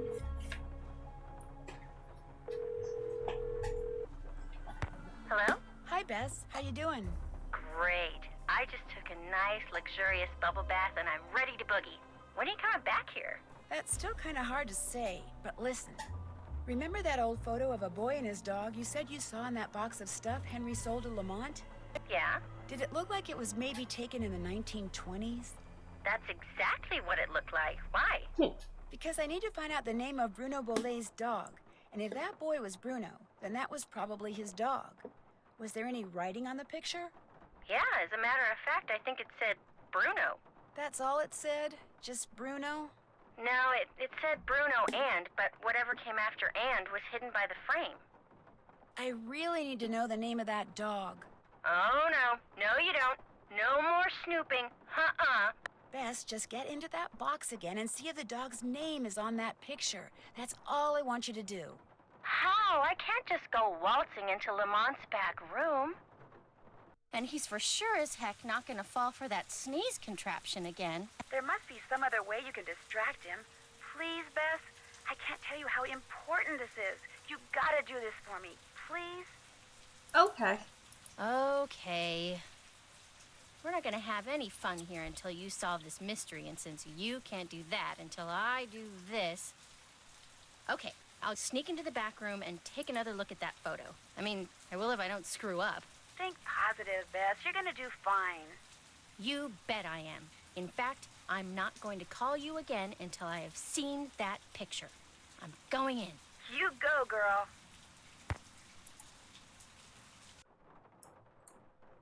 Can't check that off yet.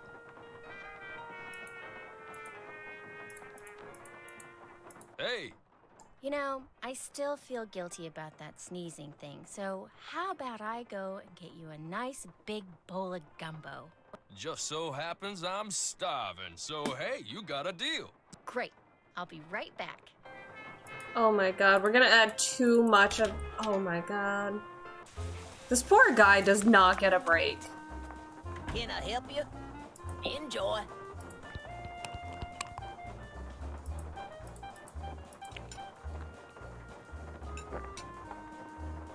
Hot, but yummy.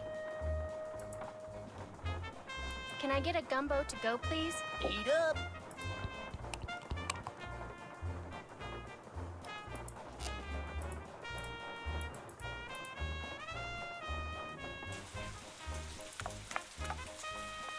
Yes, ma'am? I hear that you're a member of the Jolly Rogers crew. Is that true? Perhaps I am. Perhaps I am not. I'm sure someone as charming and attractive as She's yourself 15. has her share of secrets, too. Am I right? Stop! Be that as it may, just what is a crew? Crews are organizations whose primary purpose is to put on parades during Mardi Gras. They also put on fabulous parties. Very private parties. Members only. Some consider crews to be private clubs. Secret societies is a term others have used. However, back in the 1990s, the city decided not to issue the Jolly Rogers any more parade permits, unless they opened their crew to pretty much anyone who wanted to join. So, refusing to be blackmailed, they chose instead to simply not put on parades anymore. As far as the city is concerned, the Jolly Rogers no longer exist. Was Bruno Boulay a Jolly Roger too? Perhaps. Perhaps not. Guess I'll be running along. Good night. Done.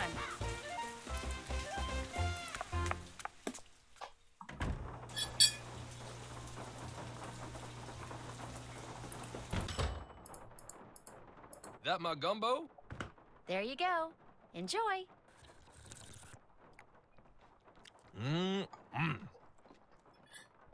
Uh-oh. Oh, you're gonna have to excuse me.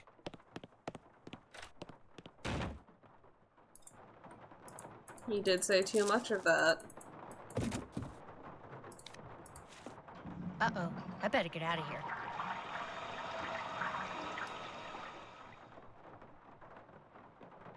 Grant? The dog's name was Grant? That's what it said on the photo. Kind of a weird name for a dog, huh? Yeah, well, Bruno Boulay was kind of a weird guy. Hey, thanks a lot, Bess. You've been a huge help. I'll tell you, being sneaky takes a lot out of me. I'm exhausted. I still don't know when I'll get back there, so just kind of hang loose, okay? Story of my life. Call me if you need me. I will. Bye. This poor guy, he's just trying to work and do his job, and we're like, hey, let's give you some sneezing powder. Now we're gonna make your tummy upset. Still have to do that.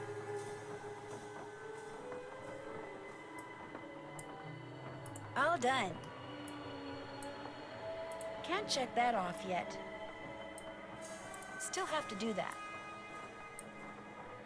Can't check that off yet. Still have to do that. All done. All done. Still have to do that.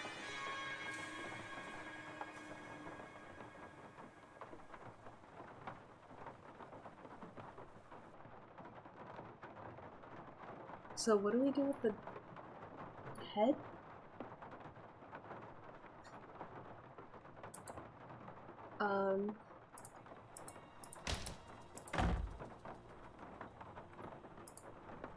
Yes? Did you know that Bruno was a member of a group called the Jolly Rogers? No. Should I care?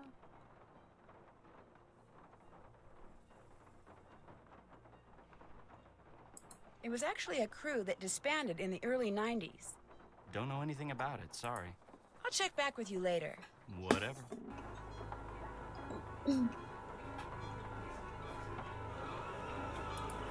Why is the music suddenly like this? Alright. So, I guess we're looking for a Grant? I think I saw one here. Yep. Boy, spammers. Do I have to, like, write it down anyway?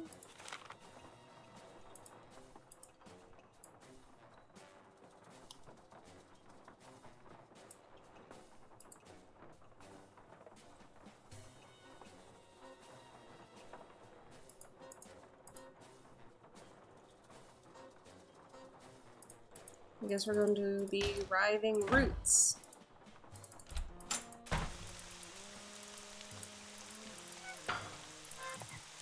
I think it's... Nope.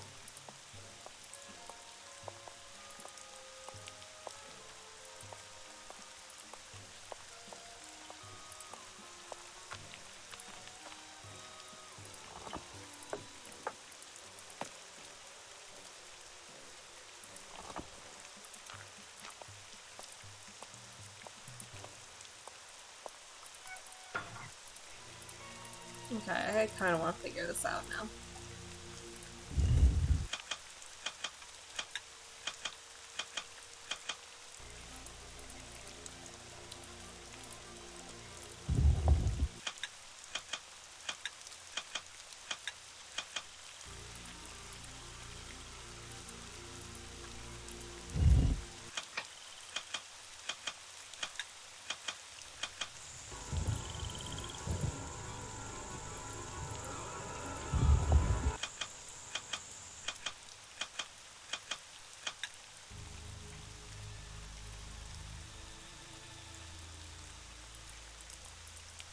Oi, I think I fucked up.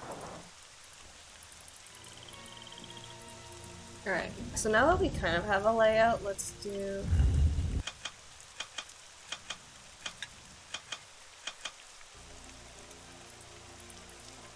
Alright, we're getting there.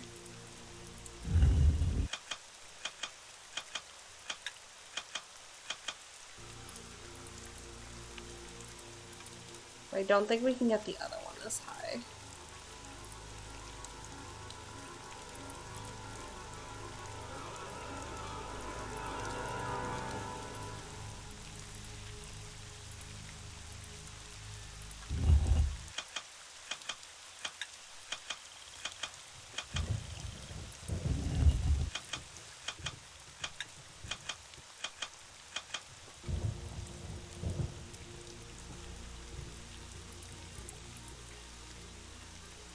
Alright, cool. So now we just have to worry about these bottom ones.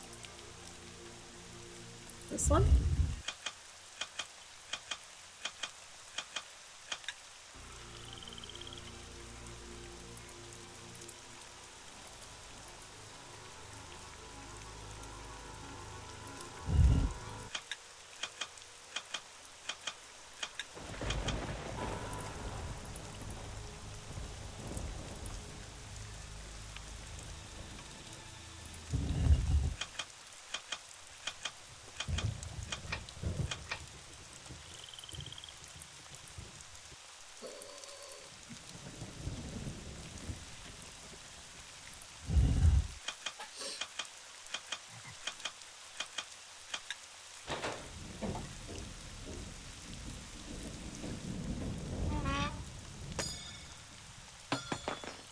Well...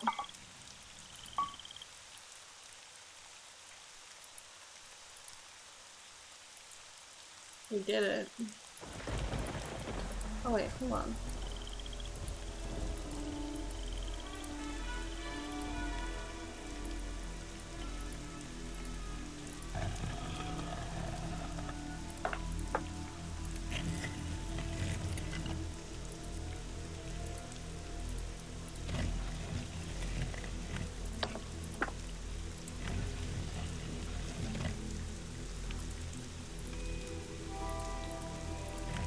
Free eyeballs, am I right?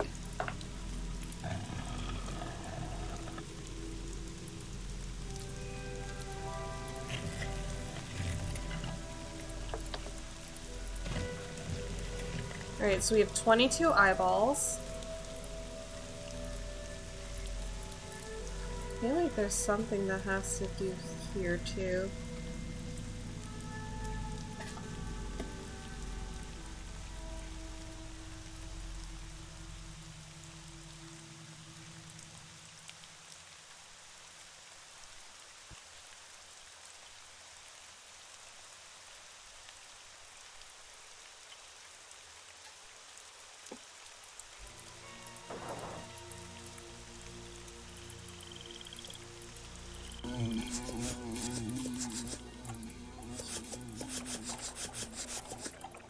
Oh my god!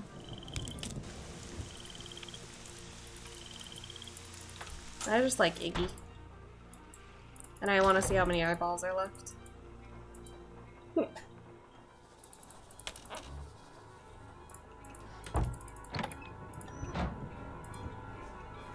So, how many eyeballs do we have? We're missing 3.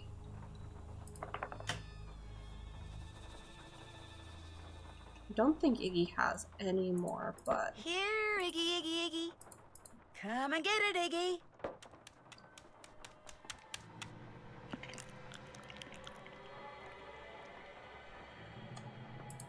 So I did dress him up as, like, a doctor, kind of. Oh, wait, we got this little pirate hat, that's right. So let's dress him up as a pirate.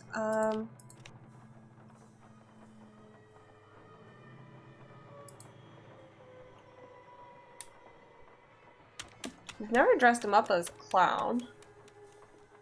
Oh, hey! Pirate trash. Oh, fuck me.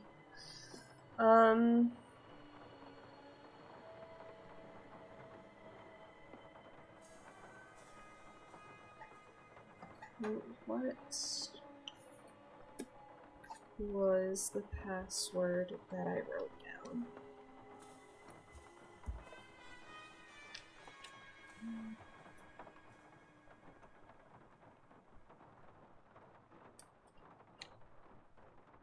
So I wrote something down.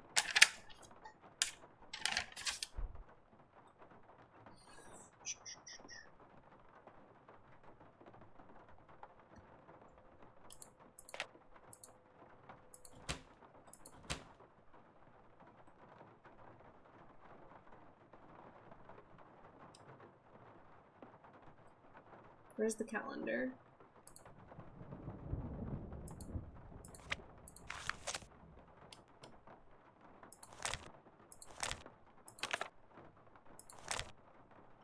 Scuttlebones for today.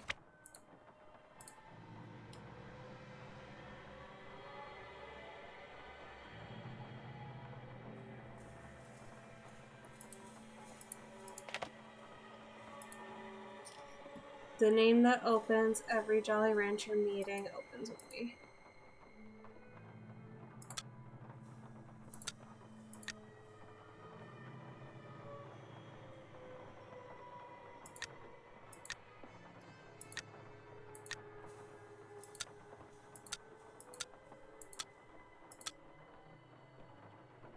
Did I do it wrong?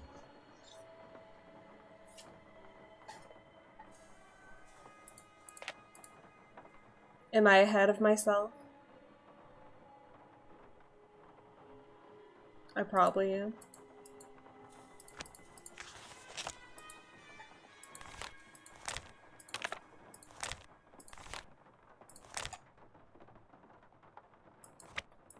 Oh, scuttled bones.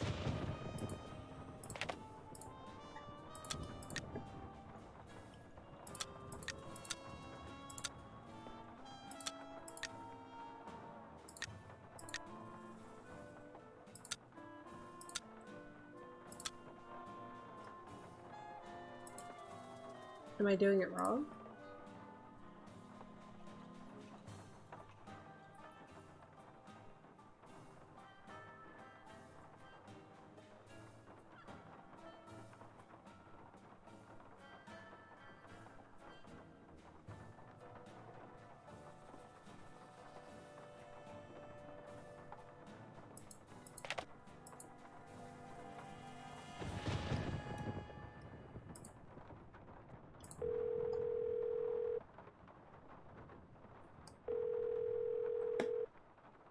Hello? Hi, Bess. Listen, you busy?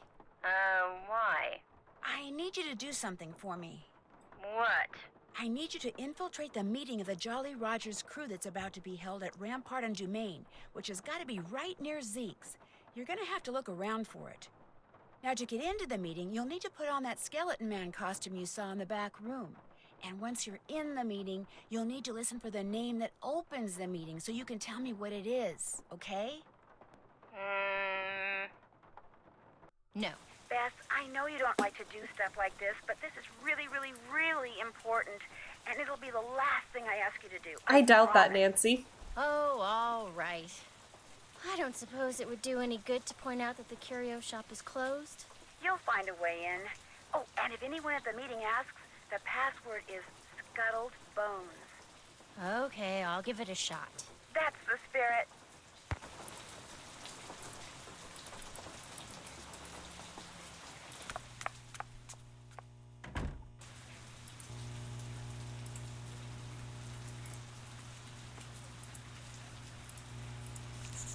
Ew.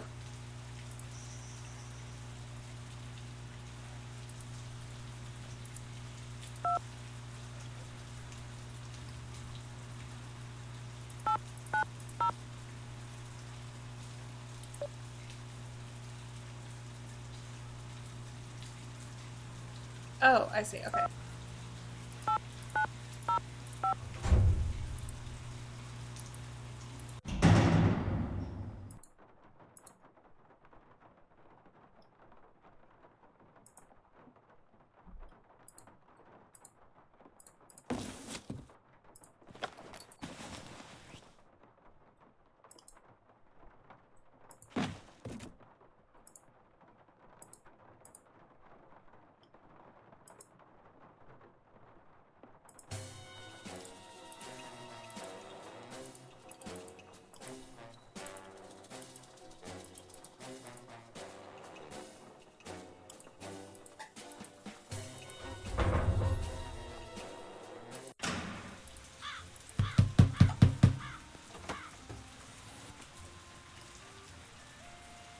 What's the password? Password? Right. Let's see. Scuttled boat. I fucked that up. Forget it. I didn't know I could scroll down for a second. What's the password? Password? Right. Let's see. Scuttled bones. Nancy should not be asking Bus to do all this shit. Better hurry, we're just about to start.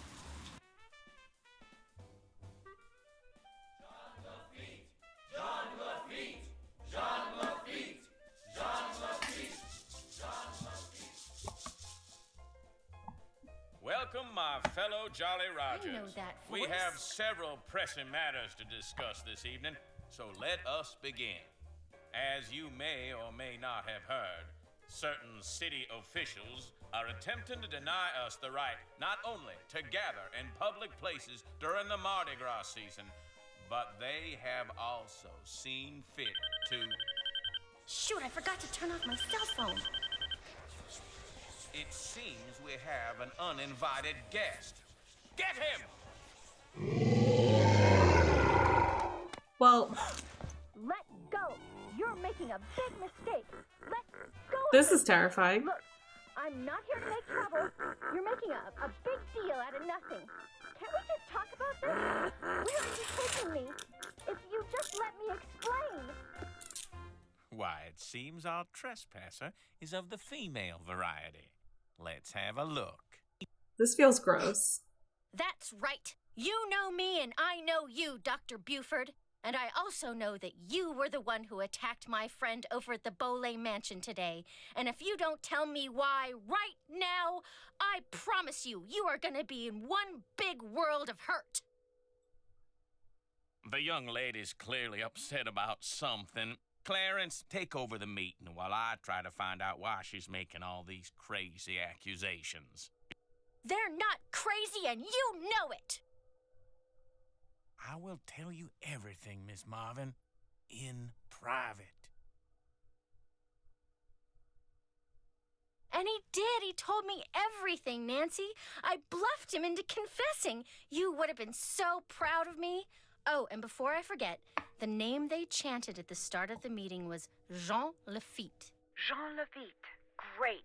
Now, what did Dr. Buford tell you? Okay. First off, he said that with his dying breath, Bruno Boulay directed him to steal the painting of Henry's parents and lock it up in Henry's parents' crypt. Bruno seemed to think that way Henry would wind up with the crystal skull instead of somebody else. So Dr. Buford dressed up in his Terrifying. skeleton man costume, stole the canvas, and hid it in the crypt like Bruno asked. That must have been when Renee saw Mr. Death.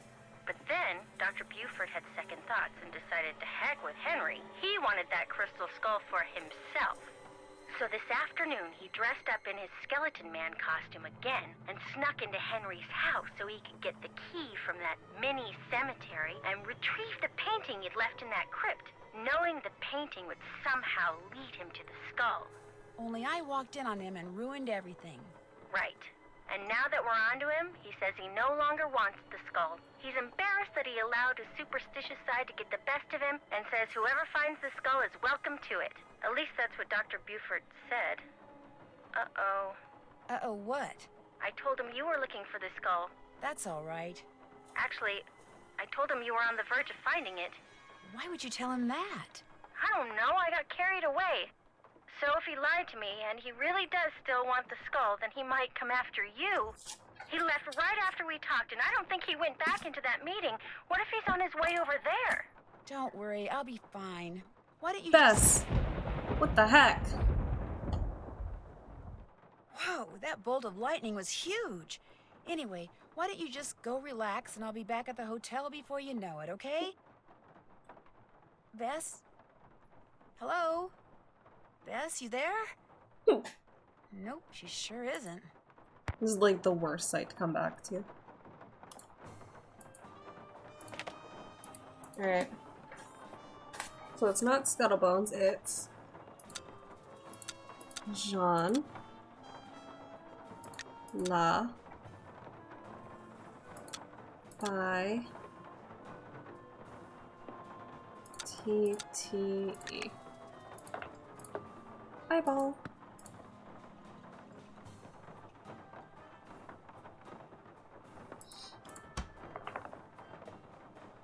I'm only missing 2 eyeballs.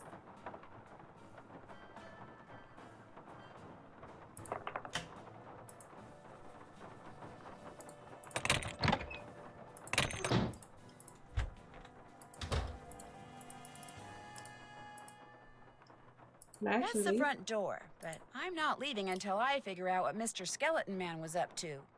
We already know who Mr. Skeleton Man was doing and what he's up to. Can't check that off yet. Can't check that off yet.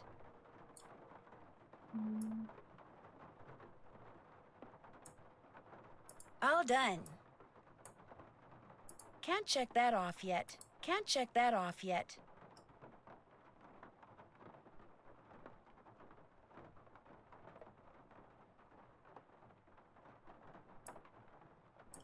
I already looked at that. What do you mean?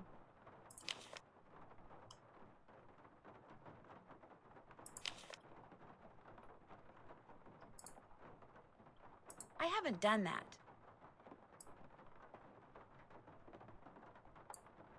Check. All done. Did that. Did that. All done. Check out the letter Iggy retrieved from the vents. The one Bruno was probably reading. I already checked that out. Alright. Actually, before I head out, let me do this. Yes? Well, I'll never mind. stop bugging you now. Whatever.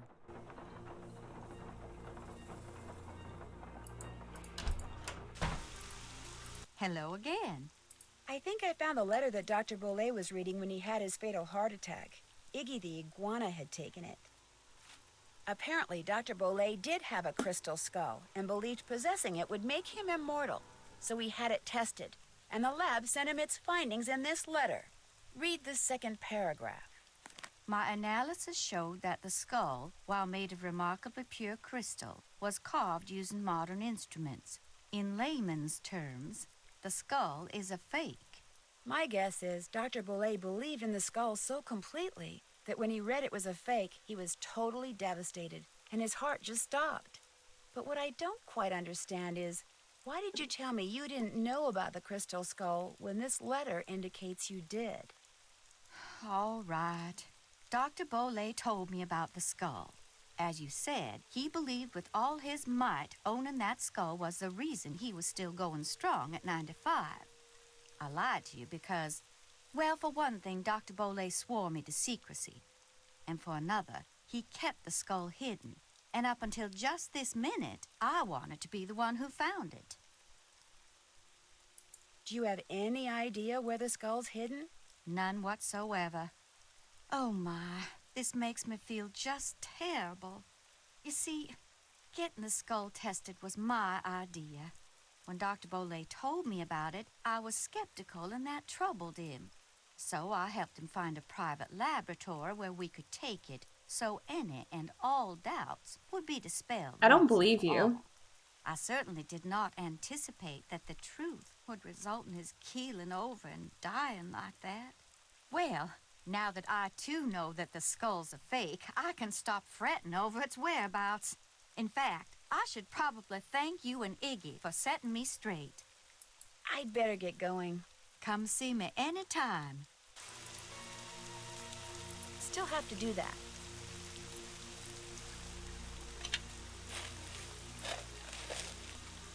Step in the right direction story. So that means...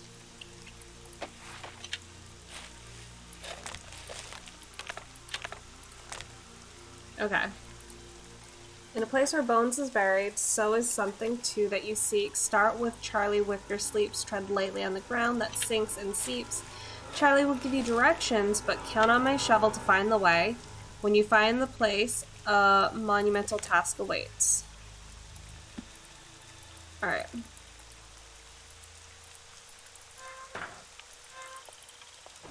I know exactly what to do. Oh, that was the wrong place.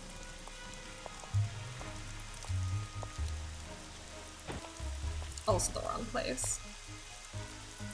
Okay. So we're going...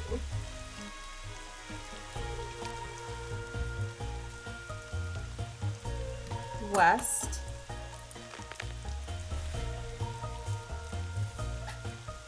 North. East.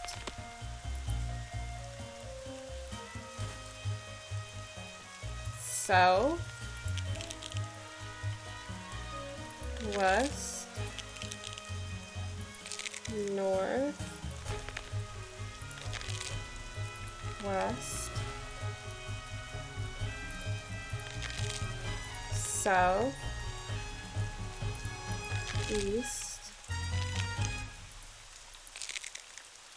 North. East.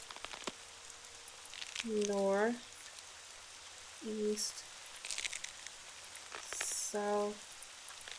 West.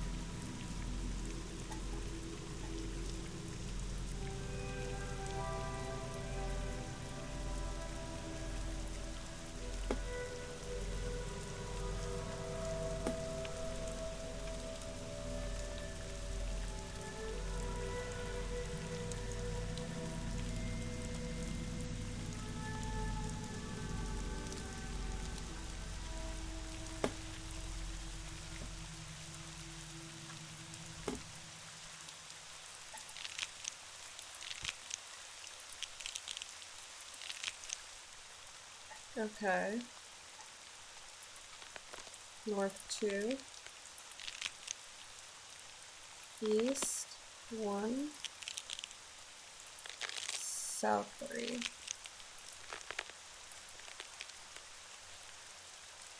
West 2. North 2. West 3.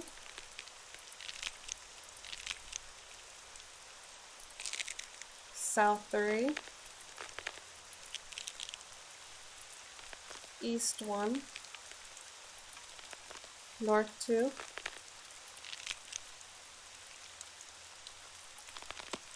East 1. North 3.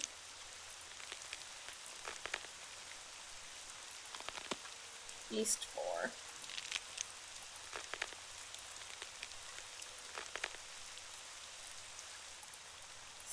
South 5.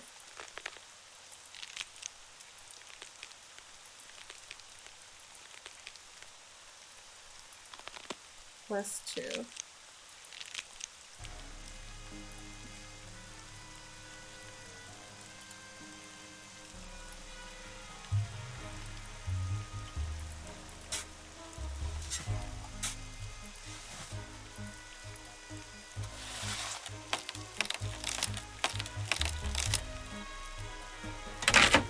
Oh, fuck.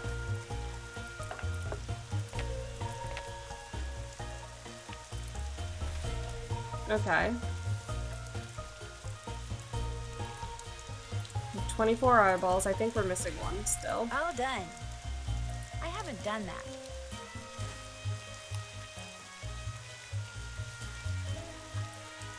Still have to do that.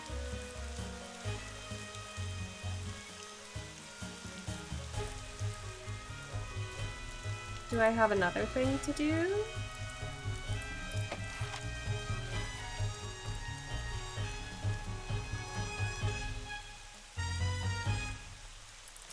Plentiful pirates.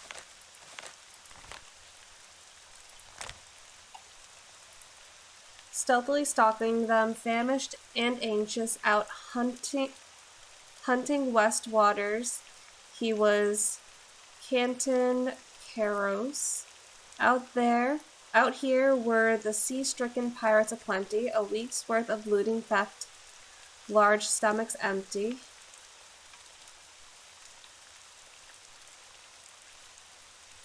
One through 5. Oh, are these the eyeballs?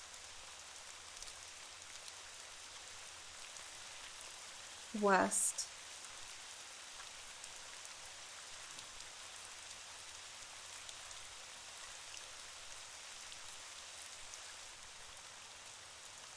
Looting left. Alright, so this has to do with the eyeballs. I don't think I have them all, though. I think I'm missing exactly one. Can't check that off yet. Yeah.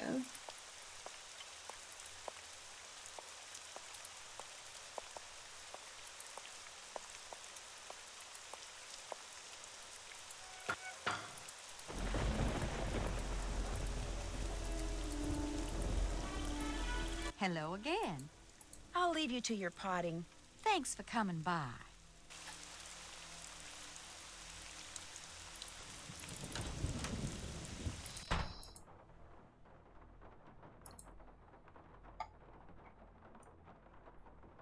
Yes? I'll let you get back to work. Awesome.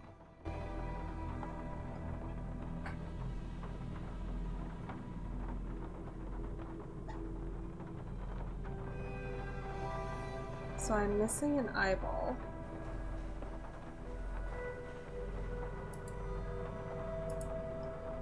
Oh geez, don't tell me I have to go get another fruit.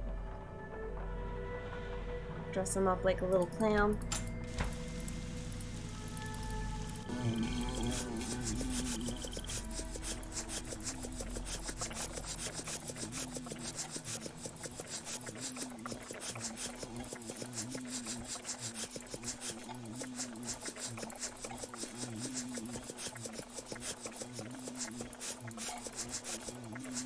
Oh god, why is this so difficult?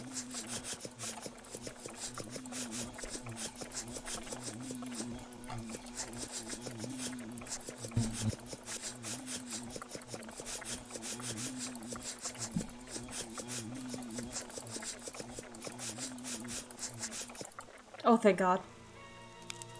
If I need another loquat, I'll just come back. Oh, thank God. Okay, let's dress him up like a little clown.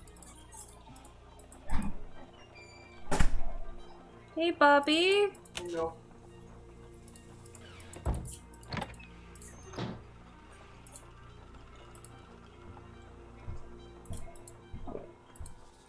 Here, Iggy, Iggy, Iggy. Why am I sitting in the dark? Because I didn't want to get up. Because I'm lazy. But it's dark.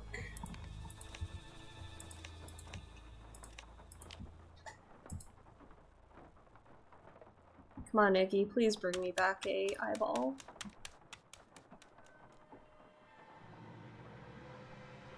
Here, Iggy, Iggy, Iggy. Nothing.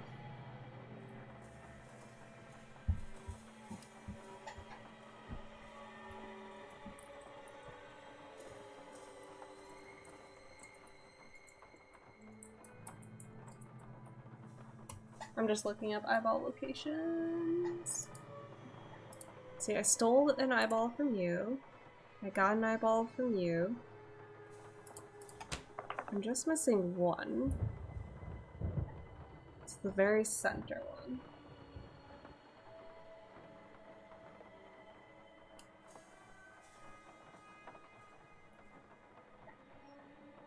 So, 5, 10. So I'm missing the 13th eyeball.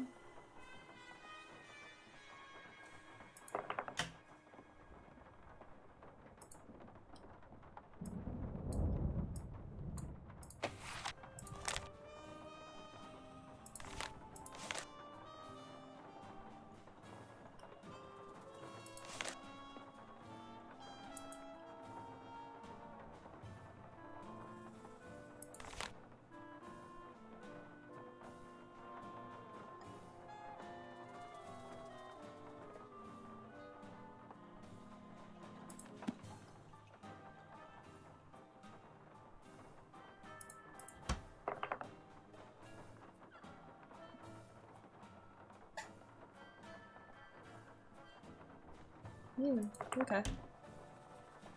It's saying it's from the grandfather clock.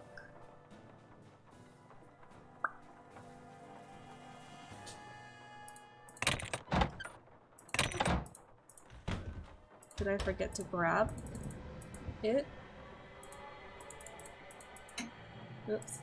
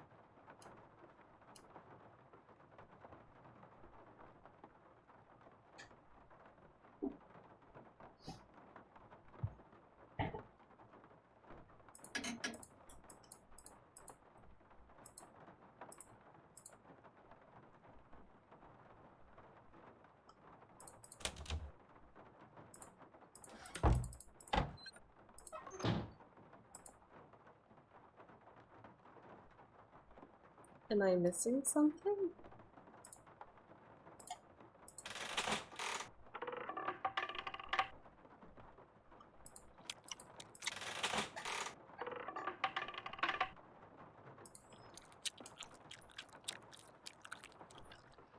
Ugh, I hate the sounds of her chewing.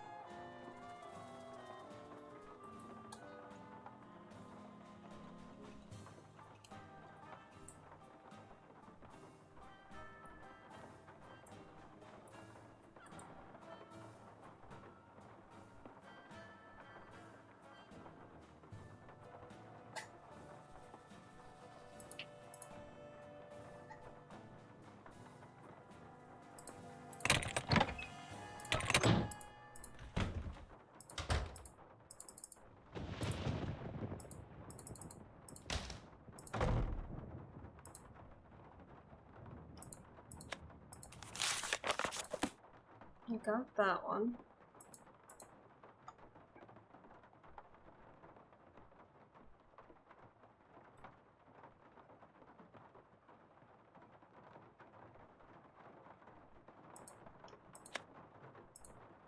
I got that one. What eyeball am I missing?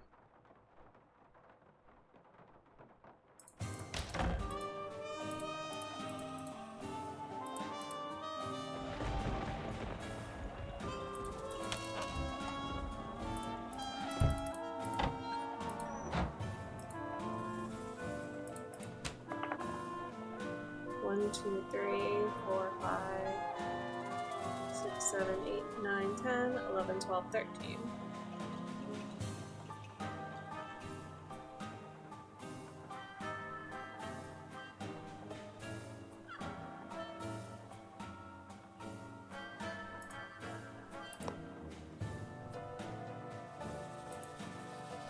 I'm very confused.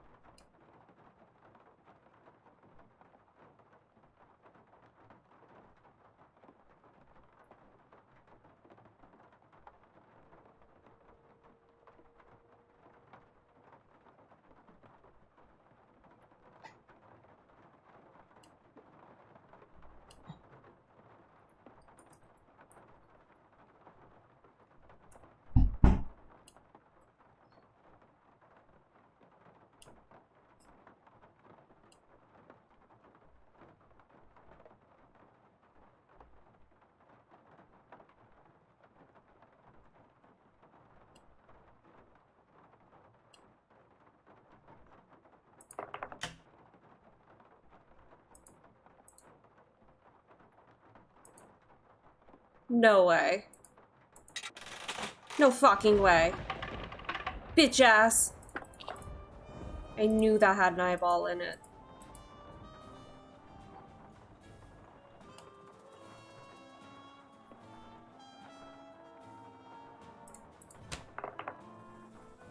Okay.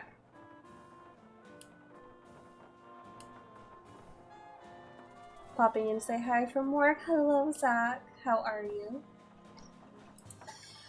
So we have to go into the notebook.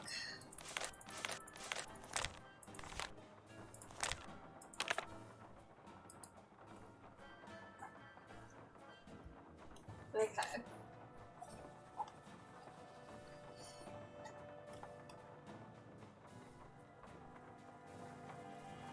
So, I think it's between the words. Because we saw left. And we saw west. Stealthily stalking them, famished and anxious. Out south.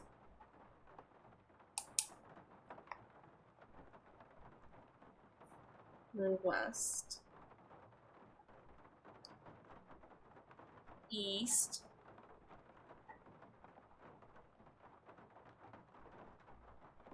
No. No, south again.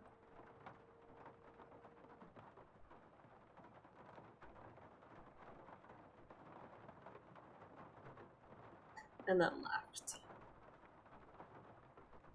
That's 1 through 5. Then 6 through 7 is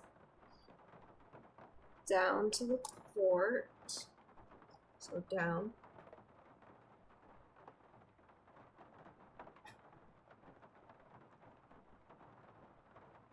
We'll plunder some dinner, but the truth is that these pirates could have been thinner. Their villainous vessel was bogged down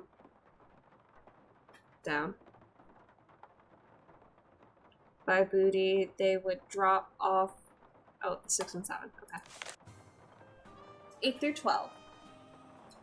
They would foul up the village and make a great mess. Down to the mangroves, they'd surely digress. It's a beastie, so east.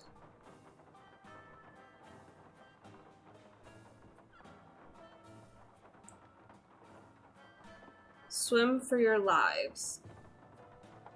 The calm seas trench, so east again. Harry left a surprise. A long-legged beastie, so east.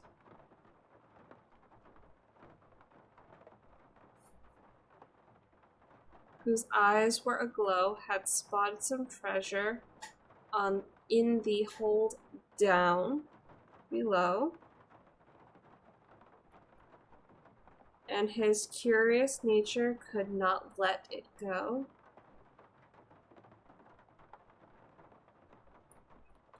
He tore down the hull, and alarmed were the pirates he started to...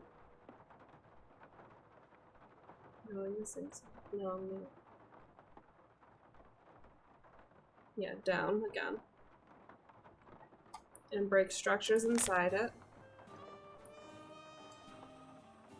This nautical naughtiness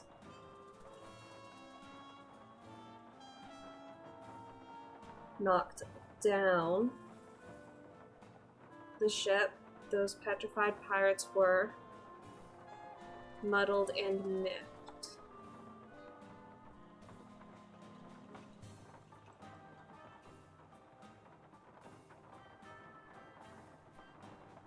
So they fired their guns at this grand octopus, at one leg, at 2, at left legs, then 6.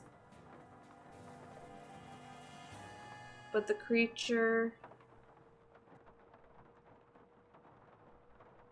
continued with 2 other arms. The northwest.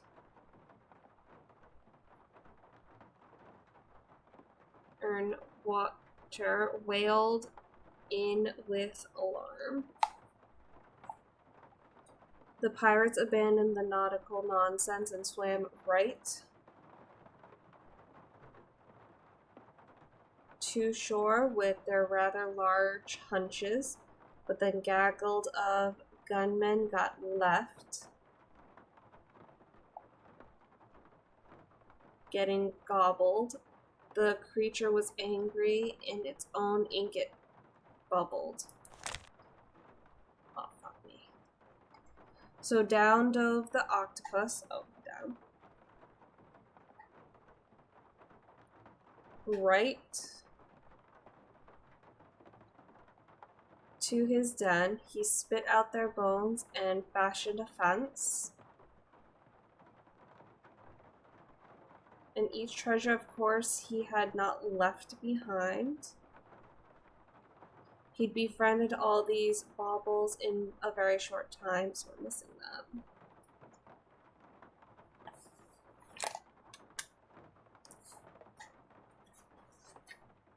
Oh no, 25, okay. So. Down, down, up, down. East, east, left. No, I'm doing this wrong.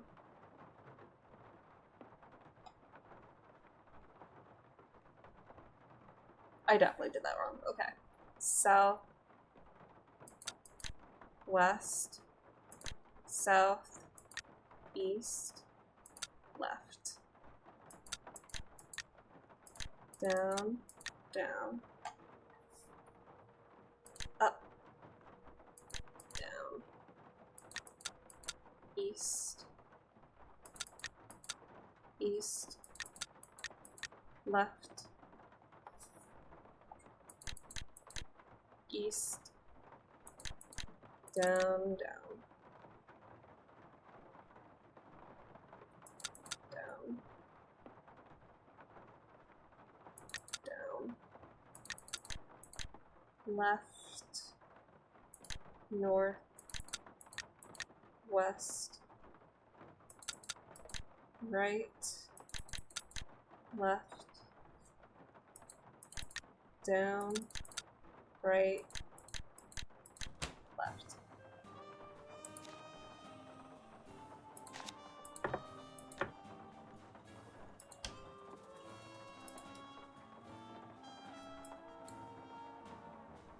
What was that paper we just got? Okay. Oh, okay. So we put the bone onto the spear.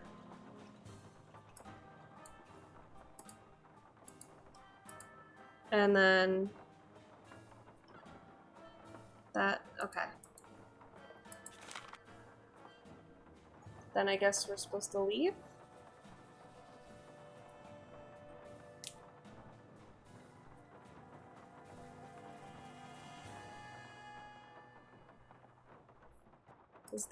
Does it say where to go?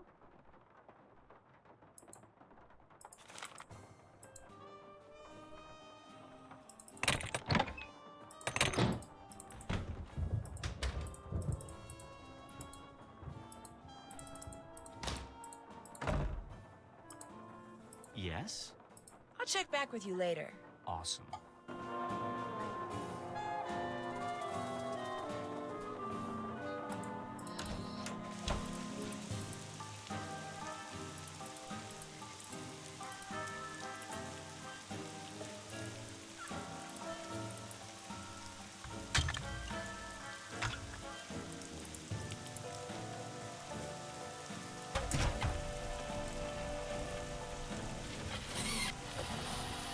Oh boy.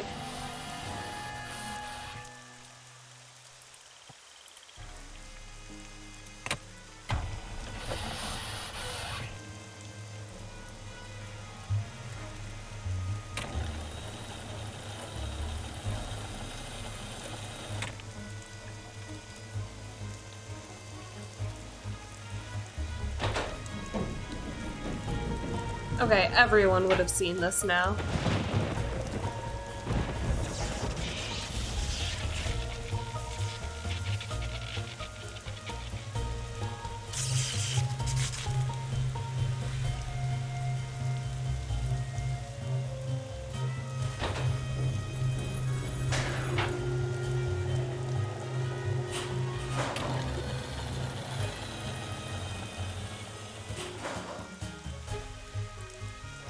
Ooh.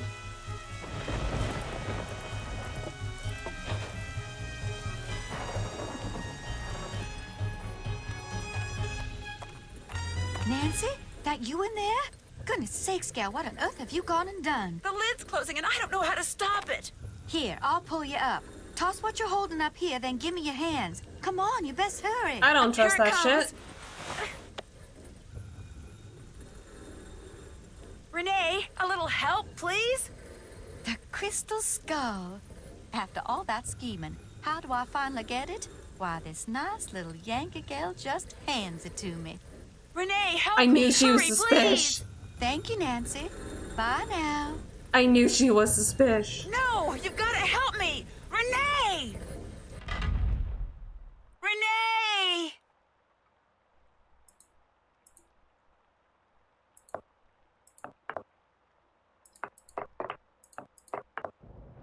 Oh.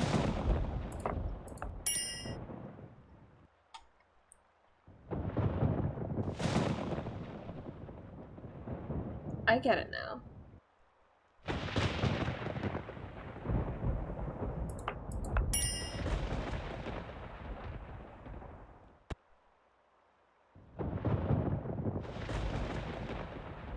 Fuck.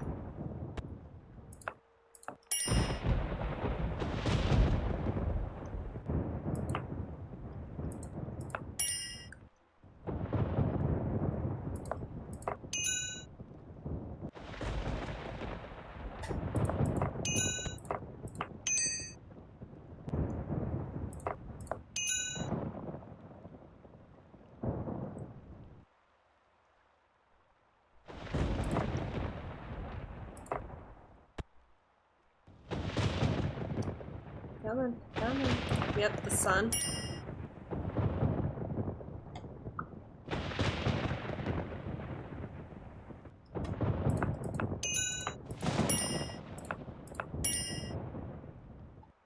Alright,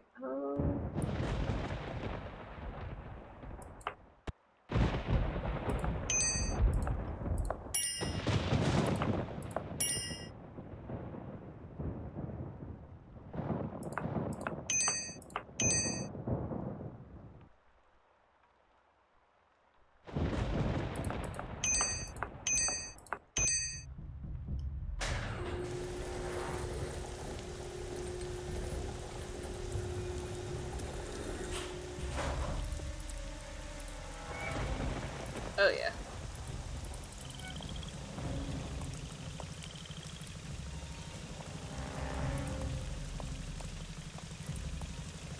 Renee, hold it right there. That skull isn't yours. To say nothing of the fact that you just tried to bury me alive. The skull is mine.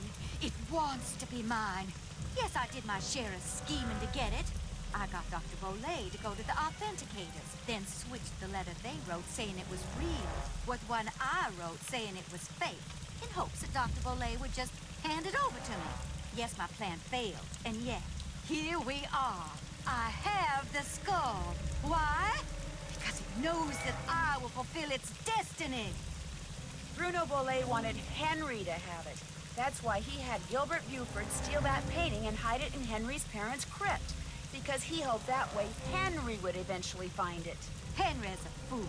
If he ever got his hands on this, he would just turn around and give it to that trashy girlfriend of his. Dr. Boulay, he just wanted it because he was terrified of dying. Gilbert Buford, too. And that Lamont fella, he just wants to sell it to the highest bidder. But me, my motives are pure. I am going to protect it so it can rendezvous with all those other skulls. I'm going to be right there when they start conversing, and all the mysteries of the universe are forever solved. Ah!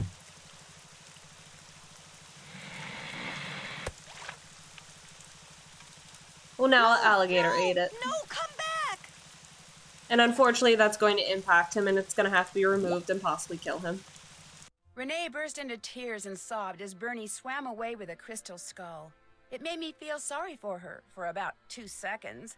After all, while she may not have meant to cause Bruno's death, she certainly meant to cause mine when she left me sealed up in that crypt. It felt good to turn her over to the police. Later that night, Dr. Buford came over and apologized for knocking me out with that smoke bomb and for allowing himself to think, even for a moment, that Bruno's crystal skull was anything more than a pretty piece of quartz. To make up for his shameful behavior, he insisted on taking Bess and me on a grand tour of New Orleans. Seeing the city through the eyes of someone who loves it as much as Dr. Buford was truly special. He invited Henry too, but Henry declined. He was still trying to process the fact that his great-uncle wanted him to have the skull. Henry always thought that to Bruno he was nothing more than an annoying family obligation, someone Bruno couldn't care less about. Yet Bruno's request of Dr. Buford, made with his dying breath, proved that he did care about Henry. Apparently, and unfortunately for Henry, Bruno was the type of man who just couldn't bring himself to say such things out loud. As for Lamont, when he heard what happened, he closed his shop, bought enough marshmallows to fill a swamp boat, and has been scouring the bayous ever since, kicking every log he comes to in hopes of finding Bernie and the crystal skull inside him. But Bernie has yet to turn up. Maybe the skull didn't agree with him. Maybe swallowing it caused him to stop associating the sound of a kicked log with yummy sweet things. In any case, the Whisperer has disappeared, lost to the world once again, which is totally fine by me. We did it, boys. Hiccuping.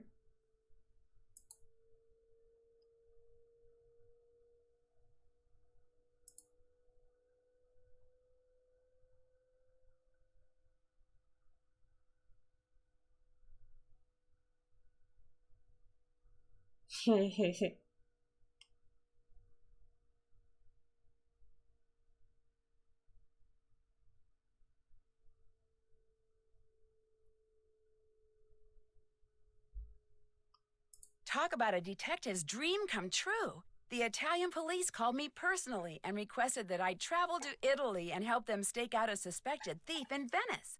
Unfortunately, what started out as a simple assignment in a city filled with canals, gondolas, and romance quickly morphed into a full-fledged undercover operation, and I soon found myself trapped in a maze of lies, disguises, and danger. Help me find my way out by joining me in my next adventure, Phantom of Venice. I think I played this one, actually.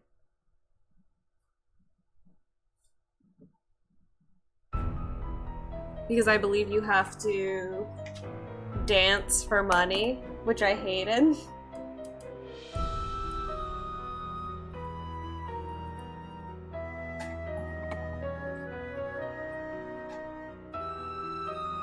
Alright. Well, I gotta go. Peter just got home. Ma'am standing in a boat is unsafe. Hello, Ludia. It's a funny looking dog. I do have to go. Peter just got home. I hope you all are having a wonderful, magical night. And I'll see you all later.